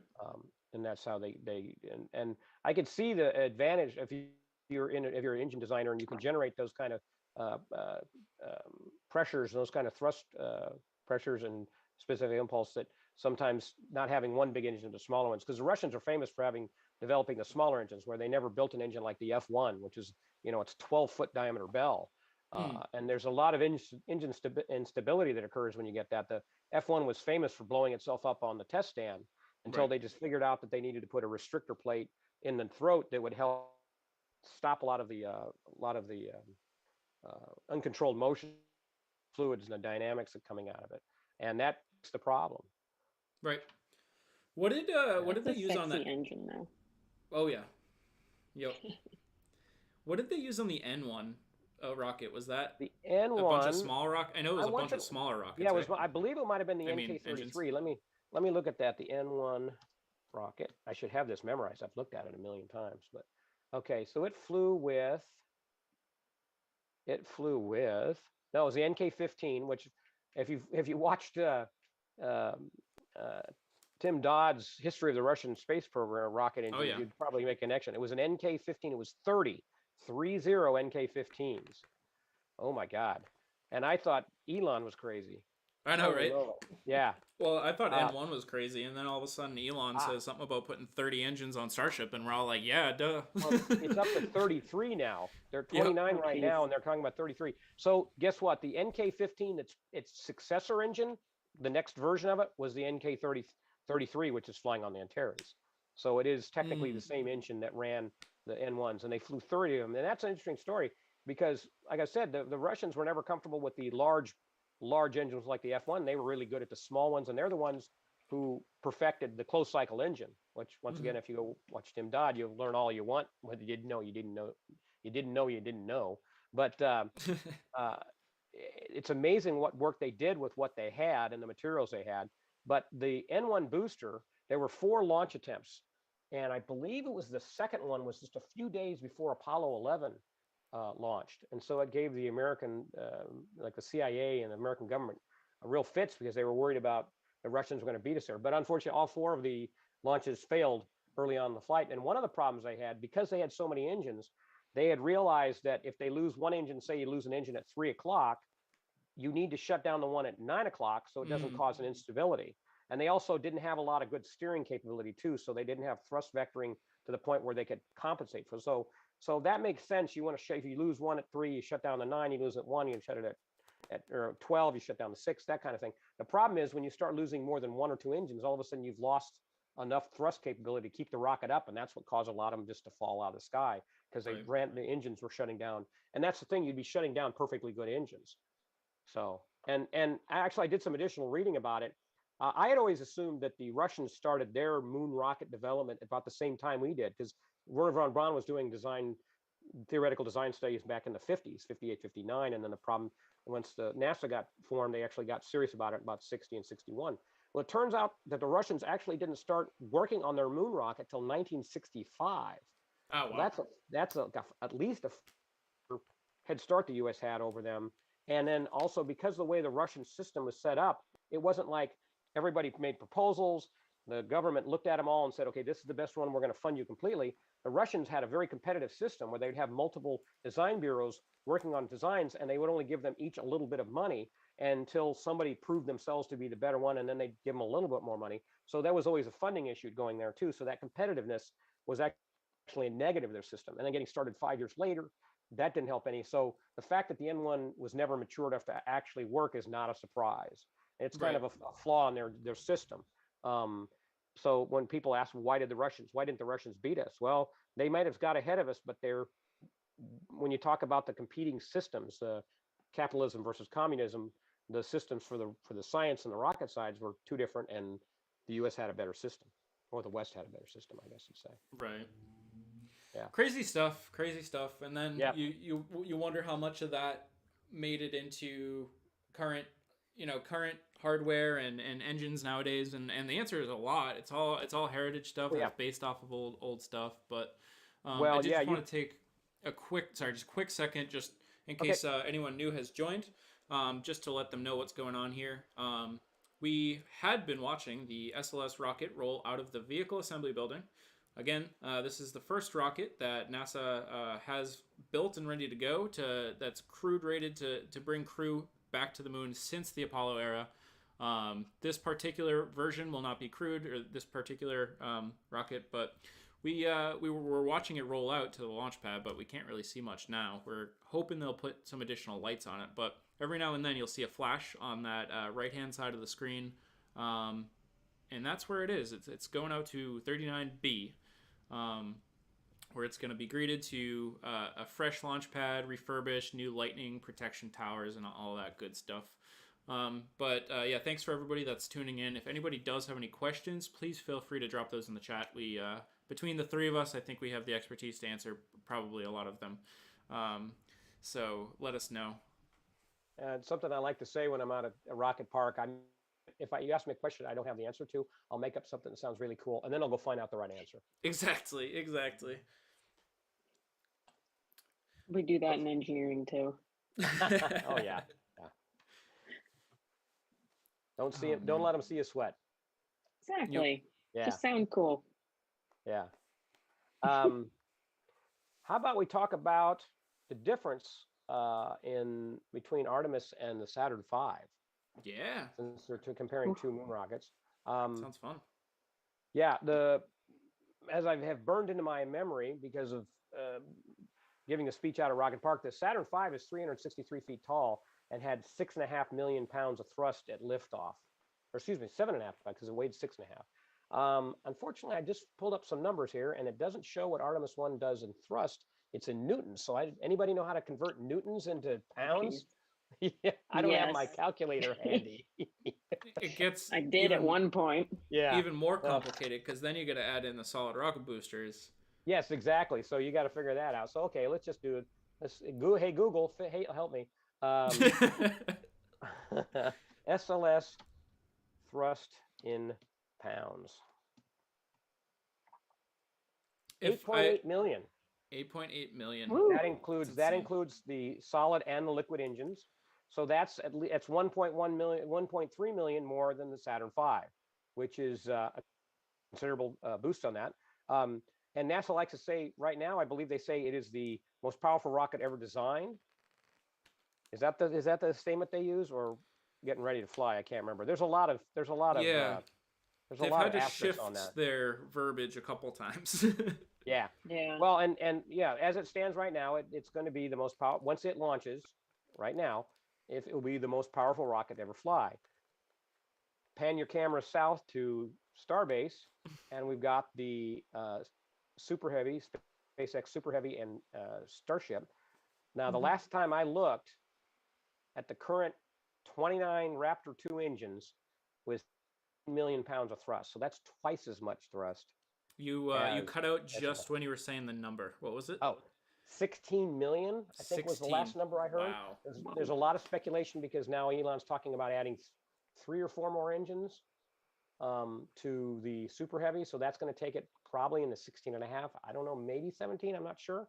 But that's, of course, it's all theoretical till they actually get some numbers pushed through and they actually ignite them and so forth. So anyway, no matter what happens, if once after SLS launches with 8.8 million pounds, Super Heavy is going to be twice the thrust. So therefore, it's going to carry, I forget what its low Earth orbit. That's also, a lot of these numbers are in flux until they get the actual launch. It's going to be at least twice that what SLS can do. So not to unshine the NASA apple of Artemis, but Super Heavy is going to be a real game changer. And I still don't think there are people out there in the aerospace world who appreciate the potential for Super Heavy, how it's going to be such a game changer. I see an article every once in a while, somebody talking about it, but people don't realize that once that system comes online, it's going to change everything, especially when you're talking about hundreds of these things flying and having 10 launches a day. It's going to be unbelievable. People will, there won't be a problem with, you need to get these satellites in orbit. And, can you imagine a ride share on a Starship cargo? I mean, you're going to be throwing cities worth of satellites out there. Yeah, insane. Yeah, I think it's definitely. Go ahead. I think it's definitely difficult for some people to appreciate the engineering when, the head of SpaceX is quite volatile. Yeah. No, absolutely. That but he does put his money where his mouth is, though. I don't know if you could fill that mouth with any amount of money. We got a question from Ben. I think maybe we can go around the room and answer. Ben asks, do you think the space industry is doing enough to engage people in everything they're doing? So I think this question is basically like, with all the exciting stuff coming up in the industry, do enough people know about it? Is there enough public outreach? I guess, Callie, do you want to start or? Sure. So, I think NASA is doing a fantastic job at outreach. And, I don't say that just because, Andrew, you and I are also NASA ambassadors. But they have a great media program. They've got a great media crew. NASA Socials, the NASA Ambassador program are doing great things. I don't think the private companies are necessarily getting as much press as they should or they could. Blue Origin is pretty darn secretive. Right. They do some really great things in terms of their STEM work, but you don't really hear about it. Right. Go over to SpaceX, you hear about the engineering, you hear about all the shiny, cool things, you hear about, freaking Starbase, but yeah, also, like we were just saying, you get overshadowed with everything Elon Musk says, does, attempts, whatever, Hmm. um, fights in this case. Um, yeah, it's a mixed bag, NASA's Makes doing sense. great.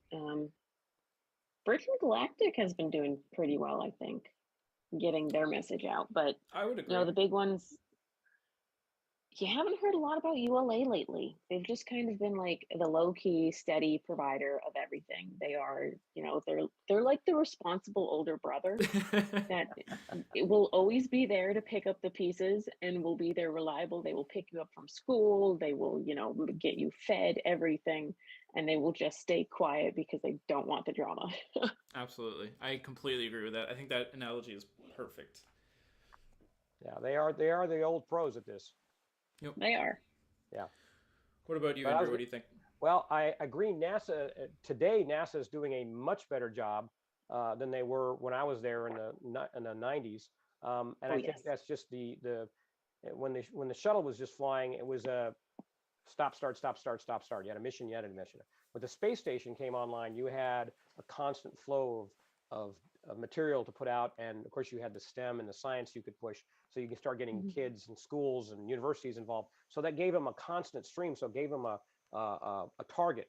A lot of times we talked about NASA PAO was about everything was always a moving target. One mission and this would be important, and the next mission, oh no, this is important, and so forth. So a lot of messages got misdirected and bumped into each other and so forth. I was surprised. We at one point in the mid '90s, we did a daily news show called Mission Update.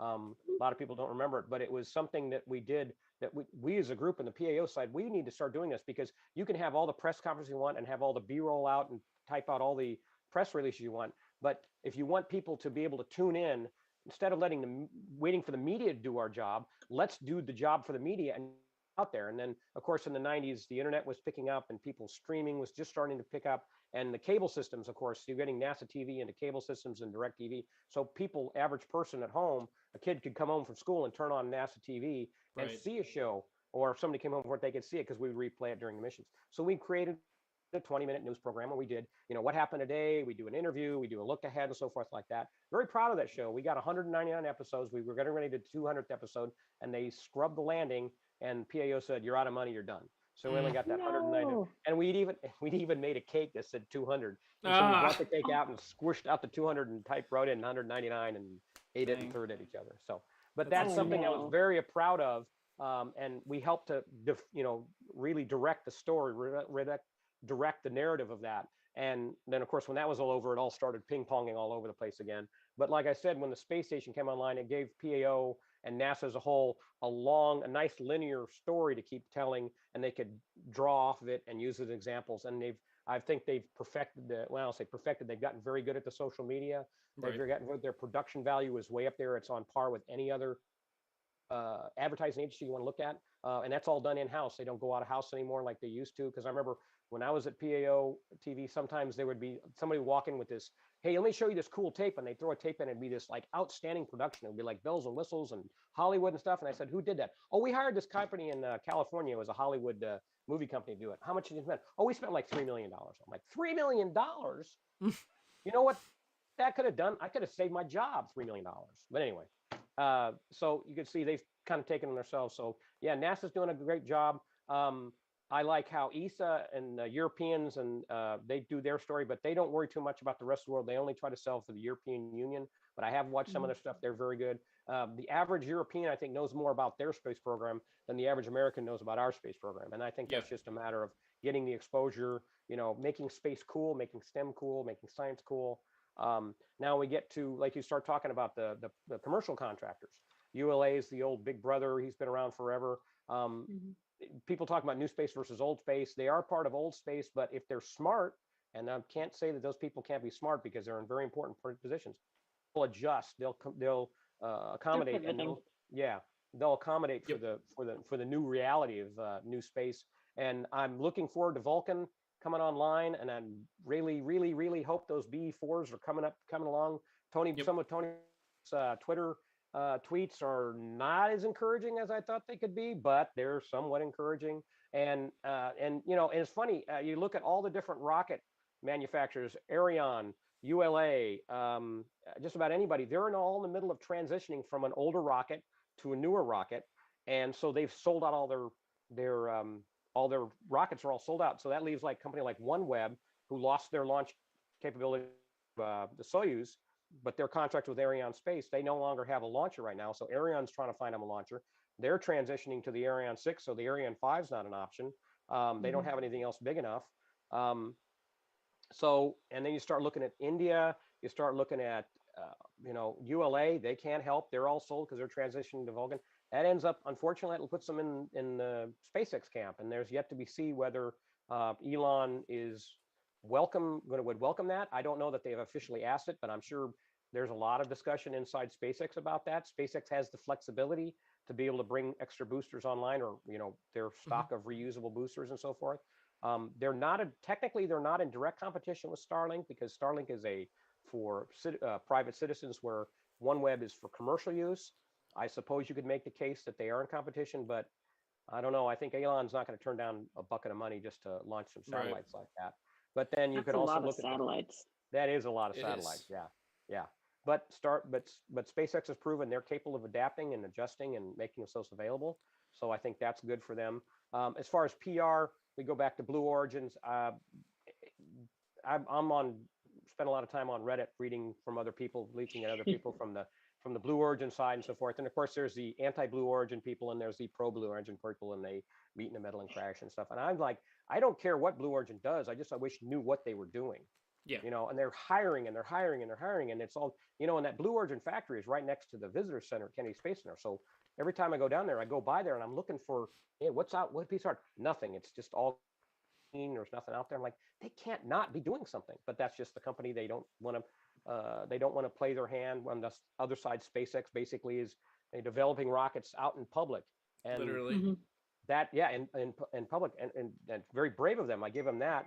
But I hope for Blue Origin's sake that they open up a little bit. I know they don't have to. They're a private company, and they're perfectly within their right to do nothing at all and only talk about it when they're done. And maybe that's the whole thing. It's kind of like, just wait and see, and you'll all be proven wrong, kind of thing. I hope so, because like I said before, many times we need multiple launchers with multiple vehicles for redundancy and the ability to go. I hope they man rate New Glenn and they get a vehicle to put on it, so we've got more assured access to low Earth orbit. But like I said, I'd like to hear more about it. I talked about Dream Chaser. I hope they get that worked out so they can start flying their unmanned and their manned. Yes. That is still actually up until a couple of years ago, Ellington Field, which is only about 5 minutes from my house, was going to be the primary landing place for the unmanned cargo, because they wanted to be able to bring time-sensitive experiments back from the space station right to the Johnson Space Center, to get them, instead of having to get on a plane and fly back from the Kennedy Space Center or from Edwards Air Force Base or White Sands or wherever they landed. They could bring it right here, and in 20 minutes they could be in a lab. Right. Now, I don't believe that spaceport, they're not included with that spaceport, because there's a bunch of rush construction, then it stopped. And I have to look up and see what's happened with that. But that's part of the whole new spaceport growth spurt that everybody's trying to do. And whoever's out there, who are the other, like Fireflies trying to get online? They're at least talking There's about a bunch of them. Yeah, Astra. I've lost track of them all. I'm wondering what Northrop Grumman's doing, if they're just gonna go, if they're gonna try to find a new vehicle for Cygnus, like, because if I'm remembering correctly, they announced and canceled a new rocket all within the span of like 3 years, probably about 5 years ago or so. It was a really interesting rocket. Getting bought. Yes, right, because they were middle purchase. Right. Yeah, the Orbital, and then ATK, and then Orbital ATK, and then Northrop Grumman Space Systems. But yeah, I wonder if they're going to try to develop something, or what's going to happen with them. Well, this is a good time to do it. Yeah. Although if they're just starting now, they might be a little bit behind. So I honestly think that I almost want to say that if all of these small sat companies succeed, we're going to be pretty close to saturation for a while. I don't know if there's going to be that much room for more launch providers. Big launch providers, maybe, but... Yeah, I mean the case could already be made. There's not that much room for more satellites right now either. Yeah. If anybody has any space debris questions, drop them in the chat. Oh yeah, not again into space debris. Yeah. Yeah. That's another growth industry right there in the space. Is a lot of people keep announcing the development of space debris removal satellites and technology demonstrators and stuff. Yeah, it's hear everything from nets to magnets to waters, all kinds of stuff. Mm-hmm. I do. Is it Norton that's doing the satellite servicing the satellites that go up and attach to the Yeah. yeah, those mission extension vehicles, the MEVs. Right. That's a really interesting technology because those things are essentially extending the life of an operating satellite that's run out of fuel. And in one that's coming up, I think there's one coming up where they're actually going to go up and take a dead satellite out of the arc and move it into the graveyard. And of course, low Earth orbit space debris versus synchronous orbit space debris is a little different. There's different math, different orbital mechanics, and so forth. So they can manage the communication satellites up there a little differently than they can do. They don't have to worry about stuff moving around. They can actually go up and grab it. In fact, I don't know if you've seen the video when they were docking the first MEV. It was really surreal because at one point the angle of the camera was looking at the satellite, and then you could see the Earth. And the Earth was, relatively small in the picture because there's 22,000 miles up. Right. So they got the full arc of this. So it was really kind of surreal. It was almost sci-fi looking video of that. And hopefully we'll see some more of that. So that's very interesting technology because some of those satellites up there are real expensive, and they for whatever reason something fails on them. There's no reason you can't extend them, and those MEVs do the trick. Right. Yeah, I've got faith in the MEVs, but something like ARM, that NASA's been throwing money at for years. I saw that back in like 2014, back at Langley. There was a demonstrator for that, and I don't see that it's progressed much since then. Right. Yeah, that's a highly dynamic situation with the orbital debris. And of course, one of the first thing you've got to do before you do anything is not make more debris. Right. Because you're doing no good. Do the patient no harm. I've actually seen some people recommending like fly paper. Makes sense. Stuff sticks to it. Then you're talking about, you're talking about in some cases the debris that you can track. That's good. You can keep track of it. That's good. But at a certain point, it becomes too small to track, and that's what you got to get at first. The smaller debris, the stuff that could punch a hole in a window in the space station or something like that. And then we got countries that are doing, what is it, ASAT tests or whatever, that literally knocking satellites out of the orbit and creating even more space debris. That should have been a preview for the world of what was going on in Russia at the time. Yeah. I keep hearing little bits and pieces of stories. I have yet to read any confirmation of why that happened and how that happened. But the rumors I keep hearing is that there was essentially a disagreement between the Kremlin and the military, and the military wanted to show their clout, and so they did it without permission. Like I said, smart. I have no confirmation of that either way. But Yeah. what kind of confirmation you get out of Russia right now? It's the only thing that makes sense when you're talking from a logical standpoint. But then again, you have to put yourself over there and going, they're not thinking logically over there. Yep, that makes sense. Yeah. We actually have another question. Do you see risks in commercializing space? Presumably, in a handful of years, where these advancements may feel more normal and companies are more focused on the bottom line. So I'm not exactly sure which direction this was kind of intended for this question. Ben, if you want to flesh it out a little bit more, let us know. But I think they might be asking if these companies, if we have all these new companies that are coming up and deploying into space and they start to go public, as we've seen, are they going to be more worried about the bottom line than safety and redundancy and that stuff? And as those things introduce risks, I mean, in my opinion, yes, absolutely. I mean, look at Astra and Rocket Lab. Their stocks have been all over the place, and they can't they can't just ignore that. Obviously, I think Rocket Lab and Astra are going to do great things, but how can they not think about that? That's like they have a obligation legally to do well for their shareholders. And I think this is a great question for something that we're like. I think we're going to live this question in the next 10 years with all these companies that just went IPO. He says less about science, more about money. Yeah, exactly. I think Callie, you were at ISSRDC, International Space Station Research and Development Conference, back in 2013, 13, 16, I don't even 13? remember. And I think we kept 14. hearing these jokes. 14, that might be right. But we kept hearing these jokes about Casis keeps talking about commercialization of low Earth orbit for 10 years, and when is it going to actually Yeah. happen? But I think it's actually happening now, and I think I think everybody kind of wants to put the brakes on for a second. Like maybe it's happening too fast, and we need to start thinking about all these things. I don't know. I think that the answer is absolutely yes. There's risks involved, and I think we'll learn a lot more about those risks in coming years. What do you guys think? So I see two different aspects of that question. The Mhm. first one, is very analogous to, natural resources here on Earth. Like Mhm. the same thing is happening with wide open spaces, national parks, and oil exploration. At what point do you keep something clean and pristine and sacred? At what point do you try and develop it for something?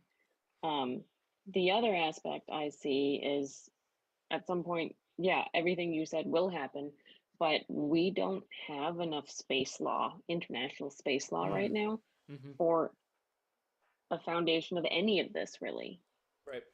We have a very, very basic space law, which are essentially just agreements between countries, um, which one country right now will probably just ignore everything and do their own thing. Mhm.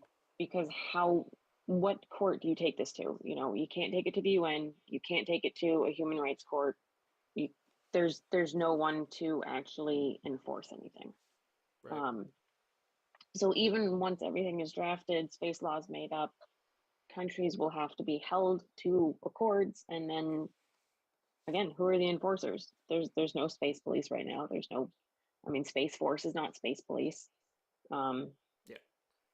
what are we gonna do? You know? Yeah. No, great points. Great points. Well, from a commercial standpoint, it's funny you should. This comes up because I was actually my wife and I have been watching the new HBO Max series, The Gilded Age, and there's an Not a sponsor. example of the early railroads. Mr. Russell, who's the fictitious owner of this railroad, he has a train crash. Very quickly start talking about, oh, the stock price is going to drop because of the lack of confidence. People are going to stop riding your trains because they think they're dangerous. And that's a lot from a commercial standpoint. I think that's going to be what kind of keeps the commercial side honest, if that's the Mhm. proper term. Right. Because when people see, oh, their rocket crashed, oh, all of a sudden they're not safe, especially if you're talking about manned flights and so forth. That's kind of self-correcting in a way. But you're right, Hallie, about the courts. You've got to have some infrastructure where you can enforce things, especially if you're talking about space debris or things coming crashing down on Earth. I mean, the general rule of thumb right now, and I don't believe it's actually law. I think it's just kind of a agreement that if you launch a rocket, you're responsible for when it lands. So if it fell on Yeah. a house in Australia, Southern Australia, you got to cover it and so forth. But like you said, who's going to enforce this? What kind of mechanism? So yes, we Mhm. definitely need more specific space law, and not only just about space. We only to start talking about the moon and things like mining rights. Who regulates that stuff? Otherwise, it's going to be the wild, wild west of space. Some people Right, say like we're kind of there planetary already. resources. Yeah, exactly. Yep. Right now, there are a lot of people say that's kind of how it is now without any kind of regulation, some kind of body structure. You don't have any control. I mean, and if you're talking about an industry, let's say you have a company decides they want to start mining on the moon. Okay. And they just go up there and they start making a mess and they're digging up regolith and they're spinning around and they're trying to mine high helium-3 as fast as they can. And all of a sudden they're throwing, rocks and hitting the Apollo 11 lunar landing site. Oh, wait a minute, wait a Mhm. minute. That's considered a historic. You can't do that. Well, what are you going to do? What are you going to do about it? Well, Yep. if you're a commercial company and you're operating in the United States or on the planet, there may be some financial incentives. Maybe you don't allow them to launch the rockets. I mean, but it's going to be piecemeal until you have some kind of, and not like you said, the Space Force, but a space police Right, or the Space Bureau of Investigations, whatever you want to call it. And of right, course, because you got every it's a protected site for the U.S. yes, It's exactly, not but for China. yeah, exactly, Right. China. Right. But you hope that in that particular case, you hope that countries like the Chinese show the respect so that they'd want us to show them, and that's all you can do right now is just try to keep equal levels of respect and so forth. I'm still personal belief that we're eventually going to be going. The Mars missions will eventually be a cooperative of the entire planet. That's like I hope. Right. And that will help too. If you can get that kind of cooperation that they got for the International Space Station, and you can turn that into the Mars mission, and you include the Chinese, and you include more countries, then becomes the regulating body at that point. Mhm. But you've got the wildcats and you've got the wild cards like the Russians who want to jump out, and that's something I'd like to spend some time talking about in the future, about the history of the Russian space program and what people like are writing off the Russians, like, we don't need them, we going out. We may not need them right now, but we may need them later. And they still have a lot of good knowledge. They still have a good program that's been just poorly managed. That's all. And Yeah. I guess we're kind of beating around the Artemis Accords as well. Yes. Which, isn't, I guess I don't know enough about it, but it's not law. It's just kind of countries agreeing to what we should be doing for outer space exploration, as far as what boundaries we should cross, what boundaries we shouldn't cross. And I know countries continue to be added to that. I think just within the last 2 weeks, I think I heard an Eastern Europe country recently joined the Artemis Accords. So you can find more information about the Artemis Accords, obviously, on nasa.gov. They have a bunch of info there. I do want to go ahead. One sec. Going back to what Andrew said briefly, mining resources. So I think it's interesting because honestly, what is to stop? Let's flip it on its head. What's to stop the U.S. from going to the moon and mining? So Mars, definitely, that's going to be a collaborative thing among many countries. But the moon is opening up. Multiple countries are able to reach it now. Mm-hmm. And you literally have, I love the NASA robotic mining competition, but it's literally a competition where NASA gets college students to develop IP, and then NASA owns all that IP to literally mine the moon. It's crazy. So, wow, I did. Right, and it's been going on for years, and you can literally see, if you follow it, which most people don't unless you were a past participant like me. If you look at their mining robot right now, Mm-hmm. in KSC SwampWorks, whatever it's called, you can see aspects of certain teams' robots in their robot. Like, it is written. I'm the person who signed the paperwork for my team at the University of New Hampshire. NASA owns the designs completely. They own the IP, they own the designs. There's absolutely nothing to stop them from using any engineering aspect that they like for their own lunar mining robot, which eventually will become commercialized for us to mine the moon and to get resources. And right now it's all under, let's try and make a colony up there. Let's try and get natural resources that we can while we're up there. Right. But at some point it's going to open up, just like you guys were discussing, for LEO and satellites and things like that. We could become the bad guys and literally be stripping minerals and resources out of the moon's crust. Yeah. Right. Yeah, there will be. That's the definite thing. I was not aware that NASA actually owns the IP of that, and therefore, from a business standpoint, I can see, because they want to make it available to the commercial world to help encourage commercial growth, and because that's one of the things they're supposed to be doing. But I did not realize it was borrowing. It's a IP. think tank. Yeah, borrowing or taking technology, taking IP from students. To me, that's an ethical thing. Obviously, they don't have a problem with it. Is there a history of that in other NASA programs, or is this the only one that does that? There's some history. If you look closely at the fine print for everything, NASA gets final say. So something like what was it called, NASA Hunch, where high schoolers were trying to develop new freeze-dried foods. I remember that. Yeah. Yeah. NASA can take that and run with that, and they can start creating it and use it for the ISS. Is that something maybe they brought out of academia? Is that kind of a normal thing that I think universities do that too with students? I think so. Yeah. It's very similar to what colleges and universities do. So and a lot of the people, there's a strong overlap between academia and NASA employees. Oh yeah. For the engineers, all of them that I know were either a professor or a researcher or something like that at some time. So yeah, it's exactly what's happening in universities. However, a university does not have the bandwidth or the ability to make something as widespread and interplanetary as NASA does. Right. Well, I got one question about that. So if from academia, if you've got a professor with a group of students and he takes their IP and is that, and he introduces to NASA in some way, shape, or form, and then is that a gateway for getting employment at NASA for the professor?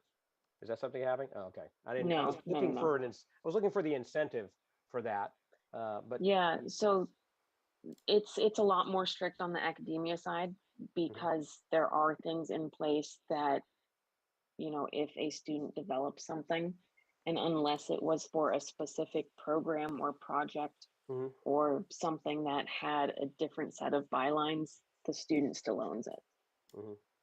Okay. But NASA, the Lunabotics competition is specifically set up so that NASA has the right to take any of the engineering that they see. Because we Right. would literally write an entire systems engineering paper on the robot and present it to a panel of judges who happen to be NASA engineers. So you literally have 50 teams from around the US. It used to be around the world until some visa laws changed. But 50 teams from top schools around the country literally handing you on a platter, here are the ideas that the fresh young minds are coming up with. That almost sounds like the storyline for the movie Real Genius. Maybe that's where they got their idea. Maybe. I mean, it's effective. I don't blame them. Yeah, it's an effective, and as a college student, I can see myself going, "Oh, my idea is going to be used by NASA," and then 40 years later, I'm going, "They stole my idea. I never made my millions." Bingo. And now Yeah. And now my idea is public domain. Yeah, exactly. But I mean, you're talking about the greater good. You're talking Yeah. about encouraging commercialization, which helps the economy and raises the standard of living and blah blah blah, so forth. But yeah, it's going to be the wild west, in the mining and so forth. I like I said, I've a lot of things I still want to study. Another one is helium-3. Does anybody know anything about helium-3? I can tell you anything you No. want about regolith, but not helium-3. Really? Okay. So I need to find out I'm interested in just the process, how helium-3 is created within the regolith, the mechanism that happens. And then of course, how are they going to mine helium-3? The closest I've got is the movie The Moon, or just called Moon, with Sam Rockwell. I don't know if you've ever seen that movie. And he just No. works on an automated, he's a one guy working on an automated plant where they're mining helium-3 and they never talk about it. I'm like, I was looking for some instruction here. How do you do that? Because I mean, there are a lot of promises. The helium-3 is supposed to be this fabulous new energy and so forth. And yeah, I mean, to me, that's more exciting than mining any old ore up there. So True. So in my quick Googling, combined with what I already know about regolith and solar wind, having worked on multiple solar wind satellites, so it looks like the moon gets bombarded with helium-3 by the solar wind. Okay. So from my captured then. 2 minutes of Googling, the heliosphere is probably pushing out helium-3 that it's just catching along, and the moon and the regolith is absorbing it, kind of like how trees absorb greenhouse gases. Okay. Interesting. All right. So it's just a matter of since it's only being absorbed. It's not mechanically it's not created by the moon. Yeah. So it's not something that's inside the regolith that has to be broken apart, in theory, making a waste product. It's something they can just strip off the regolith and put the regolith back. In theory, you could mine that same area. You could, pick 100 square miles and then go over that 100 square miles over and over and over again. Unless, of course, it takes eons for that helium-3 to build to the levels where they want it. And of course, the question is, how deep is the helium-3? Is it just on the surface? It's an isotope, so there's not going to be massive quantities out there. Yeah. I mean, you're going to have to literally extract it from things. It's not like you're going to be able to take, like a moon vacuum and kind of suck it up from the regolith. Or a moon rag and wring it out or something. Right, you're going to have to split it probably. So so helium-3 is not a big a deal as I thought it was going to be. So that comes back to good old precious metals. Water. Yeah, well, the water ice. That's something I push a lot with the visitors when I tell people the reason we're going to the moon and going to land on the South Pole is because we found water ice there, and then you tell them about what you can do with water ice. You can do all kinds of, you can live there, you can recycle it, you can make rocket fuel, you can make electricity, blah, blah, blah, stuff like that. So that's, that's a really important part of it. Has there been any estimates on the quantity of water ice that they've discovered at the South Pole? Has anybody even attempted to quantify the amount that's there? I think so. Okay. I think one of the LRO satellites in the last couple of years was able to have a more accurate reading based on, the amount of sunlight reflecting off of it. Mhm. I remember that. I don't remember the exact number though. Okay. Well, it's obviously enough to warrant landing there and starting to try to colonize there. And that, like I tell, something else I tell people is we're going back to the moon to learn how to go to Mars. And obviously the water ice that you can find on Mars, you can do the same thing. Right. So that's a good talking point from talking to people. If you find water somewhere, you can go live there, water ice, and make it different components and so forth. But most of the times I get in that discussion, I mentioned the space station recycles like 95% of their the water in the space station. And of course, you mean like the pee? And I'm like, yeah, they recycle the pee. Always a good conversation to have with school children. I was one of those things. I had to sign an NDA back in 97, was it? 97? But it expired in like 2007. I think it was only a 10-year NDA. But they were looking for volunteers to taste test water. Oh dear. Yeah, and it's one of those things where water. Yeah, water is right. How much pee can there be before you can tell? Well, it's funny because they had put flyers up, and they were treating it it was very kind of quiet. They didn't want to make a big deal about it. I understand that, and everybody knew what it was. It wasn't like hey, we got this new filtration system. We want to try it out to see, because Houston water's pretty hard and so forth. No, everybody knew it was the lab that was in is where they're doing recycling. So I said, what the heck? I want to be part of the space program. I'll go drink. Right. And you know what? And they had actually 3 different A, B, and C, and you drank them and you just fill out a little thing that was their bitter taste. That's all it was. I never knew if I actually drank any urine or not. I don't know. Jeez. It all tasted Maybe you fine got the to me. controls. Everything was. I got the controls. Yeah, that's my life. I always get the controls. I never get the. You could totally apply to be on like Bear Grylls TV show now. Yeah, no. Survivor. I'm not looking at that kind of reality show. I'm looking at like the Discovery Channel or Space Heroes reality show. Try to get up to the space station for 8 days. That's another subject we can talk hours about. Who's going to have the first reality show? Oh, right. For space, not in space, for space. We got another question from Lou, but before we go into that question, I do think we're at kind of a decision point here. So the NASA streams did update to the launch pad. I think they kind of figured out that we're not going to see much of SLS until it gets there. That being said, they started late, and their earliest estimate was, I got some sirens going on in the background, apologies. Their earliest estimate was 6 hours. So I don't think we're going to see much here for the next few hours. So I'm thinking personally that we answer this next question. If anybody has like one more topic they want to hit before we close out, and then maybe close out around 9:15. Sure. Sound good? That's fine. Cool. Yeah. So, question from Lou is, how many North American bison can SLS lift? Okay, hold on a second. Wait, hold on. Lou, I saw you ask that question, and I didn't know that it was a question like this, so I was all ready to answer this seriously. But thank you for the question. I'm excited. Let's do some North math American here. The bison. Jesus. Oh man. Who's got their calculator? I can bring a calc up. Okay, I got it. Okay. All right. So theoretically, we're going to use block 2 because that's what's online here. Okay. Which, thank you, Google. Essentially 100,000 pounds, a little bit more, but we'll call it 100,000, 1,400. And using the standard weight of a male adult bison at 1,400 pounds. That is 72. Oh. 72. That's it? Oh, wow. No, that makes sense. That's got to be 720. I wouldn't be surprised if it was 72. Yeah, 72, yeah. Yeah. You're talking, did he specify low Earth orbit or lunar injection orbit? Ooh, good question. It just says lift. Lift. I mean, technically, live. probably a Right. lot more, but Yeah. I guess, yeah, So I don't know. now, I mean, how nerdy do we want to be? Is this a regular bison right off the plains, or do we shave it to make it aerodynamic and lose some weight? Well, if this is like a Noah's Ark situation, I don't know if we're gonna have time to shave them all and stuff. That's true. Plus, you have to put them Okay, in so pressure pretty suit. much herding the bison right onto the rocket. We'll just make a corral system right on the pad. Okay. 72. That's a lot of 72. bison, Lou says. That's a lot of bison. So 72 and change, so we'll call it like 72 and a flank. Yeah. There you go. For later. Makes sense. Makes sense. Again, that's a male bison. You want female, you can put more on. Yeah, you can put a few more on. Okay. We've cracked the scientific mystery of the universe. How many bison can you put into space?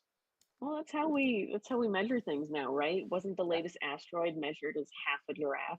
Yeah, I saw that. Yeah. Oh, I yeah. saw that. Oh my All goodness. right. I just realized that question about the space science and space program in the Rio Grande Valley came from my daughter. Oh, really? I got the family listening. That's for sure. I brought my part. Nice. Very good. Thank you. I appreciate it. Lou says you could do it using a series of ramps and conveyors. So let's see. Andrew, is there any topic that you really wanted to hit but that we didn't cover yet? No, I think we kind of hit everything. I don't want to talk. I don't want to give away my life story right now. Yeah, well, you're gonna come back on another stream. Oh yeah, definitely. I'll be coming back. There's plenty of stuff. There's like I said, there's a whole source subject of the Russian space program and how it's underappreciated and sometimes and badly managed. But there's things that I saw when I was there.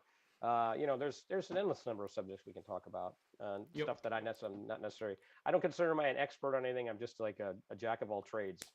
Expert, good at some things, but an expert in nothing. So maybe your not code name, call sign should have been Jack. No, well, that's my dad's name. So, but I like Titan. Titan's a pretty good one. I like that. Yep. No, I can start having that monogrammed on my shirt.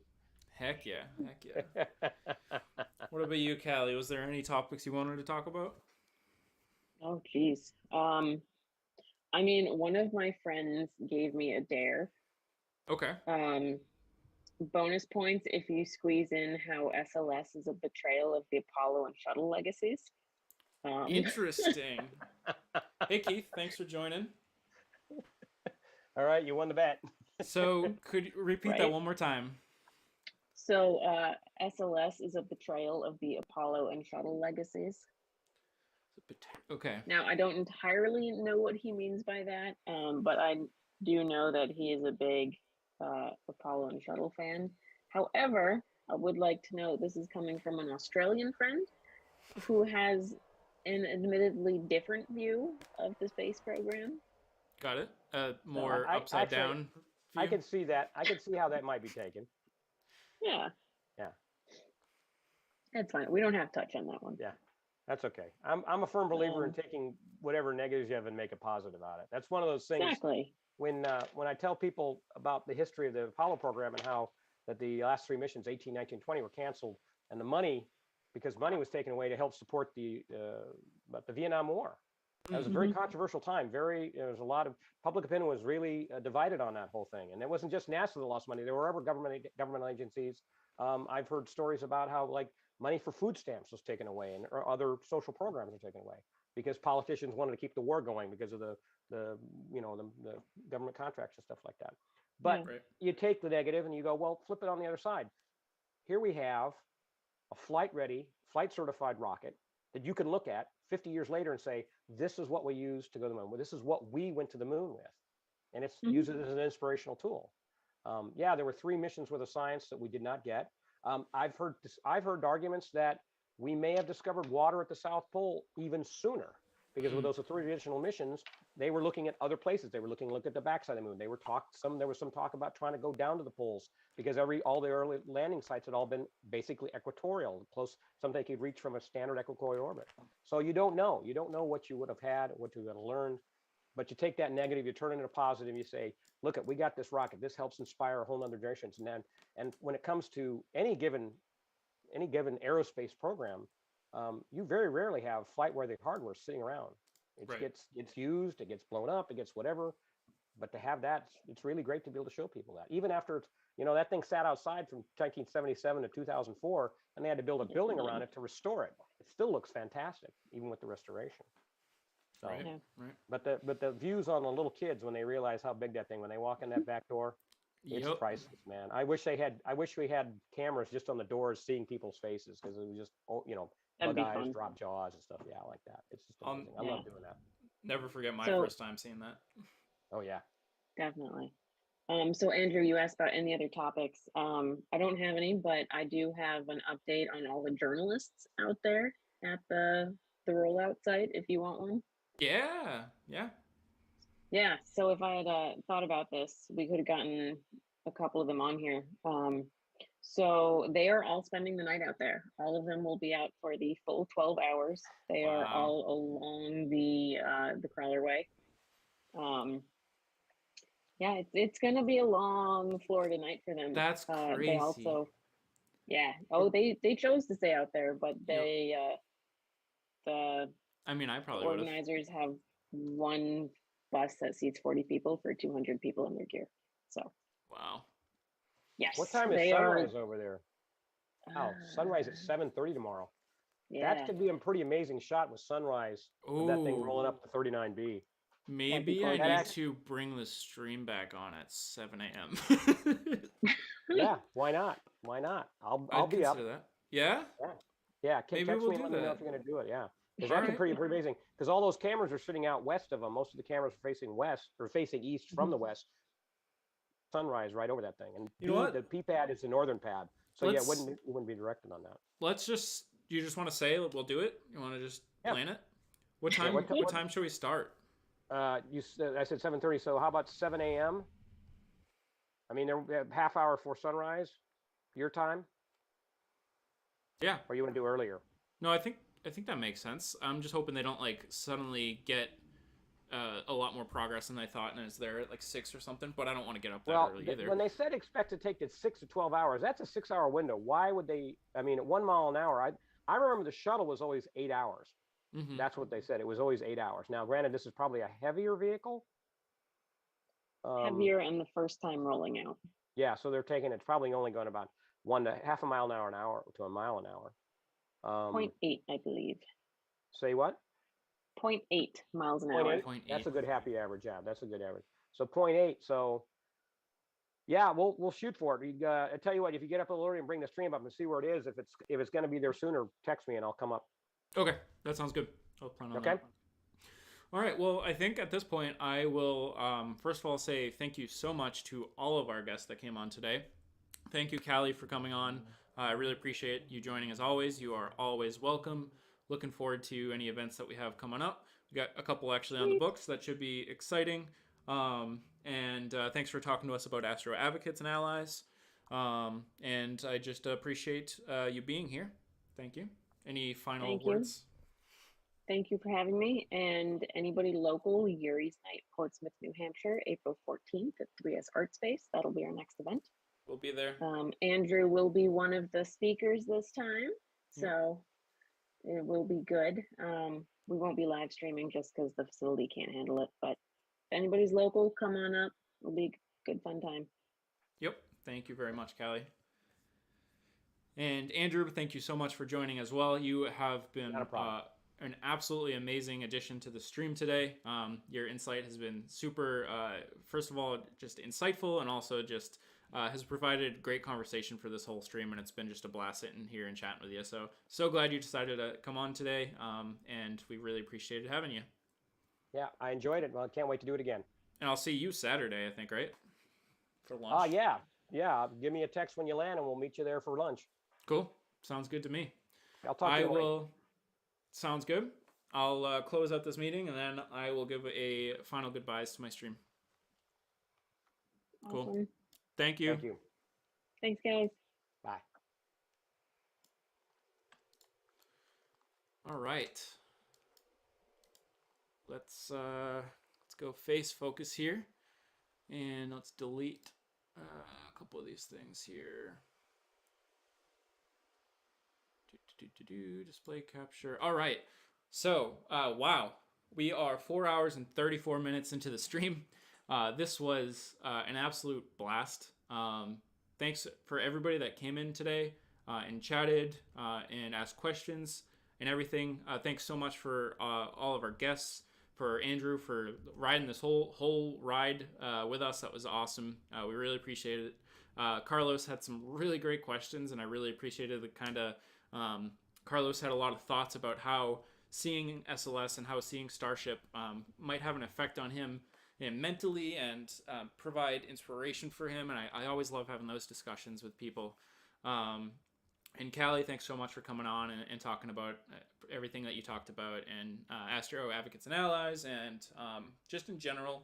I did want to bring more people on. I know there's maybe a couple people in chat that I even mentioned coming on, but I expected this stream to last a bit longer. I was hoping to have some lit up views of the SLS.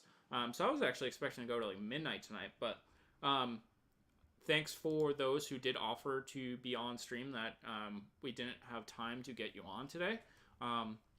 But I do appreciate even just offering to come on, and we'll definitely take you up on that offer soon. I try to end my streams and say something like this every time, and I really do mean it. I can't express enough how much I appreciate everybody who joined and just watched or anything. I have so many plans for this channel this year, and it just means a lot for everybody to be supporting me. So thank you so much. My name is Andrew. This is Solid Rocket Future, covering the most exciting parts of human spaceflight and rocketry. We'll catch you all next time, and thank you so much.